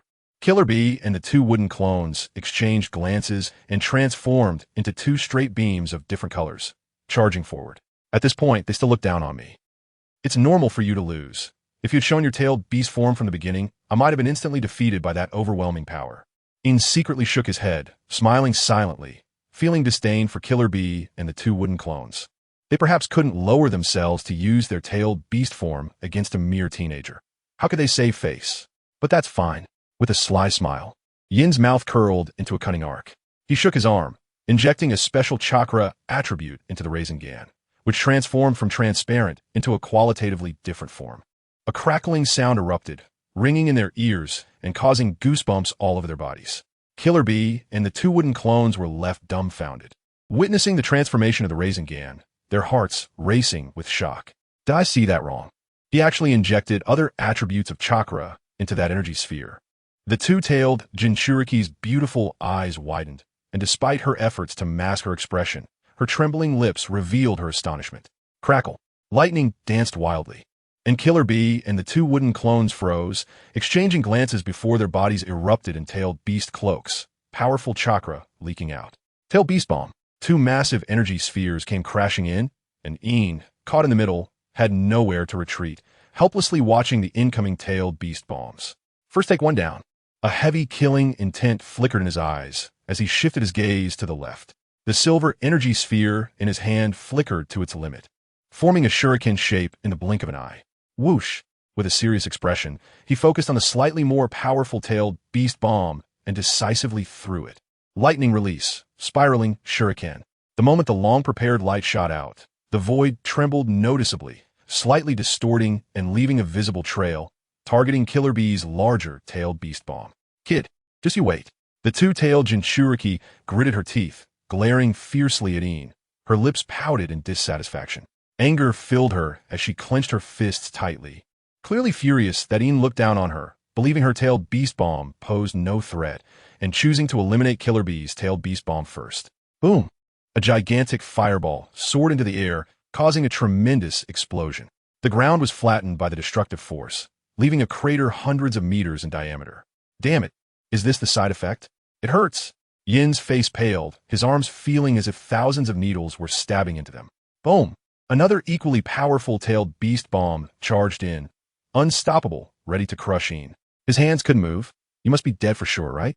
The two wooden clones felt relieved, smiling easily as they looked at the expressionless Een, ready to mock him while he was still alive when an unexpected change occurred. Whoosh! Een quickly dodged back, avoiding the tailed beast bomb's attack. Wanna run? Dream on. Seeing this, the two wooden clones' eyes flashed with killing intent. Their chakras surged, completely unleashing their tailed beast transformation, and a giant blue cat demon descended from the sky, opening its mouth to unleash several massive tailed beast bombs. Run? Yin's mouth curled into a smile as he calmly ran towards the east, where all the dormant volcanoes were located, his intended destination. Everything would come to a complete stop. Chapter 56 Conclusion. Killer Bee's rugged old face wrinkled in a frown. After several brutal battles, he had learned enough lessons. The upcoming fight could not be approached carelessly. He had a new understanding of Silver, who was definitely a cold reaper disguised in the skin of a young child. Be careful, that little brat is problematic. Before Killer Bee could finish his sentence, a powerful wave of energy ravaged the entire island, and the acrid smell of gunpowder spread. The island has been destroyed? Looking at the distant mountain peak where firelight flickered, Killer Bee was astonished. The dormant volcano was struck fatally and erupted again, with rolling red-hot magma spilling out of the crater. The appearance of magma caused the temperature of the entire Kirigakure to rise rapidly. Not big enough, not hot enough. We need to do this a few more times. Silver sighed lightly, revealing a look of regret, then continued running towards the volcano, shouting provocatively, just a stinky cat. You're nothing but a watchdog for the Kumobikure. One day, when you're no longer of use, they will be the first to deal with you. You will die. The fully transformed Two Tails, a beast made of wood, became furious, and the whiskers at the corners of her mouth stood upright. Roar! She opened her mouth, releasing a massive tailed beast ball that formed instantly, even faster than before due to her anger. What is this guy planning? He must be doing this on purpose. He definitely has an unknown objective. Killer Bee's entire face was scrunched together as he pondered Silver's intentions.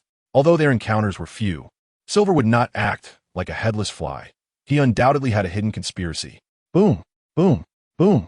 With several loud explosions, the unstoppable tailed beast ball was invincible, annihilating anything it touched, turning it to dust in an instant. Swish, swish, swish.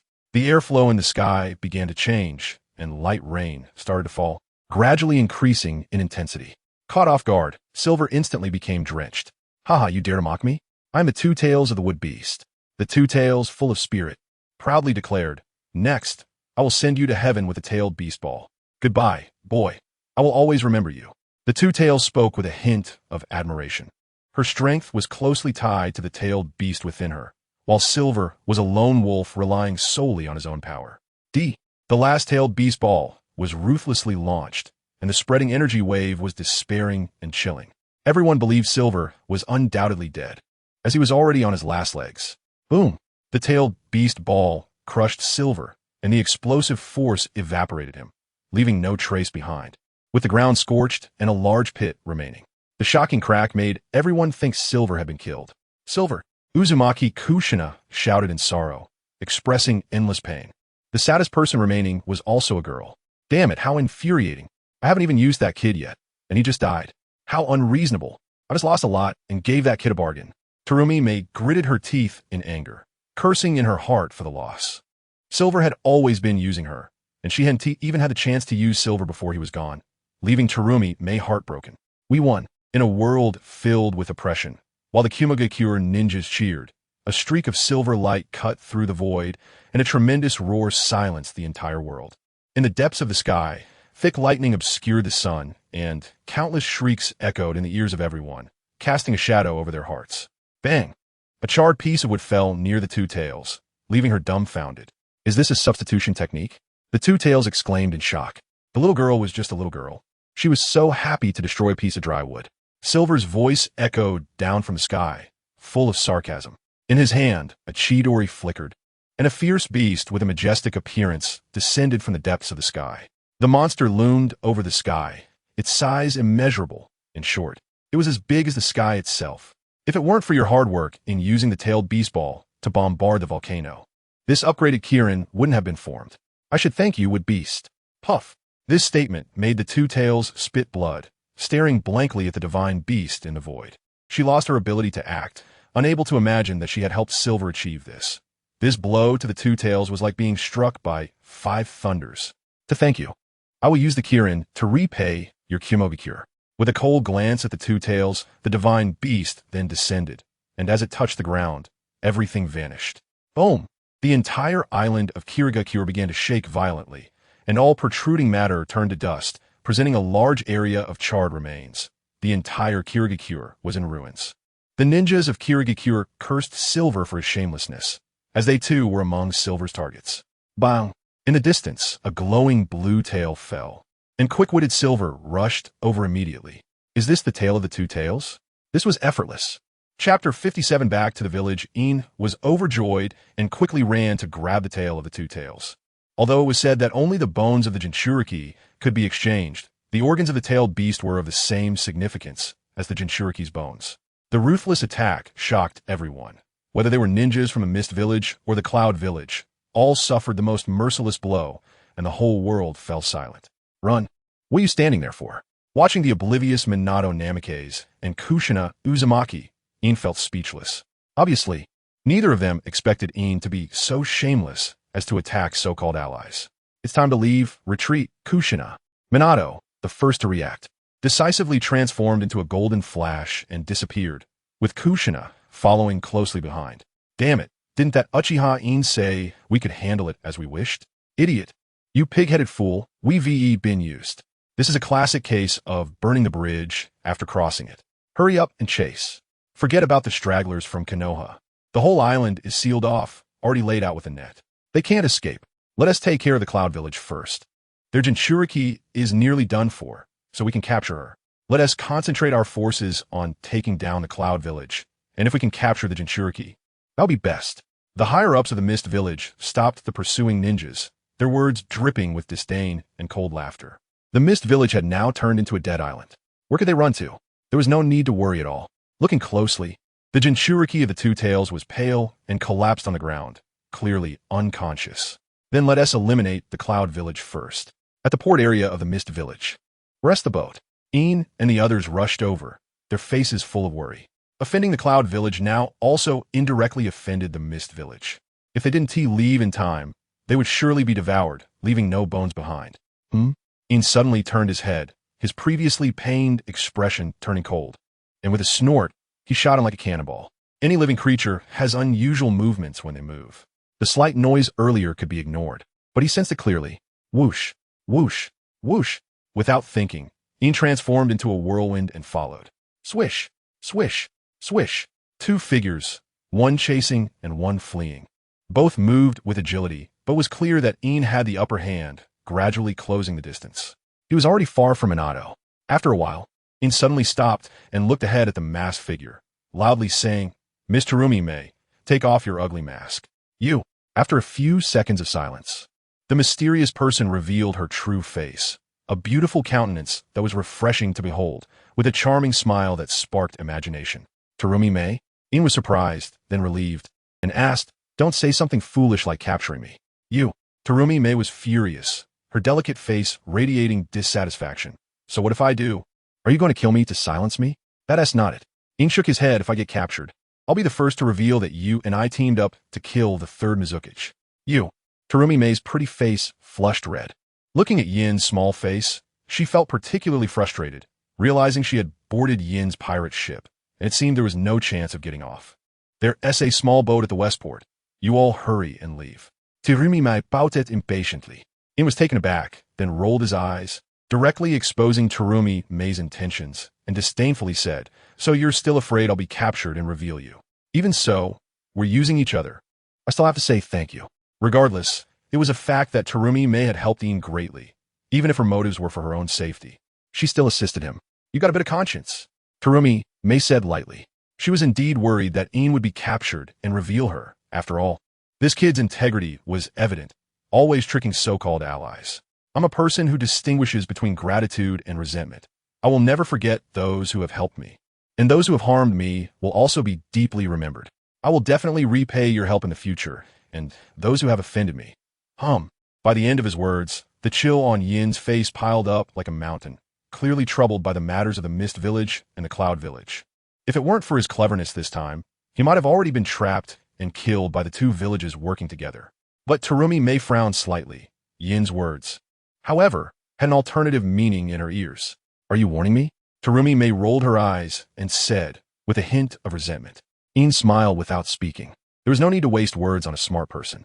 Speaking too plainly was actually not good. There were things that didn't need to be said, and she would understand what he meant. After chatting for a while, Yin and his group finally left and embarked on their journey back to Konoha. Chapter 58. The Alliance of Two Villages. Time flies, and in the blink of an eye, half a month has passed. Despite the constant bumps along the way, the three finally returned safely to Mist Shadow Village. Wave Wind Minato relayed all the hardships and challenges they faced to the third Hokage, which shocked the entire Konoha. "Mist Shadow Village is going to ally with Cloud Hidden Village? Damn it, they were actually trying to set us up? It's terrible." If it weren't for Wave Wind Minato and Uzumaki Kushina, Konoha would have likely faced a major disaster this time. "I've heard that Uchiha Jin lost one of his eyes." "Lost an eye? What use does he have now?" "It seems he was just rising to prominence and is now going to be useless." "What a pity. Losing an eyesight. TCH. Someone like him is a burden at best. Do you expect him to save the world? Don't be ridiculous." In just 2 or 3 days, Jin and his companion's names spread throughout Konoha, becoming a topic of interest for many, yet opinions on Jin were mixed, with most people holding a skeptical attitude. Jin, however, didn't care. From the attic of his home, he looked down at the people passing by, his heart exceptionally cold, like stone, devoid of any feelings. He could hear the conversations below clearly. Wave Wind Minato told the third Hokage everything about Mist Shadow Village, which was then conveyed to the entire Konoha, but everyone dismissed it, believing that Wave Wind Minato was intentionally elevating Uchiha Jin, fighting against a large number of Cloud Hidden Village ninjas? Absolutely impossible. No matter how talented, he is just a 12-year-old child. These people, forget it. I can't be bothered to argue with you. Reputation means nothing to me. Such things are useless. Pulling the curtains, Jin walked downstairs. As soon as he opened the door, blinding light shot into his eyes, and he instinctively raised his right hand to shield his left eye, looking up at the sky through the gap between his fingers. A trace of loneliness flashed in his eyes. Konoha, like this glaring sunlight, is not suitable for me. Jin sighed with a weary tone, his dry lips filled with confusion. He had thought about leaving Konoha, but at least he needed a suitable place to go, and right now, there was no suitable settlement. Leaving Konoha would mean sleeping rough. "Jin, what are you sighing about?" A graceful figure caught his eye, with red lips and white teeth, her features well-defined, and her bright eyes particularly captivating. "Red? So it's you." The pale complexion faded away as Jin wore a gentle smile. The girl was called Hinata Yuhi, one of the few people Jin knew in Konoha. "You've been making quite a name for yourself lately. I didn't know you were so capable, managing to help Uzumaki Kushina and the others escape from Mist Shadow Village." Hinata Yuhi admired, her eyes sparkling. It's something even a Jonin might not accomplish, but you managed to escape from Mist Shadow Village. That's impressive. Upon hearing this, Jin cast a faint glance at Hinata Yuhi and said softly, "That might just be a rumor. I'm just an ordinary person. There's no need to make a big deal out of it.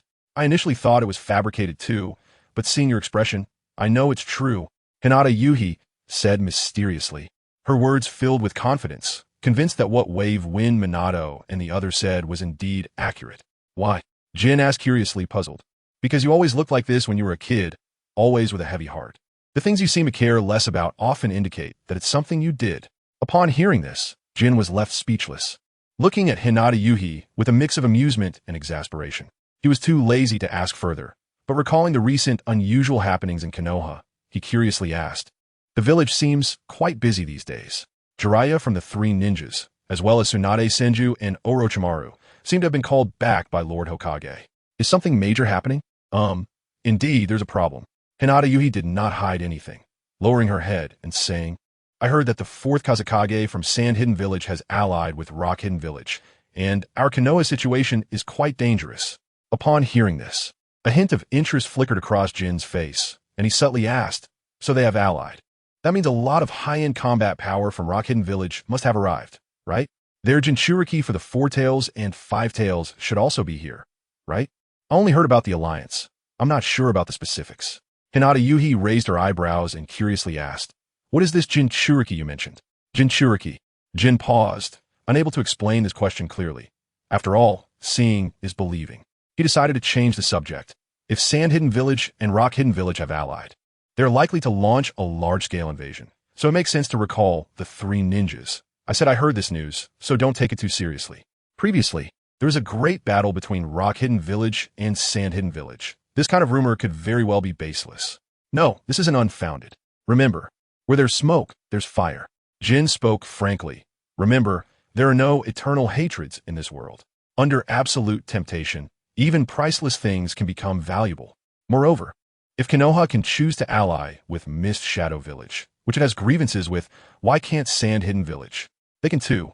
And this presents a huge opportunity for Jin. Chapter 59. Are you encouraging me to sell my son? Shiri Hong's pretty face was filled with complexity, and her understanding of Een was rather intricate. It was this incomprehensible existence that left her puzzled. After a long pause, Shiri Hong's expression turned into a self-mocking bitter smile as she helplessly said, "All along, you have been the odd one among our peers. Everyone else thinks you are crazy, but they're the truly ignorant ones." No one could understand what Een was trying to say. Most kids their age were still thinking about how to play, rather than expressing incomprehensible ideas like Een did. As a result, he had always been treated as an outsider. "My head hurts a bit. I need a rest for a while." "Sorry, Hong, you should go back first." Een rubbed his temples, looking apologetic. "Okay, then take care of yourself, and don't go outside. It's really windy out there." With a smile, Shiri Hong advised, "I will," raising his hand and smiling. Een gave her a reassuring look. In the farm world, "Master, are you sure you want to exchange for the 8 Tails tentacles, the 2 Tails tail, and the 6 Tails Jinchuriki's hand bones?" In the warm world, a girl's heavenly voice echoed, and Luexan squinted her eyes into crescent shapes, her rosy cheeks looking very cute. "Let us exchange." Waving his hand in pain, recalling that he could exchange for 300 points, he could only endure the heartache. "No problem. You still have 100 points left from before, so now you'll have 400. Luexan smiled brightly, her eyes sparkling with cunning as she said, 400 points can buy quite a few bones, for example." "Shut up." Een snapped with a straight face. "Stop tempting me. Those points are for purchasing speed fertilizer." "TSK, you stingy person." Luexan pouted in dissatisfaction. "By the way," remembering the shortage of points, Een asked eagerly, "Is there any other way to earn points besides hunting Jinchuriki? Although the bones of a Kainu are important to me, I can't harm Uzumaki Kushina for power. She has treated me with great kindness." Thinking of Uzumaki Kushina, Yin's cold heart softened, feeling truly reluctant. She had helped him a lot, and to repay kindness with hostility would be worse than a beast. "Of course there is." Luexan patted her chest and urged, "My dear little master, I forgot to tell you before that there are many ways to earn points. For example, if you destroy the entire Uchiha clan, you can earn 100 points. That is not easy, though. Even though I parted ways with the Uchiha clan, I would be exhausted after destroying them. Do you think Konoha would let me go?" Een frowned and retorted. Eliminating the Uchiha clan was fine, but he would also be worn out, which wasn't worth it. He. Lu Xen suddenly let out a creepy smile, her eyes shining as she leaned close to Yin's ear and said lewdly, "Besides that, there's one most evil and profitable way to earn points. Take a girl's first time and then plant her in the farm world." "Shut up." Upon hearing this, Yin's mouth twitched, nearly suffocating from holding back his breath. The most shameless part was that he would have to plant someone else's first time, and presumably, after it bloomed, he would have to sell it. TSK, but this method is the most effective. Lu Xin pouted dismissively, saying in a very perverse manner, after blooming, "A cub will be born, worth 1,000 points. Damn it, are you kidding me? I fight bloodily with Jinchuriki, and every time I get only 100 points. But this one time it's 1,000 points?" Yin's mind was filled with countless curses, spitting saliva everywhere as he angrily shouted, "Give me a reason." "A reason? Of course. There is. Actually, the conditions are quite harsh." Lu Xin remained calm, saying, "First, the target is restricted. It must be a female Jinchuriki. For example, if you take the two from Muki, what you get can be used as an embryo for the cub, raised in the farm I recently built. Once matured, you can earn 1,000 points. Even if you sell the born cub directly, you can still get 500 points. Is it really worth that much? No way. This is equivalent to encouraging me to sell my son." Coming back to his senses, Yin cursed fiercely. Chapter 60 Fates Encounter Silver glared fiercely at Lachine, wishing he could just bite her to death. He knew this little girl had no good intentions, deceiving him into selling his son. Her heart was extremely malicious.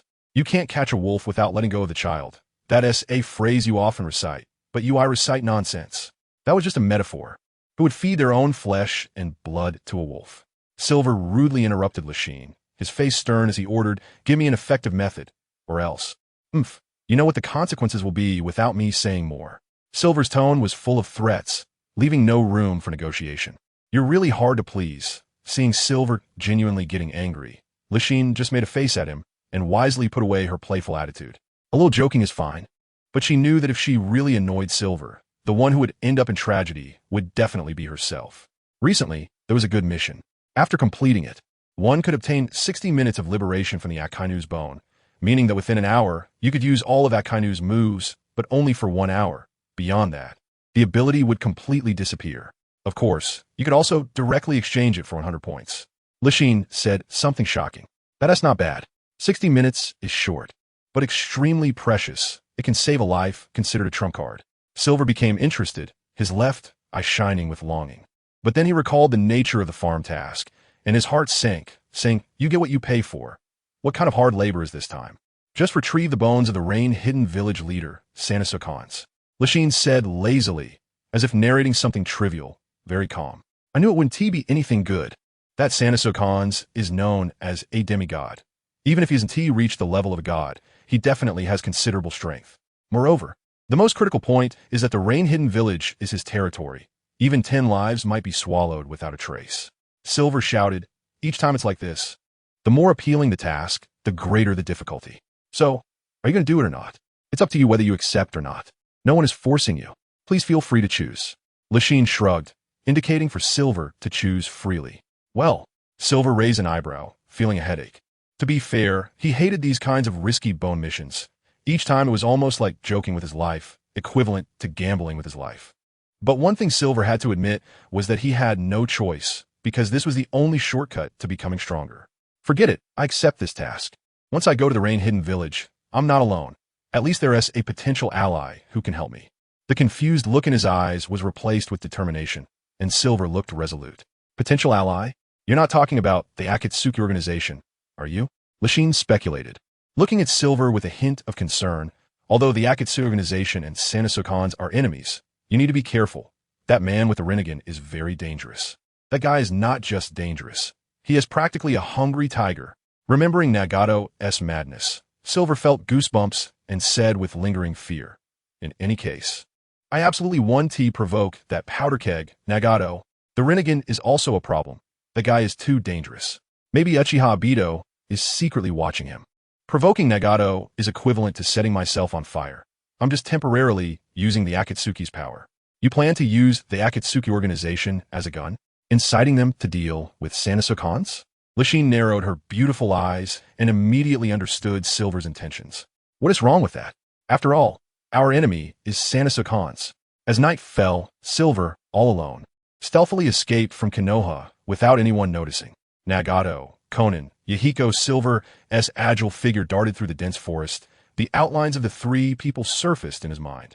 Remembering the terrifying strength of Sanasukan's, his determination to join forces with the three became even more unshakable. But how can I make those three trust me? Those young people are very guarded. It's difficult to blend into their team. Silver pondered strategies, casting morality aside. If he could leverage the current power of the Akatsuki, it wouldn't matter if he acted a little despicably. Whoosh, whoosh, whoosh. At that moment, sharp sounds of breaking air came from the front. Silver was taken aback, raising his only remaining right eye, amplifying the three tomoe Sharingan to the extreme. Under the black night sky, the silhouette of a girl appeared in Silver's pupils. It's actually her? Chapter 61. Arrival at Rain Hidden Village. The disheveled girl was none other than the two Yuki people encountered a few days ago. Miss Yuki, what brings you here at such a late hour? Silver asked as she stood on a branch, her gaze fixed on the two Yuki people, who were also standing on branches, confronting her in a tense and solemn atmosphere. How dare you ask what my business is? You little brat. I'm here to tear you apart. The two Yuki people gritted their teeth, filled with rage. At that moment, she was in tattered clothes, her once delicate face now covered in dirt, and her gem-like eyes had lost their luster, shrouded in an invisible layer of dust, looking utterly disheveled. What does it have to do with me? Your being hunted has nothing to do with me. Don't try to pin the blame on me. Hearing the cold and hateful tone from the two Yuki people, Silver, who was perplexed, also showed deep hostility in her words. Well, I'm not interested in you. You'd better get lost quickly. It's because of you that I've been resented by the ninjas in my village. Everyone looks at me with extreme hostility now. Even Lord Third Raikage has decided to extract the tailed beast from me and find a more suitable Jinchuriki to replace me. The two Yuki people sounded despondent, their tone filled with disappointment. I see. I used your power to break the siege of Cloud Hidden Village and killed quite a few people from your village. Yet everyone blames you. But you are still a Jinchuriki, a powerful asset for the village. They shouldn't just kill you off. Silver softly comforted, indicating that the two Yuki people need not worry. You sit there talking without feeling any pain. The status of a Jinchuriki is unquestionable, but it also makes you a target of everyone's disdain, especially now that I've caused the deaths of people in the village and become someone everyone wants to hunt down. The Raikage can find someone close and trustworthy to replace me. At this point, the two Yuki people were filled with despair. Is that why you want to take revenge on me? Silver sneered, her words dripping with sarcasm. Who do you blame for your greed in Cloud Hidden Village? This is self-inflicted. Stop whining about it, you foolish and ignorant woman. Moreover, take this opportunity to see the true nature of the ninjas from Rain Hidden Village. You should thank me for that. War is about life and death. But thanks to you, I've escaped the village. Unless I bring back your head, I will never be able to return to Cloud Hidden Village. So, I will borrow your head for a moment. After saying that, the two Yuki people's fingers elongated into sharp claws, and their bodies leaped toward Silver. Whoosh, whoosh, whoosh. Seeing the shadow rushing towards her, Silver's remaining left eye emitted a strange light as she swiftly dodged several times. Thud, thud, thud. Silver's movements were extremely clever, easily evading the attacks from the two Yuki people while shattering the branches beneath her feet, remaining unharmed. Going to Rain Hidden Village first. It's not worth it to delay for this little girl. With a deep glance at the two Yuki people, Silver decisively chose to leave, glancing back at the determined face of the pursuing Yuki people as she departed. Two Yuki people, I hope you can be more sensible, but if you push me too hard, don't blame me for being ruthless. Silver murmured to herself, recalling the bizarre exchange tasks in the farm world. An agitated dog would jump over walls. Pushed to the limit, Silver would break through the heavens. Time flew by, and in just 3 or 4 days, Silver finally felt the presence of Rain Hidden Village. During this time, she spent a lot of time shaking off the pursuit of the two Yuki people. After nearly another day, she finally learned about the whereabouts of the Akatsuki organization. In the rain-soaked world, a figure wearing a conical hat walked alone, looking very lonely, with a hunchback that seemed out of place in the world. Using this outfit to ambush the Akatsuki, it would be best to kill a few high-ranking members of the Akatsuki. That way, they will truly start fighting among themselves, and I can take advantage of the chaos. Silver's eyes gleamed with a sinister light as she wore the attire of a Rain Hidden Village ninja. Nagato is unreliable, even if he hasn't fully mastered the Rinnegan. His strength is extraordinary. As for Konan, she has a bloodline limit, so her strength isn't weak either. That leaves only Yahiko, who should be easy to deal with. After all, he is the current leader of the Akatsuki. Killing him should be enough to ignite the conflict between both sides, then shift the blame onto Hanzo the salamander, allowing me to find a good opportunity to take him down. With a plan in mind, Silver became exceptionally ruthless as she made her way to the Akatsuki's base. As for Yahiko, she could only say sorry. Since he was going to die anyway, it was better for her to benefit than to be used by someone else. Moreover, this world is inherently cruel. Survival of the fittest is the law of nature. Without power but standing in the most dazzling position, one is destined to be eliminated. Chapter 62, Xiao Nan picking soft persimmons, is a simple truth that everyone knows, and Silver is no exception. It should be over there. Looking at the distant abandoned steel world, Silver walked over.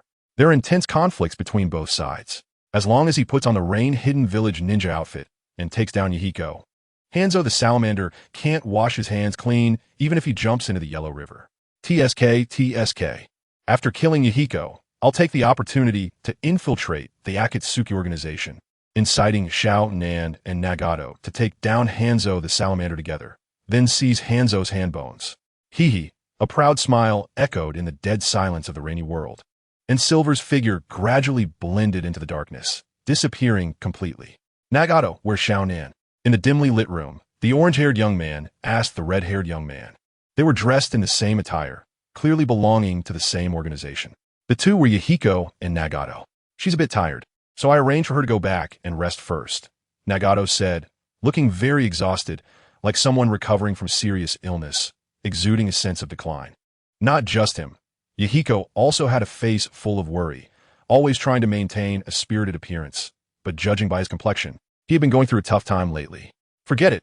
Let's not disturb Xiao Nan. Let her rest well. A girl has been hanging out with us for so long. I know it's hard on her.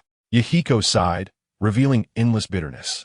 Although the Akatsuki organization is rising rapidly now and can compete with Hanzo the salamander, who is known as a demigod in the rain-hidden village, Akatsuki is still a newcomer and has obvious shortcomings compared to Hanzo, who occupies most of the resources in the rain-hidden village, leaving very little for Akatsuki to develop. Let's take it step by step. If it really doesn't work, we'll just have to tear our faces apart. After all, this world is ruled by the strong. Nagato smiled gently and patted Yahiko's shoulder in comfort. What kind of place is this? Silver complained with rising resentment about the hidden base of the Akatsuki organization. The current Akatsuki is different from the future. It has many members, so they set up a lot of tents, making it really hard to find Yahiko's location. It should be over there. Looking at the room with lights in the distance, Silver's eyes lit up, and he floated over like a ghost, silently. As everyone knows, Yahiko has a strong sense of responsibility and does everything personally, so he often works late into the night. The surrounding tents and few buildings were all dark, and only the buildings in Silver's eyes were lit up, likely indicating that Yahiko was working late at night on documents. After sending you to the heavens, you won't have to be so tired anymore. Thank me. Creak. Gently pushing the door open, Silver peeked in, searching for Yahiko's trace. Is he there? Shifting his gaze, he noticed white mist rising from the depths of the room, and a cold light flashed in Silver's eyes as he rushed in. The scene that invaded his sight was completely different from what Silver had imagined, even contrary. The words that were about to come out of his mouth were abruptly cut off and instantly retracted. 100,000 grass mud horses galloped through Silver's heart, his face turning green, realizing he had mistakenly stumbled into some girl's bathhouse again. It's better to leave early. This is clearly not Yahiko. Just as Silver was about to retreat, a girl's crisp and pleasant voice came from inside. Yahiko, Nagato, is that you? I'll be out in a moment. The girl mistakenly thought it was Nagato and Yahiko, quickly putting on her clothes and rushing out in a flash. Damn it, from that voice it sounded like Xiao Nan. Silver was instantly petrified, looking around in shock. It was neither Yahiko nor Nagato, but rather the sound of him accidentally bumping into a table, causing a creaking noise. Gulp. Silver tensed up, cold sweat pouring down, as Xiao Nan was about to walk out of the bathing room. Chapter 63. Great battle with Conan. Silver, with an old and darkened face, hid and watched the approaching figure, his face alternately turning pale and flushed. Since it had come to this point, there was no choice but to take the initiative. If I get caught, my entire plan will collapse. The hesitation in his heart transformed into determination, and a fierce light flashed in Silver's eyes. Fire release. Great fire dragon technique. A massive fire dragon surged forth, ruthlessly rampaging towards Conan. Damn it, who the hell is this? Sneaking a peek while someone is bathing. You scoundrel, don't you have any shame? Seeing this, Conan's small face was filled with shock, her thoughts nearly collapsing. No matter who you are today, I will kill you. With a chilling, killing intent. Conan became like a demon, exuding an astonishing aura of ruthless slaughter, the cold air isolating her from the world, resembling a goddess of ice and snow. Countless paper pieces floated from her body, transforming into thousands of snowflakes that flew out. Boom! Boom! Boom! The moment the fire dragon made contact with the paper scraps in the sky, a violent explosion occurred, and the imposing fire dragon burst apart, scattering flames everywhere. Is that all? Seeing this, a disdainful smile crossed Conan's lips, her tone calm and full of confidence. At the same time, the paper pieces on her shoulders trembled, extending into wings entirely made of paper, soaring into the sky, with Conan herself dramatically flying through the air. Paper jutsu, dance of the paper. Chakra erupted from her body, and with a flap of her wings, she summoned a fierce storm, her speed increasing tremendously, crossing several meters in an instant. Her gaze disregarding the distance as she saw the outline of the mysterious intruder. Wearing a mask? From the outfit, it should be a Rain Village ninja. Tell me who sent you, or I will blow you to smithereens. Her face was covered with a chilling aura, and Conan's killing intent grew. No comment, Silver replied, knowing he couldn't directly say he was sent by Hanzo the salamander. Moreover, he was 100% certain that even if he confessed his identity, the rampaging Conan would blow him to pieces, burning oneself. At these words, Conan's killing intent intensified, the airburst talismans flying down like a torrential rain. Her cold gaze scrutinizing Silver as if he were a dead person, the hatred dissipating with the wind. Perhaps in her eyes, Silver was already a silent corpse, and there was no need for a living person to argue with a dead one. Boom, boom, boom. Under the black night sky, a vast range of flames erupted, followed by a series of explosions that created visible waves of destruction, shaking violently even hundreds of meters away. The room where Conan and Silver were located was completely obliterated, reduced to rubble. Chapter 64. The Great Battle with Conan. A violent tremor drew everyone's attention, and all the members of the Akatsuki organization stationed nearby rushed to support. Conan now held a significant position within the Akatsuki, being one of the three major leaders. This unique bloodline limit was not to be underestimated. The masked Silver's face twisted into a defiant arc as the chakra, lying dormant within him, began to surge. Since their whereabouts had been completely exposed, he had no choice but to unleash his true strength for a direct confrontation. Fiery flames erupted from his mouth. Fire style, great fire destruction. The rolling flames surged rapidly, creating a terrifying radius of 20 to 30 meters. Fool, these origami are explosive tags. This weak fire is completely useless. Conan crossed her arms and scoffed, her demeanor proud and full of confidence in her jutsu. She lowered her head, her beautiful eyes fixed intently on the towering waves of fire, while her heart was stirred by a tumultuous storm that refused to calm. Who exactly is this guy? Most of the ninjas from Mangekyō are proficient in water style. It is rare to find someone who can use such a vast range of fire style. Conan's gaze was locked on the fully armored Silver, her heart exclaiming in disbelief. Silver was clad in heavy armor and wore a mask, perfectly embodying the signature appearance of an Mangekyō ninja. Given this level of power, he must be a trusted subordinate of Hanzo of the Salamander. With a glint in her eyes, Conan speculated, while the explosive tags and flames intertwined. In just a few moments, the dark night sky transformed into a fiery red. Boom, boom, boom. The endless explosions turned into a cataclysmic hurricane sweeping in, and the Akatsuki members stationed around immediately faced disaster. Thanks to the enhanced power of the explosive tags, all the tents were ignited in an instant, turning into a sea of flames. Ah, I'm burning. Help me put out the fire. The wretched screams echoed endlessly, all falling into Conan's ears. Who are you? And this burning flame is wrong. The range should be limited. How can it burn so far? What trick did you pull? Conan's small face was filled with shock and bewilderment. The flames that should have been scattered suddenly spread over hundreds of meters. How could she not be alarmed? What concerned her most was the unmistakable foul smell in the air, which seemed to enhance the fire's burning range. The spread of the flames was evidently related to them. Just a little trick? I poured a special substance around your base in advance. Silver raised his voice, adopting an unusual tone, and grinned wickedly. Before ambushing you, to ensure safety and eliminate all of you at once, I spread a lot of fuel around your base. Thanks to the explosive properties of your paper jutsu, enhancing the flames, it was able to engulf the entire Akatsuki territory. I must thank you, and of course, I'm going to kill you. Before Silver could finish explaining, Conan's face turned green with rage, and her chakra erupted limitlessly. Her jutsu had been used to eliminate her own comrades. One can imagine her feelings. A large number of paper pieces fell from her body, all landing at Silver's feet. Boom! The ground shook violently, followed by a sharp roar. Silver was engulfed by the explosive force, and the surrounding mountains began to crack ominously. This time, you should be dead, right? I hope there's nothing left, otherwise. Conan cursed fiercely, nearly losing control again, wishing she could kill Silver 100 times along with his remains. After surveying the eerie silence around her, she finally breathed a sigh of relief, feeling particularly lighthearted knowing that the culprit, Silver, was gone. Swish, swish, swish. With keen eyes, Conan spotted a dirty ninja outfit scattered on the ground and quickly darted over to put it on, feeling reassured since it was too conspicuous to be wandering around in just a bath towel. Whoosh, whoosh, whoosh. The air erupted with successive explosions as several handsome young men suddenly arrived. Conan, you. Yahiko examined the flushed Conan closely, frowning, unsure of what to do, and found it quite strange. Conan had been with them for a long time and rarely displayed the bashfulness typical of a girl. Who did this?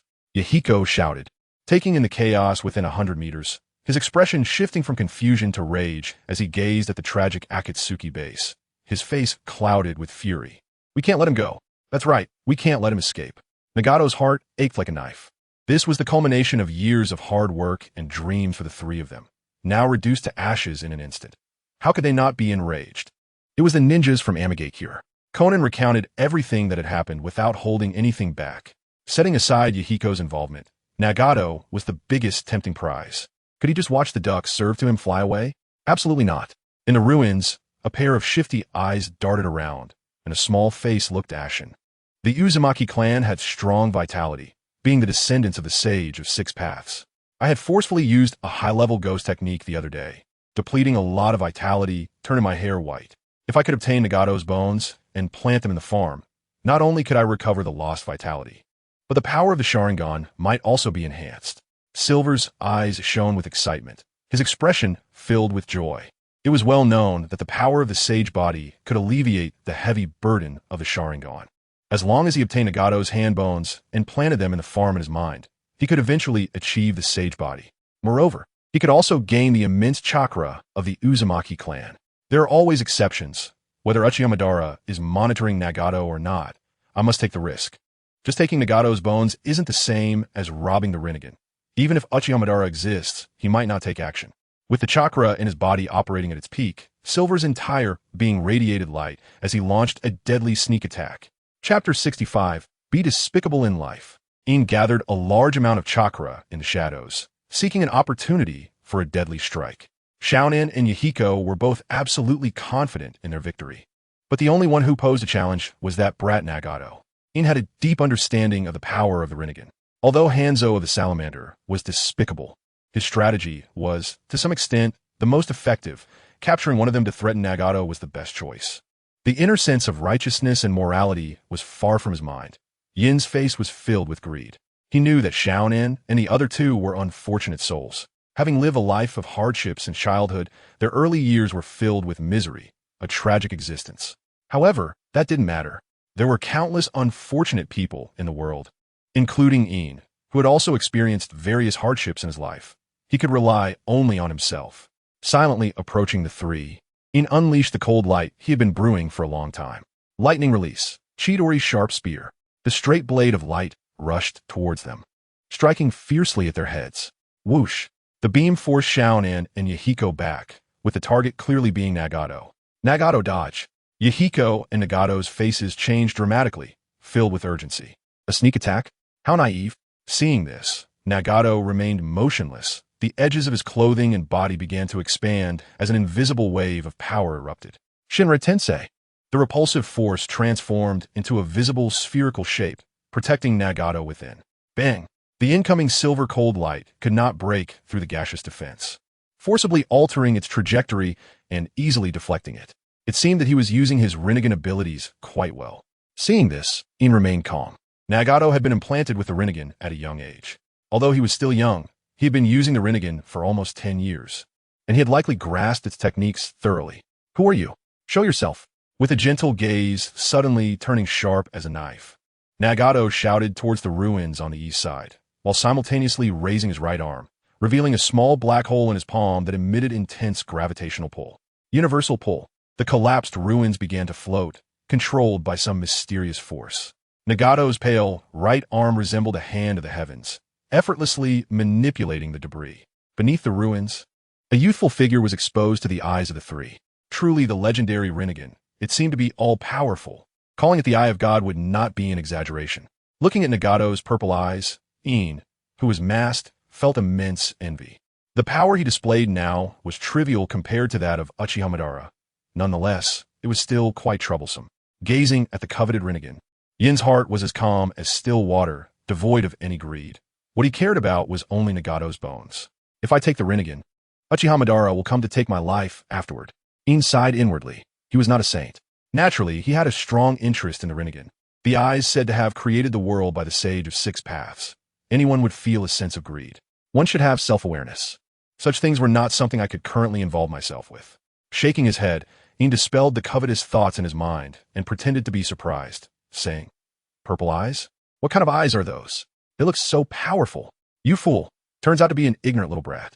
Upon hearing this, Yahiko scoffed disdainfully, his naturally optimistic demeanor shining through as he explained with a smile. "This is, Yahiko, be careful. The one who took down our Akatsuki members is him." Shounen immediately interrupted Yahiko, speaking cautiously. "Don't be deceived by his appearance. This guy is very dangerous." At such a perilous moment, Shounen emphasized her words. "Really?" Yahiko was quite surprised, raising his eyebrows as he looked around at the devastated surroundings, coldly saying, "From your clothing, you should be a ninja from the Hidden Rain village, which means you are acting on the orders of Hanzo of the Salamander." "No comment," Iin replied coldly. Directly acknowledging Hanzo would be too fake and instead might raise Yahiko's suspicions. No need to ask too much. Capturing him will reveal who the puppet master is. Nagato lunged forward, his kunai glinting ominously. Among Shounen and the other two, he was the strongest, an extreme presence in every aspect. Whoosh, whoosh, whoosh. Shounen and Yahiko exchanged glances, both instinctively launching a flanking attack from other directions. To avoid being recognized later, it's better to use techniques I'm not proficient in. Those are less likely to be seen by others. A chilling gaze shot towards Yahiko, as Yin's eyes filled with murderous intent.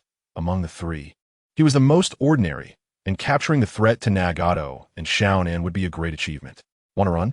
Dream on." Seeing Yin disregard himself and Shounen furiously charging at Yahiko, Nagato sneered. "Come here now." Universal pull. An irresistible gravitational force descended, making Yin's body uncontrollable, and he flew towards Nagato. "Idiot. I could not ask for a closer encounter with you. It's the perfect opportunity to chop off your hand." Seeing this, Yin sneered inwardly, offering no further resistance. As if resigned to his fate, he stopped struggling, his body flying straight towards Nagato. Yet his right hand quietly condensed an energy sphere, and as he approached Nagato, the sphere's light burst forth, its size increasing several dozen times in an instant. Rasengan, due to the inertia of the gravitational pull. Nagato's face turned dark when he saw this, wanting to dodge, but it was too late. He could only endure the rolling sphere. Boom! Boom! Boom! A violente explosion erupted, sending Nagato flying, his chest becoming a bloody mess, and in an instant, his complexion turned as pale as paper. No way. The power of the Rasengan shouldn't be this weak, and I delivered this with full force. It shouldn't just caused this superficial injury. Yin pondered silently, looking at Nagato, suddenly realizing something was off. Chapter 66. The sudden appearance of Uchiha Obito. The silver-faced figure was filled with caution.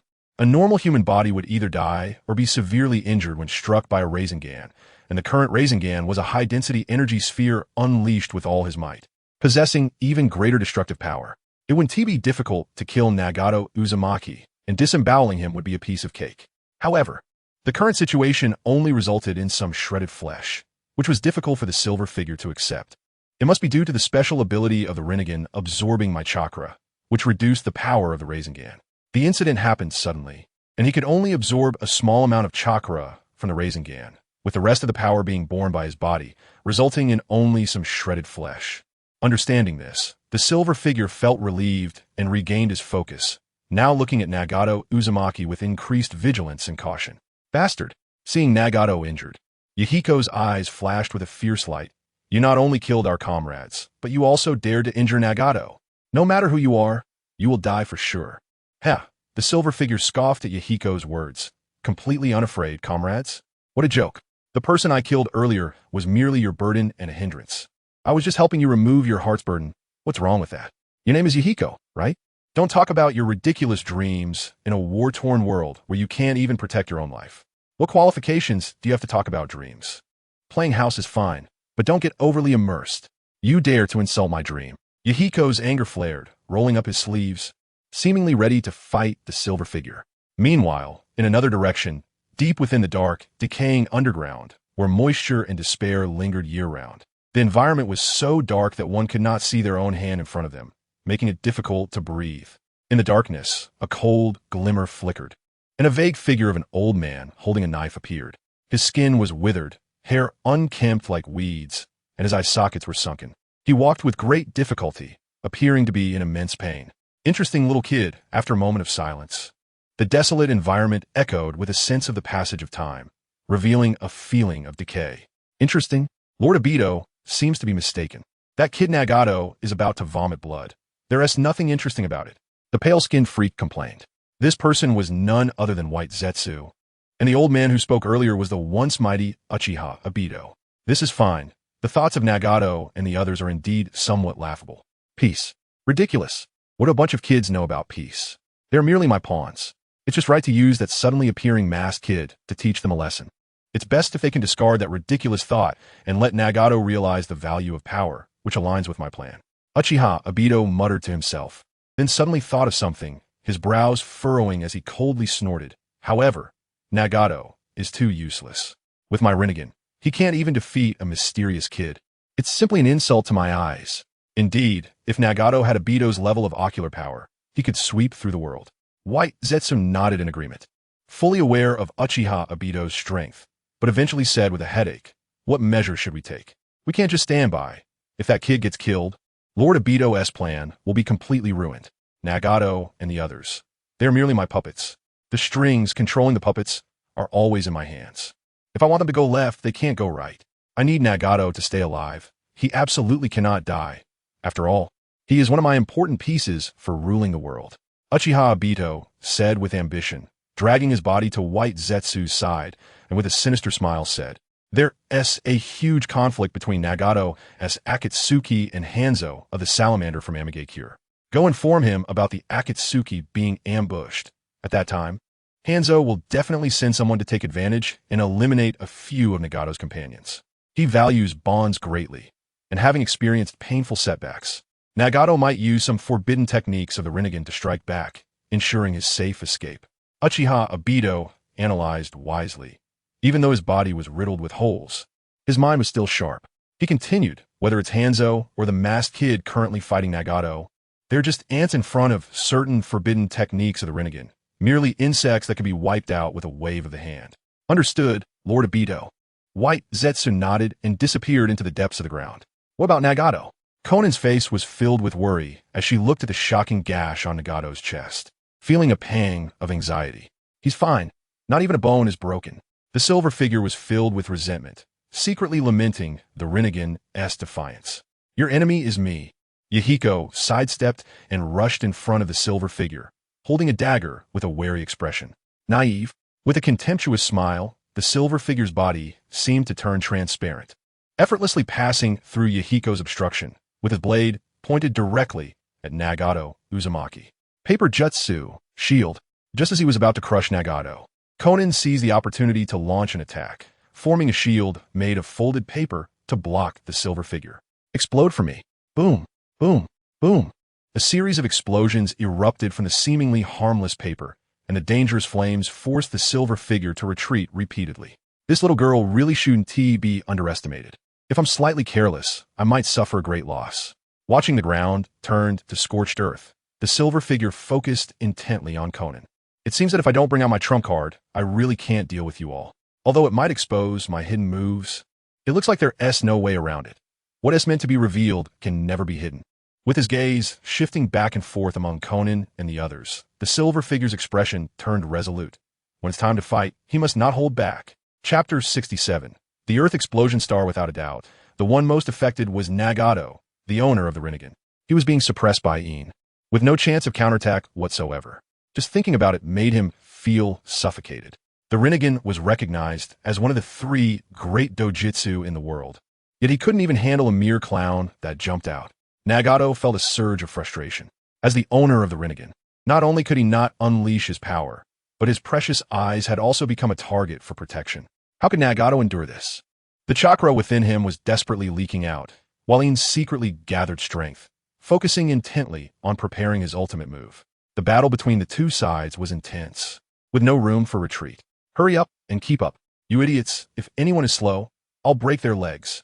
In another direction, a large group of ninjas rushed over, all dressed in standard Rain Village ninja attire. Each of them had fierce expressions, their tiger-like eyes shining brightly. This group was not to be underestimated. Every one of them was a seasoned ninja.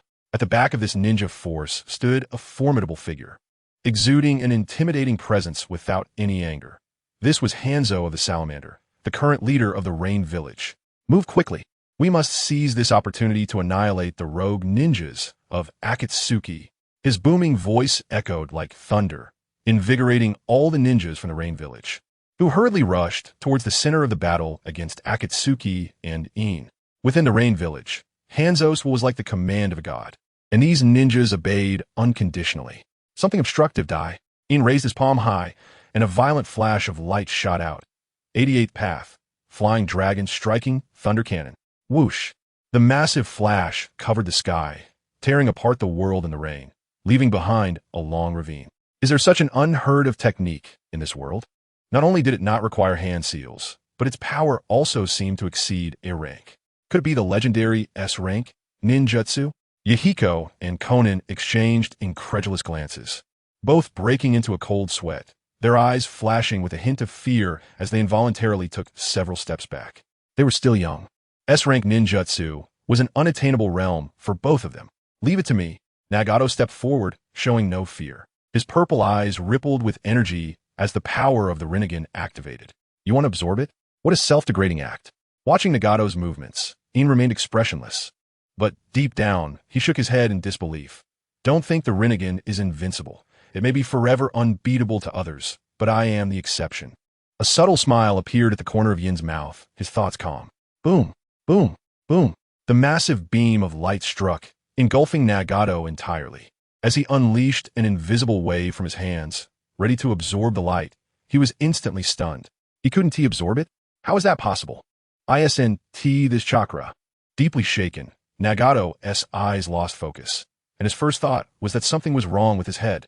The beam's attack ruthlessly devastated Nagato, severely burning him.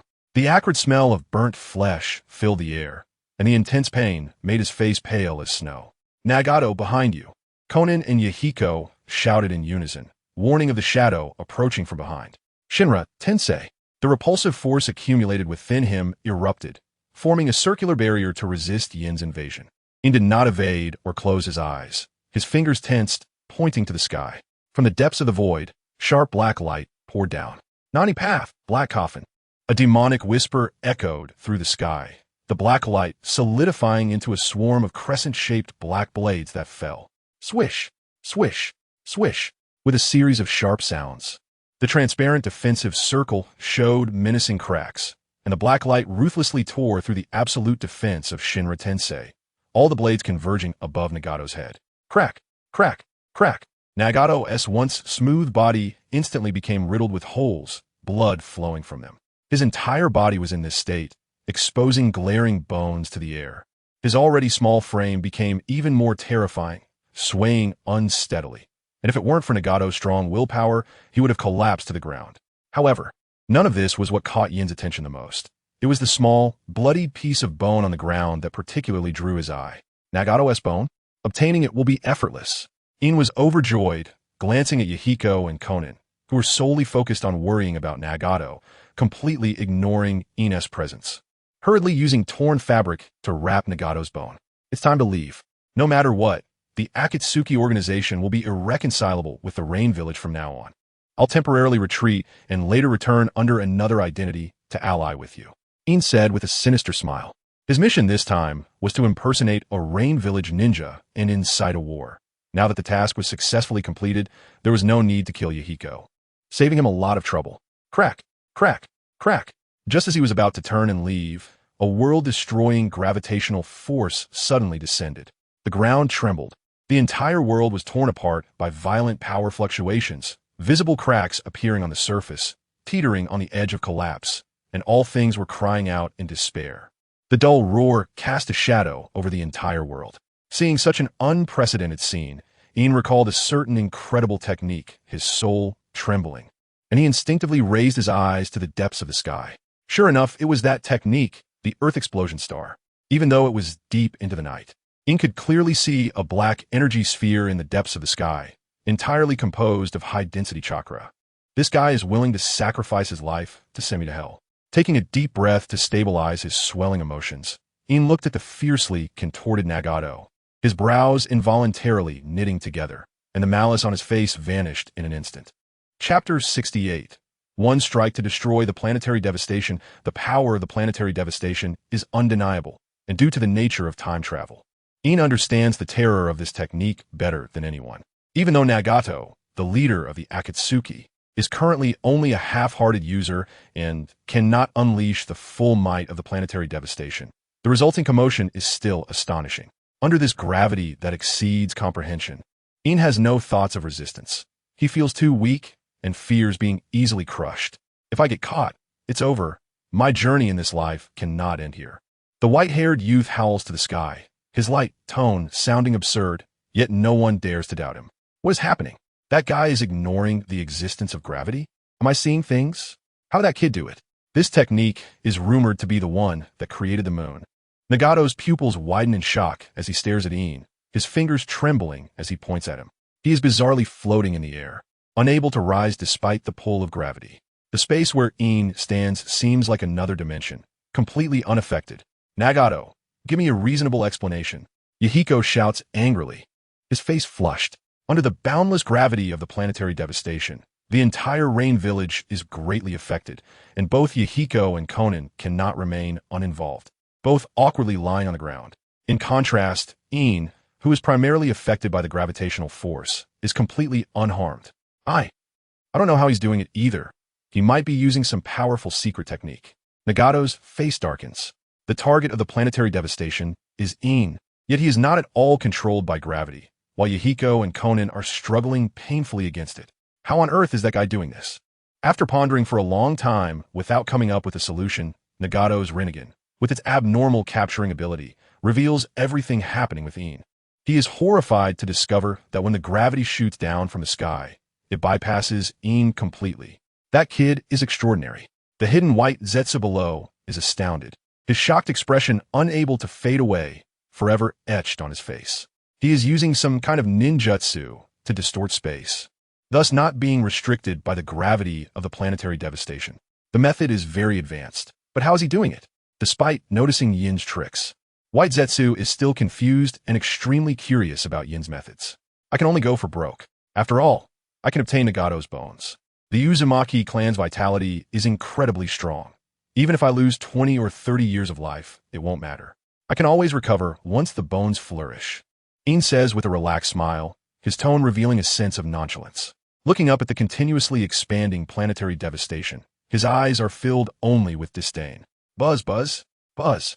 Unusual energy fluctuations spill out, and the pitch-black night begins to gradually warm up. The scorching air feels like it's boiling, making it nearly impossible to survive. Most spectacularly, the originally dark sky suddenly turns red, resembling a hell on Earth.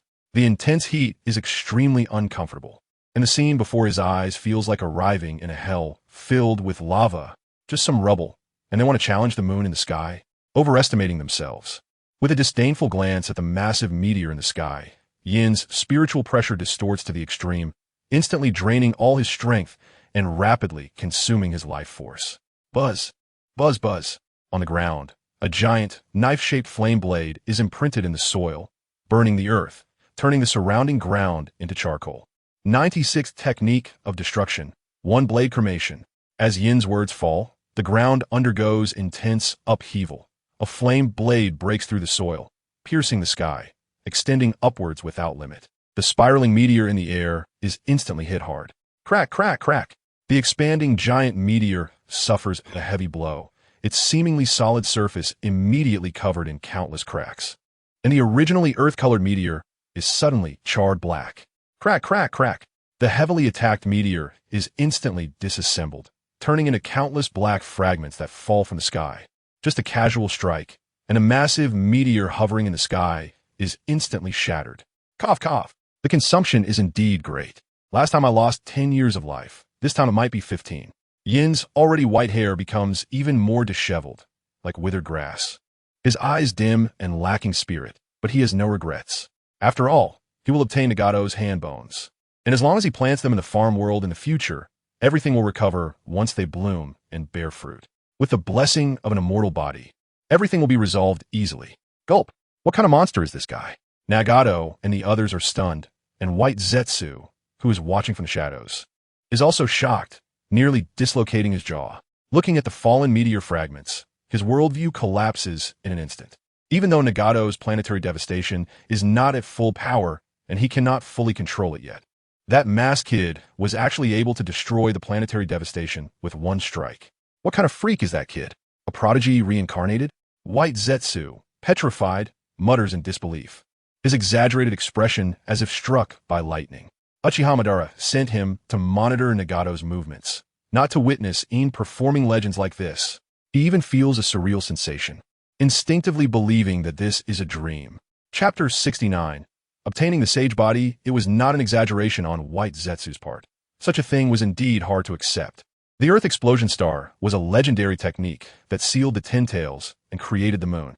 Although Nagato was far inferior to the Sage of Six Paths and not a being of the same dimension, the Earth Explosion Star was still the Earth Explosion Star, an invincible technique that could be dismissed in an instant. Who could accept that? White Zetsu could not accept it, and neither could his master, Uchiha Bito. Especially since this masked man clearly had the silhouette of a youthful body, not very old, and with his chakra greatly limited. He could still perform such an exaggerated technique. No, the technique before him had exceeded the definition of a technique. What if this kid had his eyes on the Rinnegan? Looking at the silver figure standing in the void, White Zetsu's heart began to worry. The highest ocular technique in the ninja world. The legendary Rinnegan. Who wouldn't desire to obtain it? However, White Zetsu was clearly overthinking. Silver merely cast a casual glance at Nagato and the other two and then turned away, disappearing in the blink of an eye. For now, he needed to find a place to recuperate. Using the flame of cremation had exhausted Silver, making it difficult to even move his body, let alone deal with Conan and the others. That said, although he had lost 15 years of his lifespan this time, using the flame of cremation again would have no side effects, which was a good thing. Having come to this realization, Silver smiled. One should know when to hold on and when to let go. Besides, obtaining Nagato's bone only cost him 15 years of life. So he wasn't at a loss. The excellent bloodline of the Uzumaki clan was enough to compensate. Whoosh! After a few quick movements, Silver vanished without a trace. As for Hanzo the Salamander's bones, Silver thought it best to let it go. In his current state, blindly challenging him would only lead to death. There was no rush to seek trouble later. After all, the Rain Village was under Uchiha Bito's supervision, and he could be attacked by that unprecedented figure at any time. Time flew by, and in the blink of an eye, half a month had passed. During this period, Silver had been hiding in the Rain Village, temporarily living in a hotel. In the quiet room, Silver sat cross-legged on the bed, eyes closed, his mind immersed in the farm world within his mind. It was comfortable here. Stretching lazily, he welcomed the dazzling sunlight from the east, his face showing signs of enjoyment. After participating in the Third Great Ninja War for several months, Silver had been constantly in the midst of war, rarely having the opportunity to leisurely bask in the comfort of sunlight. At this moment, Silver was a world apart from a few months ago. His hair was as white as dry grass, his face extremely pale, devoid of blood, and his whole body exuded an aura of age. This was the most obvious sign of severely overdrawn vitality. Forget it, let's get down to business. Suddenly pulling out a blood-stained hand bone wrapped in tattered cloth from his pocket, Silver hurriedly dug into the soil beneath him and buried Nagato's hand bone. Obtaining anyone's bone and burying it in the farm world would allow him to gain all of their abilities once it blossomed. The owner of the bone was Nagato, so he could obtain the sage body of the Uzumaki clan, but the Rinnegan was out of the question, as that was a Beidou's transplanted eye. Phew, that should do it. Silver wiped the sweat from his brow and was about to rest for a while when a transparent LCD screen suddenly appeared before his eyes, displaying the time required for the bone to blossom. 5 years. Whether I can live that long is still a question. I don't have time to wait. Silver's expression turned extremely frustrated, feeling a headache coming on. Although he currently had 400 points, and spending 100 to exchange for a pack of regular fertilizer would allow the bone to blossom instantly. It also meant he was further from getting Akainu's bone to blossom. Master doesn't need to worry. The blooming of Akainu's bone can wait. After all, there are many ways to earn points. However, you have seriously overdrawn 25 years of your life, and if you don't find a suitable method to resolve it, you won't last a few years. The farm spirit, Lachine, suddenly emerged, warning him seriously. Master should understand what is more important. Then give me a pack of regular fertilizer. It's only 100 points, and I have money, Silver said, suppressing his pained expression and displaying the boldness befitting a nouveau riche. The sage body could not only alleviate the depletion of vitality, but also grant him vast chakra. Spending 100 points to exchange was not a loss. Waiting for this sentence from the master, Lachine nodded, then casually took out a pack of white powder and poured it over Nagato's bone. In just a few seconds, enchanting flowers blossomed, exuding a faint and elegant fragrance, unlike any flowers sprouted from human bones. This feeling, so comfortable, as Nagato's bone bloomed. Silver's body also responded instantaneously. His hair, once as pale as grass, became shiny, and although the strands were still white, they were closer to silver. His gaze became bright and full of spirit, and what thrilled Silver the most was that his chakra surged dozens of times, even more, with no limit in sight. And the remaining power of his left, I saw a significant increase. Wow, I gained a lot of benefits. Spending 100 points was barely justifiable. But it's a pity about Akainu's bone. Silver smacked his lips, his face full of melancholy and regret. You don't need to worry, Master. Lachine smiled mysteriously, tempting him.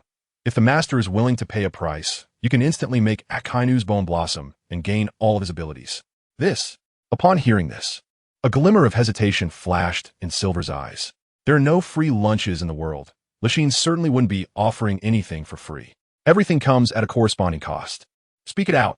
I won't lose anything anyway, Silver said.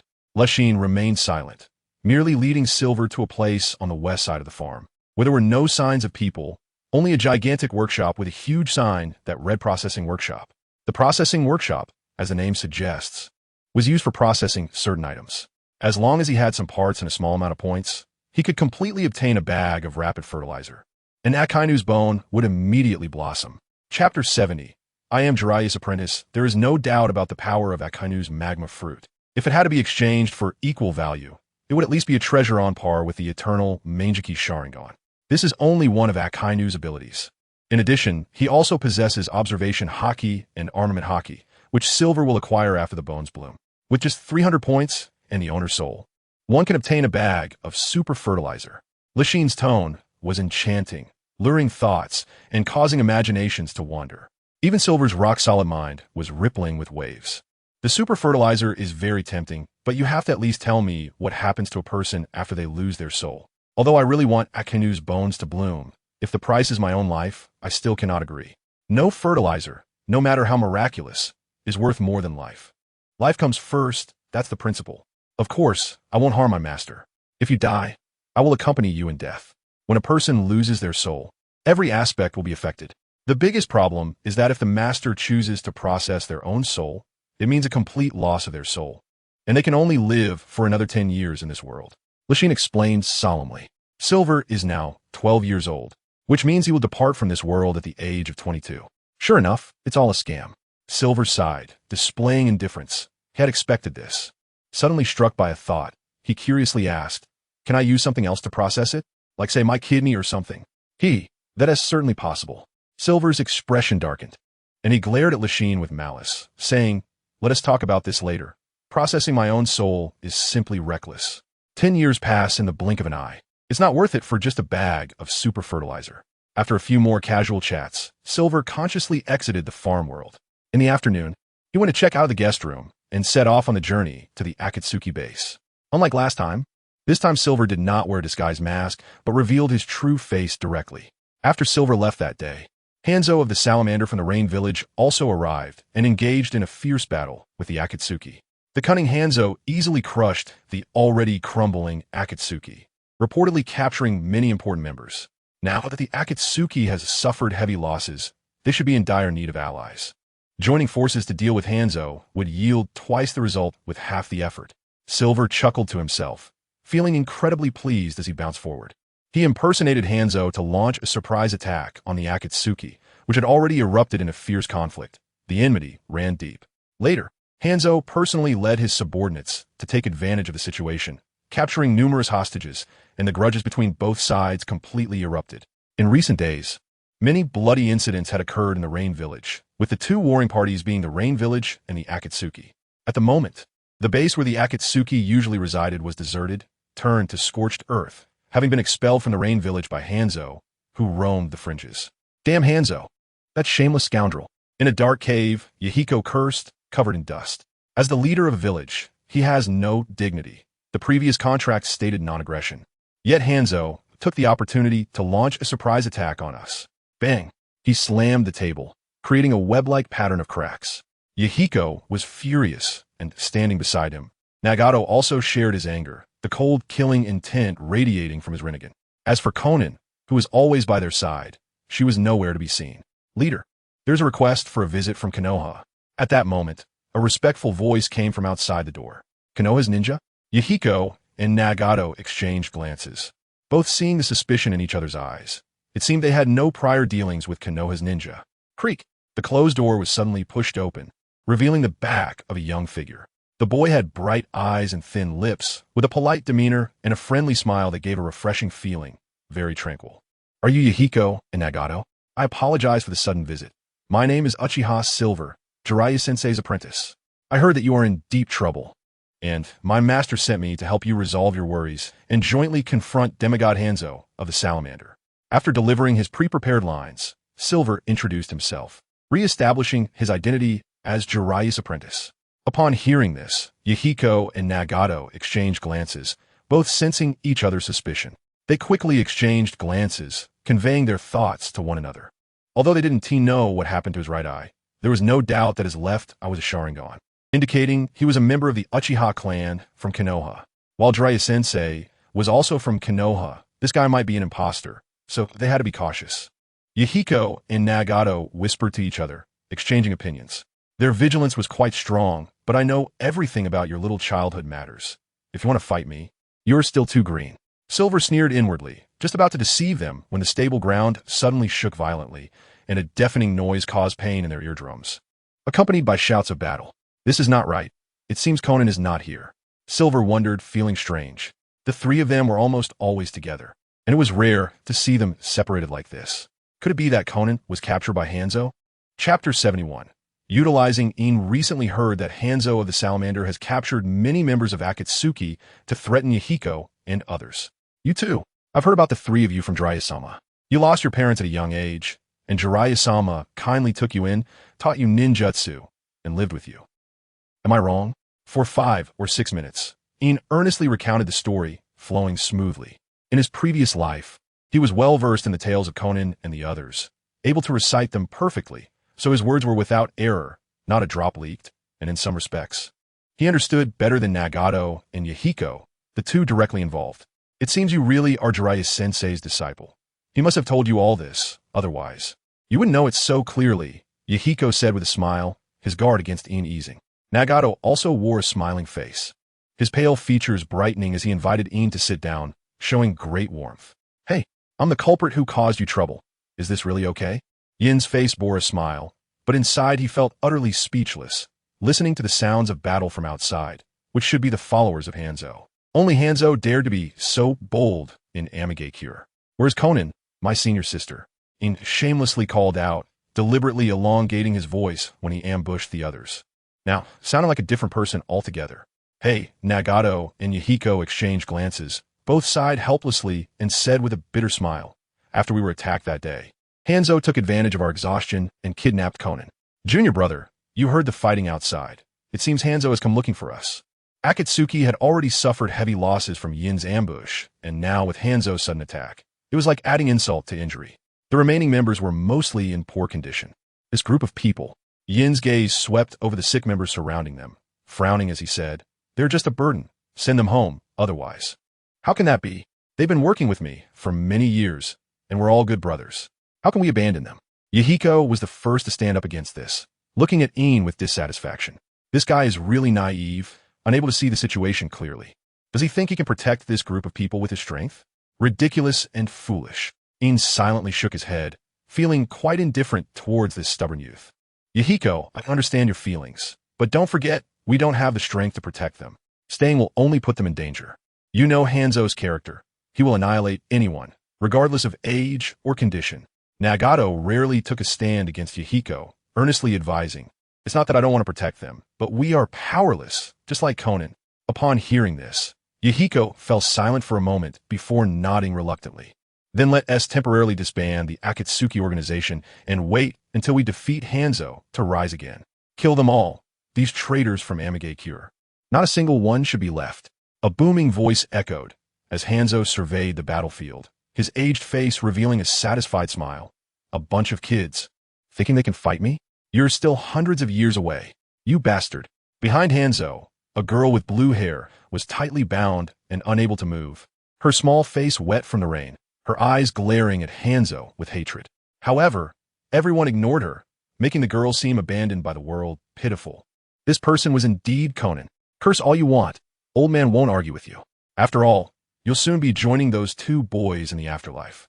I don't need to argue with a dead person. It's beneath me. Hanzo remained indifferent, a cruel smile curving his lips as he shouted loudly. "Listen up, Yahiko, the leader of Akatsuki, and that little brat named Nagato. Your companion is here. If you don't want her to be dismembered, come out quickly." The sound waves mixed with chakra spread throughout the mountainous terrain, clearly reaching the ears of Iin and others hidden nearby. "You despicable scoundrel, Yahiko, don't fall for it." Before Conan could finish, she was forcibly silenced by Hanzo's subordinates, struggling to say anything. "I'm going to save Conan." Yahiko's gaze pierced through the dense forest, looking at Conan and Hanzo on the distant mountain peak, fidgeting like an ant on a hot pan, restless, his whole body radiating a fierce aura. Like a beast filled with murderous intent. "This is a trap.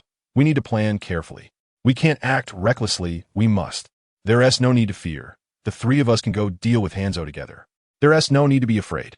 Iin suddenly chimed in, his confident tone causing Nagato and Yahiko to look at him. With them leading the Mangekyō ninjas, Iin was confident he could take down Hanzo. "Since that is the case, then let us try to kill him." Yahiko's killing intent surged. He was certainly not a good person, his whole body enveloped in a suffocating murderous aura. "I'll use you guys as free labor to take Hanzo's head, and then I'll take the opportunity to escape," Iin quietly calculated in his heart. Indifferent to the fates of the three. After all, people are selfish. Chapter 72, Thunderstorm Bragging Will Get You Struck. He was originally just borrowing the power of the three to deal with Hanzo of the Salamander. Even if they were to unfortunately fall, he would only watch silently as events unfolded. His only target was the bones of Hanzo, and nothing else mattered. After briefly saying a few words, Iin and the others left the dark cave one after another. That bastard Hanzo, Akatsuki and he are sworn enemies. The moment they stepped out of the dark cave, a wide area filled their view, a scene of devastation, with corpses piled everywhere, a sight too tragic to behold. Most of the brutally killed were members of the Akatsuki organization, slaughtered by the Rain Village ninjas, the smell of blood permeating the air. Idiots! If you had known this would happen, why did you join in the first place? These people were fine, yet you insisted on bringing them into an organization. It's normal for the ruthless Hanzo to turn them into enemies. He definitely wouldn't let them go. Iin scoffed inwardly, holding deep disdain for Yahiko, who was filled with righteous indignation. If Yahiko hadn't taken in these vulnerable groups, Hanzo naturally wouldn't have classified them as enemies. This was actually all Yahiko's doing. In this world, sometimes mercy can be a cruel crime. You little brats finally showed up. Huh, who is that kid? What is left, I seems to be the Sharingan of the Uchiha clan. It's still a 3 tomoe. I'm gonna make a big profit this time. Hanzo of the Salamander's eyes sparkled with greed and desire. Who was he to be with Yahiko and Nagato? Conan frowned slightly, a hint of doubt flashing in her eyes as she focused on Yin's back. For some reason, She felt that the silver-haired boy with delicate features looked familiar, as if she had some impression of him. She shouldn't mistake me, right? Seeing the gaze from Conan, he nodded kindly, giving her a reassuring look, signaling that she didn't need to worry. Yet inside, he felt uneasy under Conan's gaze, a sense of shame involuntarily arising. After all, peeking at someone while they bathe is not a glorious thing, and he couldn't help but feel weak inside, not daring to meet Conan's clear eyes. "You three, immediately commit suicide, or I will kill her right now." Pointing at Conan, Hanzo threatened. "Young people are still young, valuing the so-called bonds, so you intentionally lost to me." Hanzo was smug, not underestimating Yahiko and the others. To be fair, as long as these people are given enough time in the future, surpassing him is just a matter of time. But the biggest problem is that these people care too much about the so-called bonds, which is bound to leave them with vulnerabilities. Boom, boom, boom. Silver lightning filled the void, dark clouds rolled and churned, and the pitch-black night sky suddenly became as bright as day, the entire world adorned with a sense of despair. However, this time, Hanzo of the Salamander was destined to miscalculate.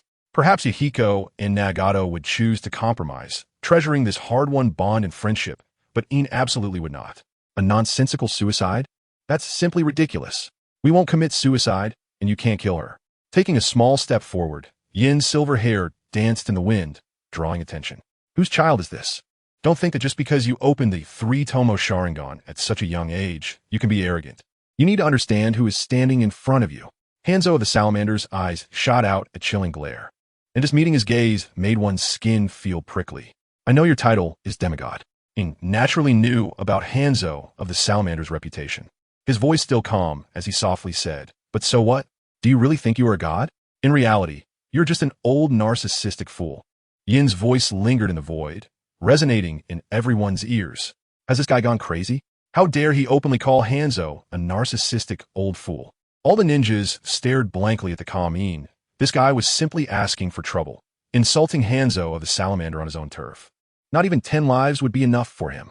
Everyone's bodies involuntarily moved away from Een, fearing they would be caught in the crossfire when Hanzo exploded with rage. "Kid, you have guts." Hanzo twisted his hideous old face, his malice increasing exponentially, looking terrifying like a vengeful spirit. "You're trying to provoke me on purpose, and then take this little girl as an opportunity to escape? Not a chance." The killing intent suddenly retracted. Hanzo of the Salamander regained a friendly demeanor. Wisely analyzing, "I'll 1T let this little girl go. Not only that, I will kill her now. Attack me." Hanzo waved his hand, his cold command filling Yahiko and Nagato with despair. "I already said you can't kill her." In Yin's hand, silver light flickered like the cries of thousands of birds, the sharp sound chilling to the bone. The solidified lightning chakra. Hanzo of the Salamander's eyes flashed with surprise, sneering. "Fool, we're so far apart. Do you think you can attack me with that? That's impossible." The distance between Een and Hanzo was at least 20 to 30 meters, so Chidori naturally couldn't reach him. The rain village is rainy all year round, and today was especially a thunderstorm. The sky was charged with a lot of lightning. "I will act on behalf of heaven to punish you. Talking nonsense on a thunderstorm day will get you struck by lightning. You can represent heaven? Kids are really kids." Speaking so immaturely, Hanzo laughed heartily, his sarcasm sweeping across the sky like a hurricane. Everyone looked at the expressionless Een with mock pity, their eyes clearly viewing him as an idiot. Even Nagato and Yahiko felt embarrassed, cursing Een for losing his mind. "I said I can act on behalf of heaven." With growing coldness in his eyes, Een raised the Chidori in his hand, and suddenly it plunged down, the void following suit. Looking up, a giant beast descended from the sky. Lightning release. Kirin. Chapter 73. The blood-spitting salamander Hans. The already dark sky suddenly lit up brilliantly, and everyone looked up in awe. The majestic beast that supported the heavens emitted a powerful roar that made the entire world tremble. Looking at the smiling silver, Hans's old face turned green. There was no need to think. This mischievous one-eyed dragon was definitely the instigator. "Damn it, I will not let you go. I will make you." Hans's words were venomous even to the end. Silver shook his head in disgust, finding the old man's words extremely distasteful. When a person is about to die, they speak kindly. When a bird is about to die, it sings mournfully. Hans is not even as good as a bird. Boom, boom, boom. The fearsome beast descended from the sky, creating an unparalleled impact. The raised ground was completely erased, and the earth cracked in irregular patterns. As for the ninjas of Mangekyō, they lay on the ground, their bodies blackened, with some even burned to a crisp by the deadly lightning, emitting a terrible stench. You bastard! Hans looked at the chaotic landscape, his eyes darkening as he nearly suffocated from shock. The trusted subordinates he had nurtured for many years were destroyed in one move by Silver, turning to ashes. Hans's heart bled. Come here, Conan. Yahiko, ignoring his surprise, yelled at the dazed Conan. Idiot, are you yelling so loudly for fear that Hans won't hear you? Silver thought, feeling quite speechless, and quickly dashed toward Conan, his dagger dancing as he killed the surrounding ninjas. What does that smell? Just then, a purple mist suddenly rose, and the scent assaulted them.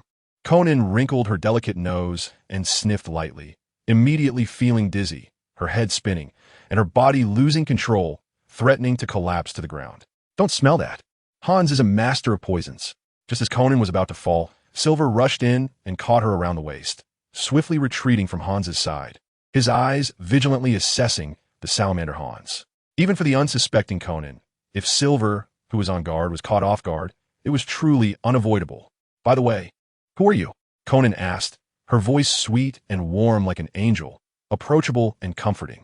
I am Drayasama's disciple, named Uchiha Silver, sent by my teacher to assist you. Silver said without hesitation, spinning a tall tale.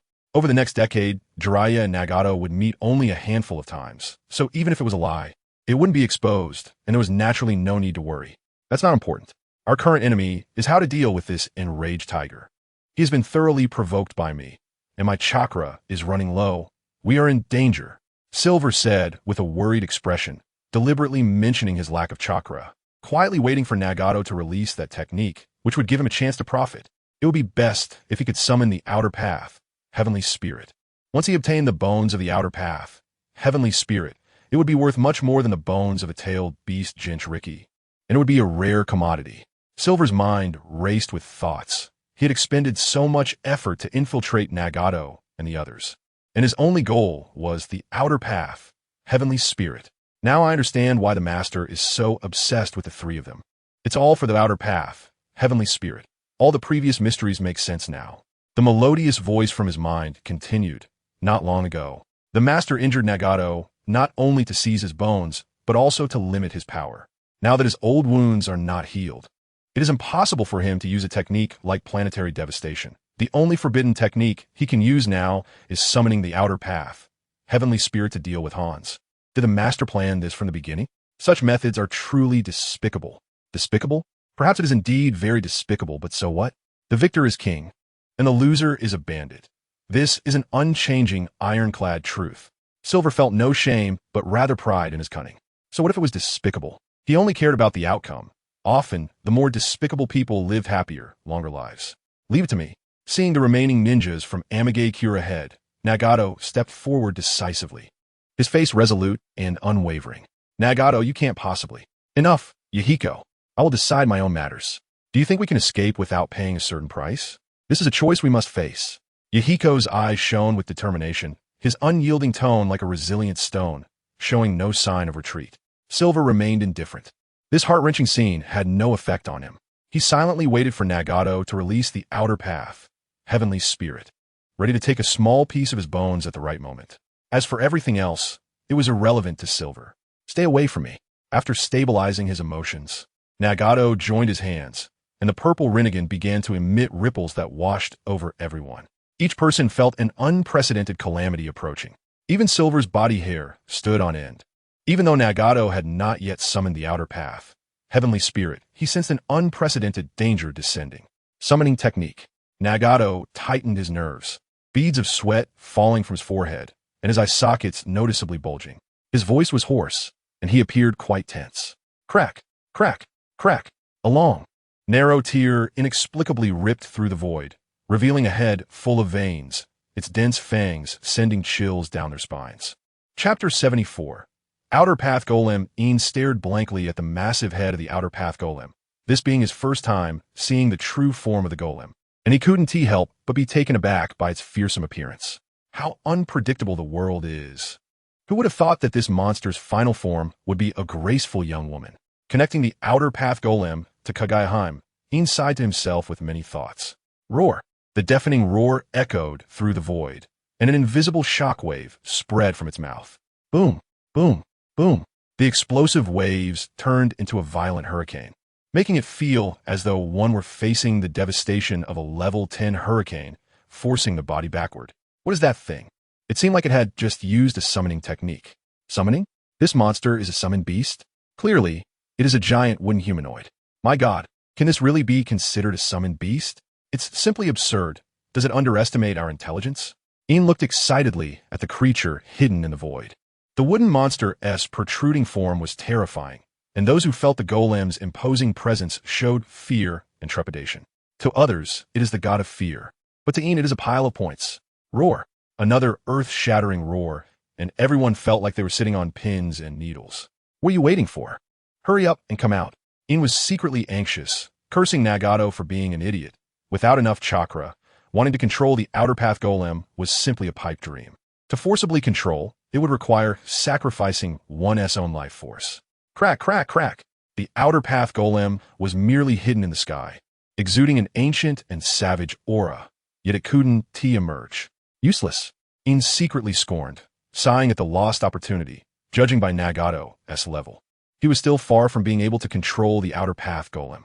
Just then, Ian suddenly looked up, sensing someone was watching him.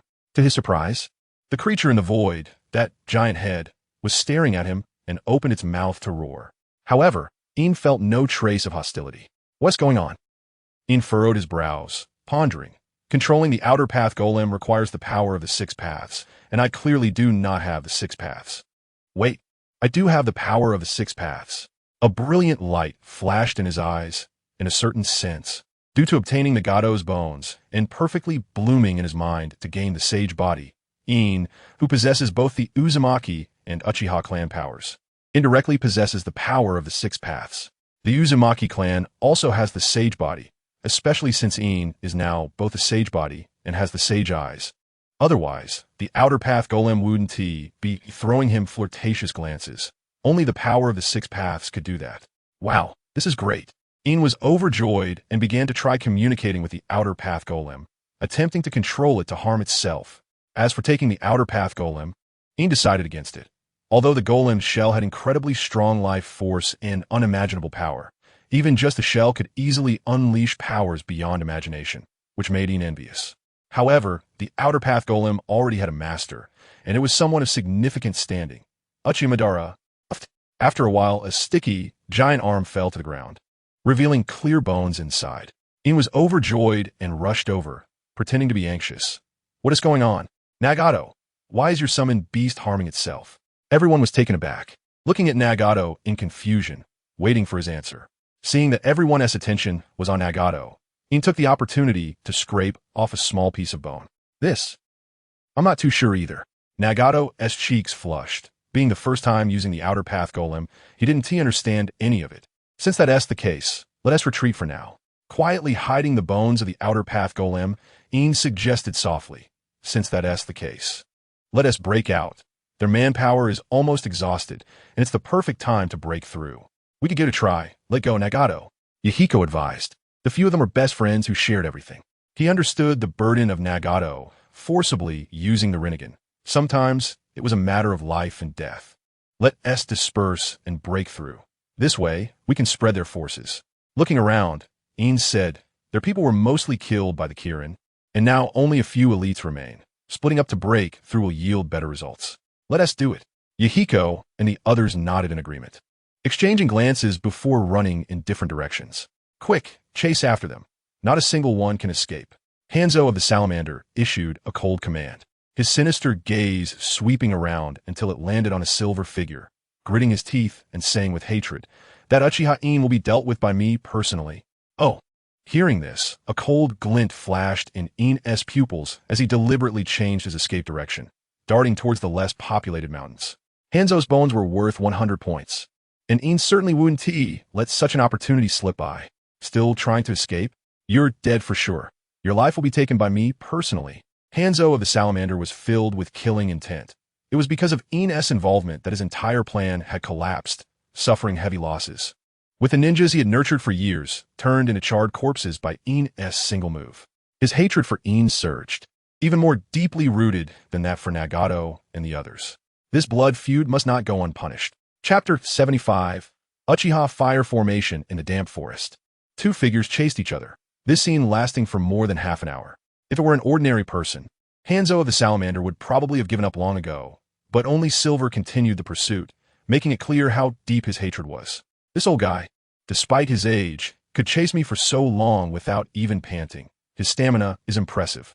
Turning to look at the murderous Hanzo, Silver pressed on until he reached a remote mountain range, where he finally stopped. Surrounded by mountains and sparsely populated, this was a dead end. Choosing such a desolate place as his grave, it seems your feng shui skills are quite poor. Hanzo of the Salamander, with a glint of coldness in his eyes, mocked, his pupils flashing with rampant killing intent. No, you misunderstood. I have no intention of dying in such a filthy place, and I'm a kind person. Silver shook his head decisively, explaining softly as if waves were rolling, if you self-destruct one arm, I'll spare your life. This statement infuriated Hanzo, causing him to roar in rage. I initially thought you had some talent and wanted to recruit you into our village. Since you're so ungrateful, then go die. Hanzo removed the respirator from his face, releasing a large amount of purple poison, which, under his control, caused the leaves in the area to wither and decay instantly. Seeing this, Silver didn't dare to be reckless, quickly retreating to create distance from the purple gas. Let's end this once and for all. I don't have time to waste with you. And at once and for all, with you, a mere pawn? Hanzo found it both infuriating and amusing. Silver didn't even dare to approach him, and yet he wanted to end it all. It was simply a daydream. Enjoy your laughter while you can. You might not have another chance. Silver remained indifferent, ignoring Hanzo's taunts, waiting for the old man to cry soon. I've never used that technique before. Today is a good opportunity, and there's a suitable task at hand. I need to test the power of that technique. Silver murmured to himself, ignoring Hanzo's provocations. A large amount of scorching flames erupted from his hands as he touched the ground, the deep red, dangerous light pulsating more fiercely. The Uchiha clan is world-renowned. This kid, only 12 years old, has already unlocked the 3 tomoe Sharingan. One must not judge by appearances. Hanzo frowned, then focused his mind, remaining vigilant against anyone, a habit he had developed over the years. Buzzing. After a while, a muffled sound suddenly came, followed by Hanzo's astonishment as he noticed the ground beneath him inexplicably shaking, akin to an earthquake, only more intense. What on earth is happening? Confused, Hanzo looked instinctively at Silver. Let us end this here, Hanzo, Silver said lightly, glancing at him. This technique comes from a scroll of Uchiha Madara, requiring an immense amount of chakra, at least surpassing the level of Kage. A few days ago, I obtained the sage body, and my chakra levels have surged, allowing me to use that technique. With his hands on the ground, aiming at the land beneath Hanzo's feet, Silver shouted, Uchiha Fire Formation. Crack, crack, crack. The ground under Hanzo shook even more, and a faint cracking sound began to emerge. Hanzo's eyelids twitched, realizing something was amiss. And just as he intended to turn and retreat, it was too late. The fiery barrier erupted from the ground, instantly inflicting heavy damage. Boom! In the silent mountains, a thunderous explosion echoed, and the dark sky suddenly turned fiery red. A towering fire barrier stood between heaven and earth, spectacular and magnificent, dividing the world in two. That wall of flames was as insurmountable as hell.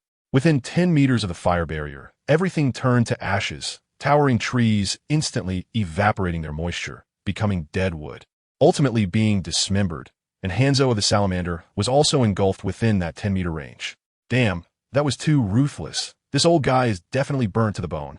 What a pity. Hanzo's bones are worth 100 ryo. Silver's lips twitched as he sighed, regretting his recklessness. The power of this barrier is too strong, reducing everything burned to nothingness. Cough, cough. Just then, a violent coughing sound suddenly came. Looking up, it was the dusty Hanzo, the only difference being that he was missing an arm. How is it possible that he wasn't burned to death? I clearly saw his hand catch fire. So that's how it is. With weapons soaked in blood, this old man is indeed a tough character, actually cutting off his own arm to survive. Even Silver, with his composure, was left speechless. Who would dare to sever their own arm without enough resolve? However, this is a good opportunity, Silver said with a grin, his body turning into an afterimage as he rushed over to pick up Hanzo's bones. This old guy runs pretty fast. Looking up, Silver found that Hanzo had already disappeared. Shaking his head, he didn't care. His target was just the bones. Hanzo's life was not important. It's time to go back. Glancing at the depths of Mangekyō, Where the sounds of battle were intertwined, Silver wisely chose to leave, decisively avoiding the scene. His mission in Mangekyō was accomplished, and there was no need to expend more effort. Chapter 76, Great Harvest Time flies, and in the blink of an eye, 3 days have passed. Silver rushed back to Konoha in just 2 days, and after a hurried day of rest, he plunged into the world of the farm. The bones of the Outer Path Golem and the bones of Hanzo the Salamander were exchanged for a total of 500 points. The master confirmed the exchange. Looking at the ragged cloth handed by Silver, there were 2 bloody white bones inside. 500 points? That means the bones of the Outer Path Golem are worth 400 points? That's surprisingly valuable. Silver smacked his lips, lamenting how unfortunate it was. If he could, he would have loved to capture the Outer Path Golem, strip its bones, and sell them all. Last time there were still 300 points, and this time he got another 500, totaling 800 points. Just 200 points short of exchanging for a super fertilizer. Silver gulped. A bag of fertilizer could make Akainu's bones bloom, granting him all of Akainu's abilities and techniques. How could he not be excited? He heard that Konoha was at war with Iwagakure, and the old man, Inoki, even used his trump card, the Jinchuriki, to increase the chances of victory.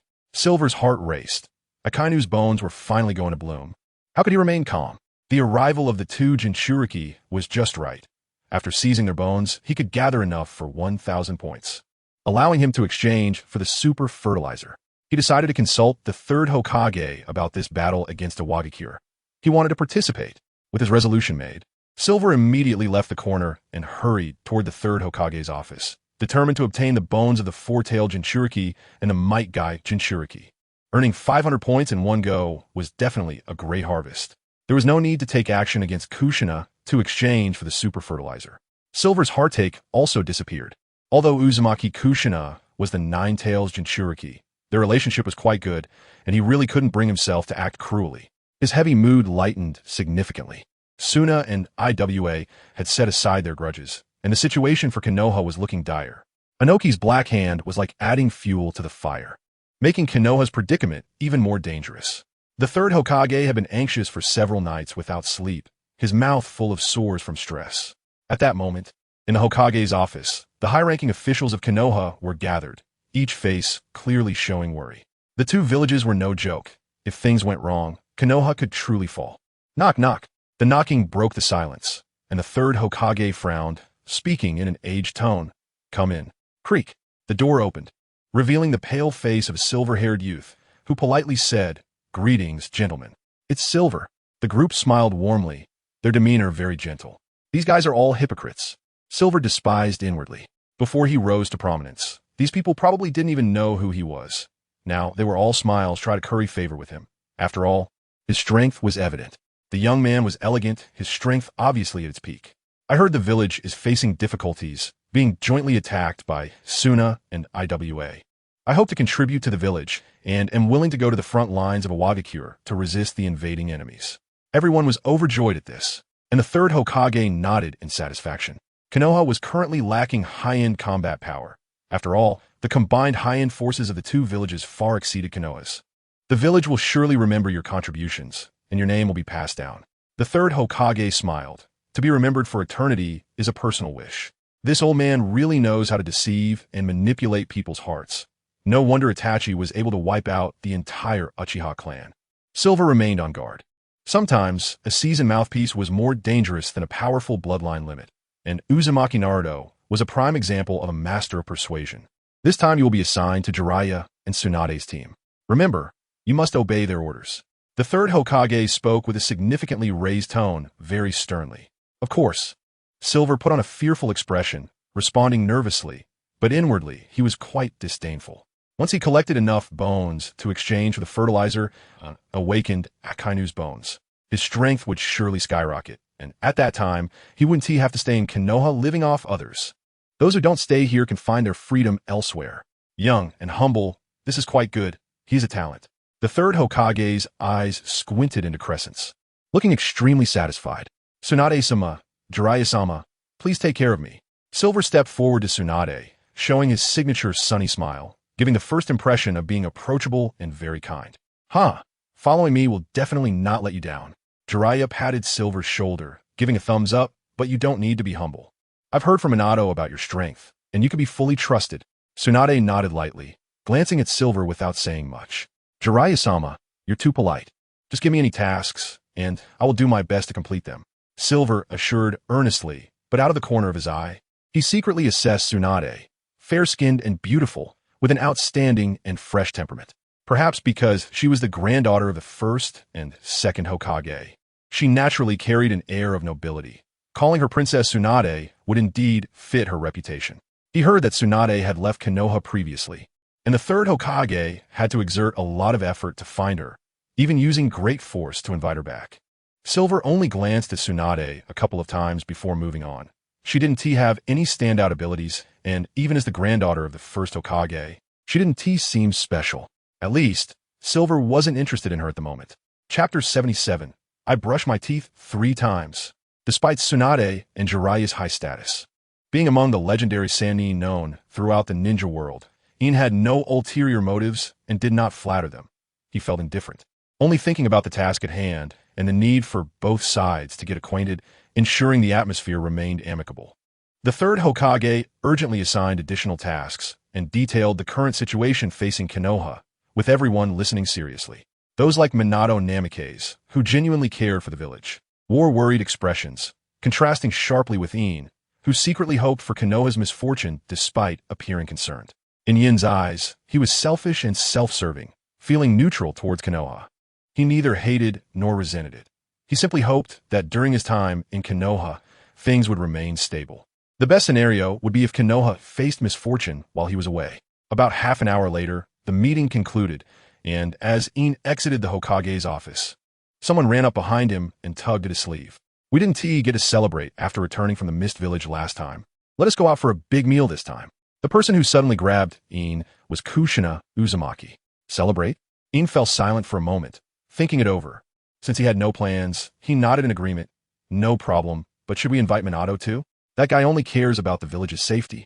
He's been super busy lately with the people from Sunagakure and Awagakure coming together, and the guys from Kumogakure are also eyeing us. Minato hardly has time to sleep, let alone celebrate with us. Kushina complained, understanding Minato's difficulties, so she could only ask Ian to go with her, turning their meal into just the two of them. True. Compared to us, Minato is indeed swamped. Minato Namikaze was almost unanimously recognized as the 4th Hokage, gaining everyone's approval. As the host of the Nine Tails, Kushina could not often go on missions, and Ian was just a 12-year-old boy, so both had plenty of free time. I know a good restaurant. Let us go. By evening, the restaurant was bustling with customers. The owner was familiar with Kushina, so they were given a nice private room. The room was quiet except for the steam rising from the hot pot, and they were enjoying the popular Odin of the ninja world. Indeed, it tasted great, with a perfect blend of flavor, color, and aroma. Yin's eyes lit up as he looked at the fish balls he picked up with his chopsticks, exclaiming, "This is way better than what I used to eat, and it's so cheap. I didn't expect Konoha to have such a place. Of course, the owner is my friend, so it's naturally better than other shady places," Kushina said with a proud smile, her lips parting slightly to release a gentle fragrance. "But with you here, the price just went up." Hearing this, Ian rolled his eyes, still charging a premium. What a shady shop. That's the privilege of friends. Kushina beamed even more. "Blame me, huh?" Ian said irritably. Then, as if to vent his frustration, he swallowed a whole fish ball. Perhaps because it was too big, he started choking, his face turning red and feeling quite uncomfortable. "What's wrong with you? It's just a meal. Do you have to be in such a rush? You must have been a starving ghost in your last life." Kushina quickly grabbed a pot of cold tea and walked over to Ian. The floor had just been mopped, making her walk a bit unsteady, and she filled a bowl to the brim with cold tea. Without hesitation, she tilted the bowl to pour it into Yin's mouth. Galugulu. At first, Ian felt relieved as he had nearly choked, but as Kushina kept pouring more and more tea, his face quickly turned red, his cheeks puffing up as they filled with tea. Ugh, ugh. Ian waved his hand to push away Kushina's bowl, signaling her to move back. However, Kushina didn't understand what he meant, her pretty face showing confusion as she leaned closer, their cheeks nearly touching, and she asked, "What are you trying to say? What do you want me to do?" Ugh, ugh. Ian cursed inwardly, feeling increasingly uncomfortable in his stomach, and continued to gesture. However, Kushina still didn't get it. Out of desperation, Ian pushed her away, but unexpectedly, with her strength comparable to that of the giant clan, Kushina was knocked back on her seat. She looked at Ian seriously and said, "If you're not feeling well, take a break. Let me handle things for you." Uffed. with his stomach feeling so full. Ian could no longer hold back and sprayed all the cold tea he had been holding in directly onto Kushina.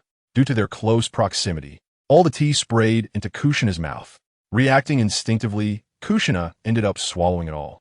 Seeing this scene, Ian was stunned, and Kushina was equally shocked. What kind of ridiculous scenario is this? This is insane. I might as well be killed to silence me. The first to react, Ian internally complained.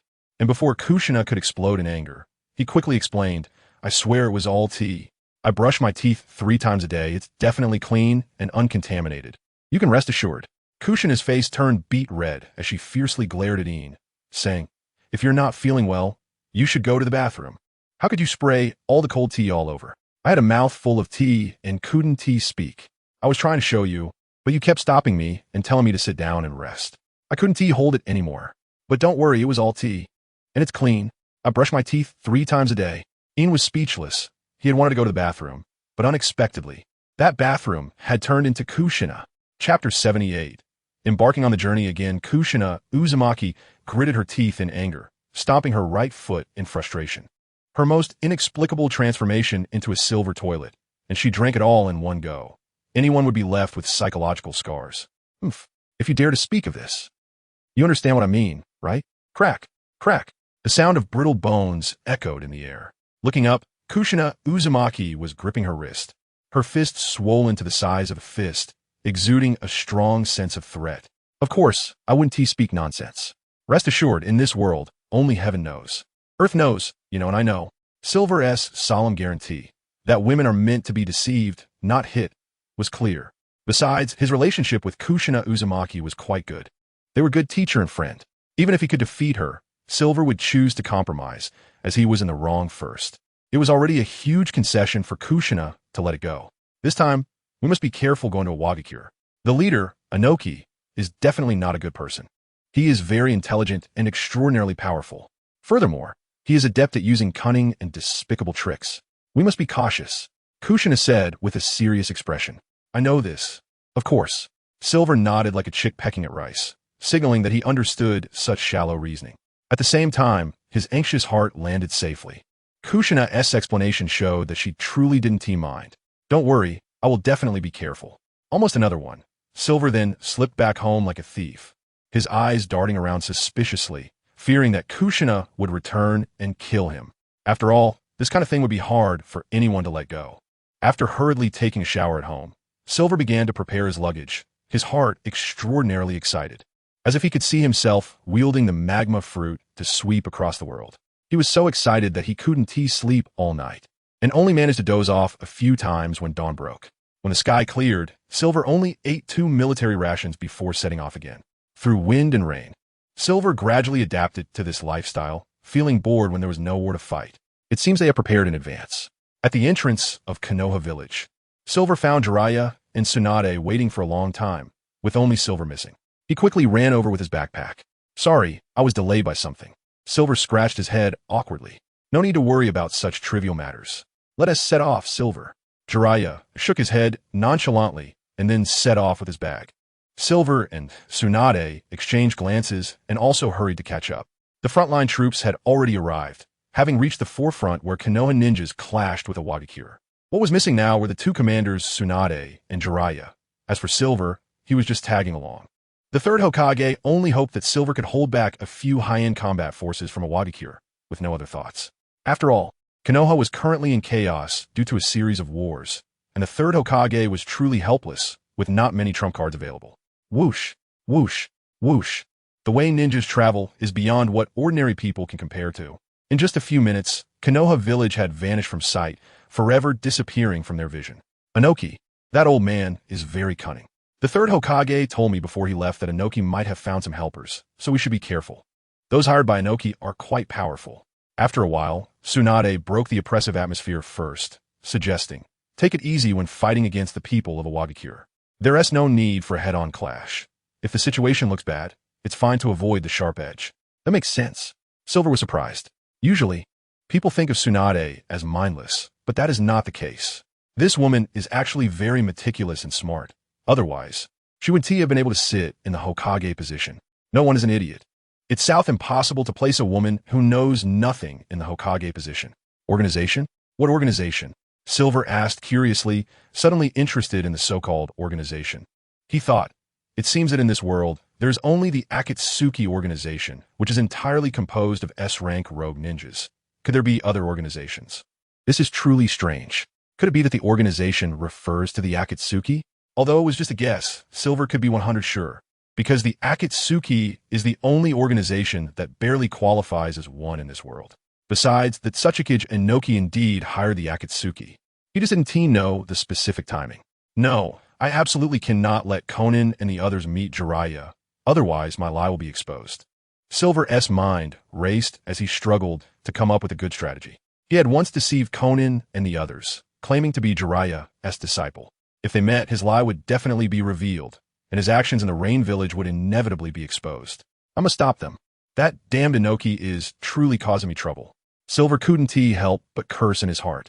While cursing Inoki as despicable, he also began to think of countermeasures. No matter what it takes, he must not let Jiraiya meet Conan and the others. Otherwise, the one who ends up in trouble will definitely be Silver. If it really comes to it, I'll just have to eliminate them. A cold, killing intent flashed in his eyes. Silver was filled with murderous intent. Those who must be killed must be killed. This is an unchanging law, especially since Nagato and the others have already posed a threat to Silver.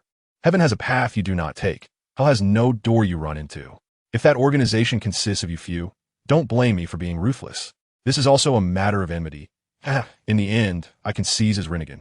Silver's face was filled with greed. When it's time to make a move, one must not show mercy, even if seizing Nagato's eyes indirectly affects Uchiha Madara. There's nothing to be done. Life has too many circumstances beyond one's control. Since there's no choice, then let us fight for a piece of blue sky that suits me with my fists.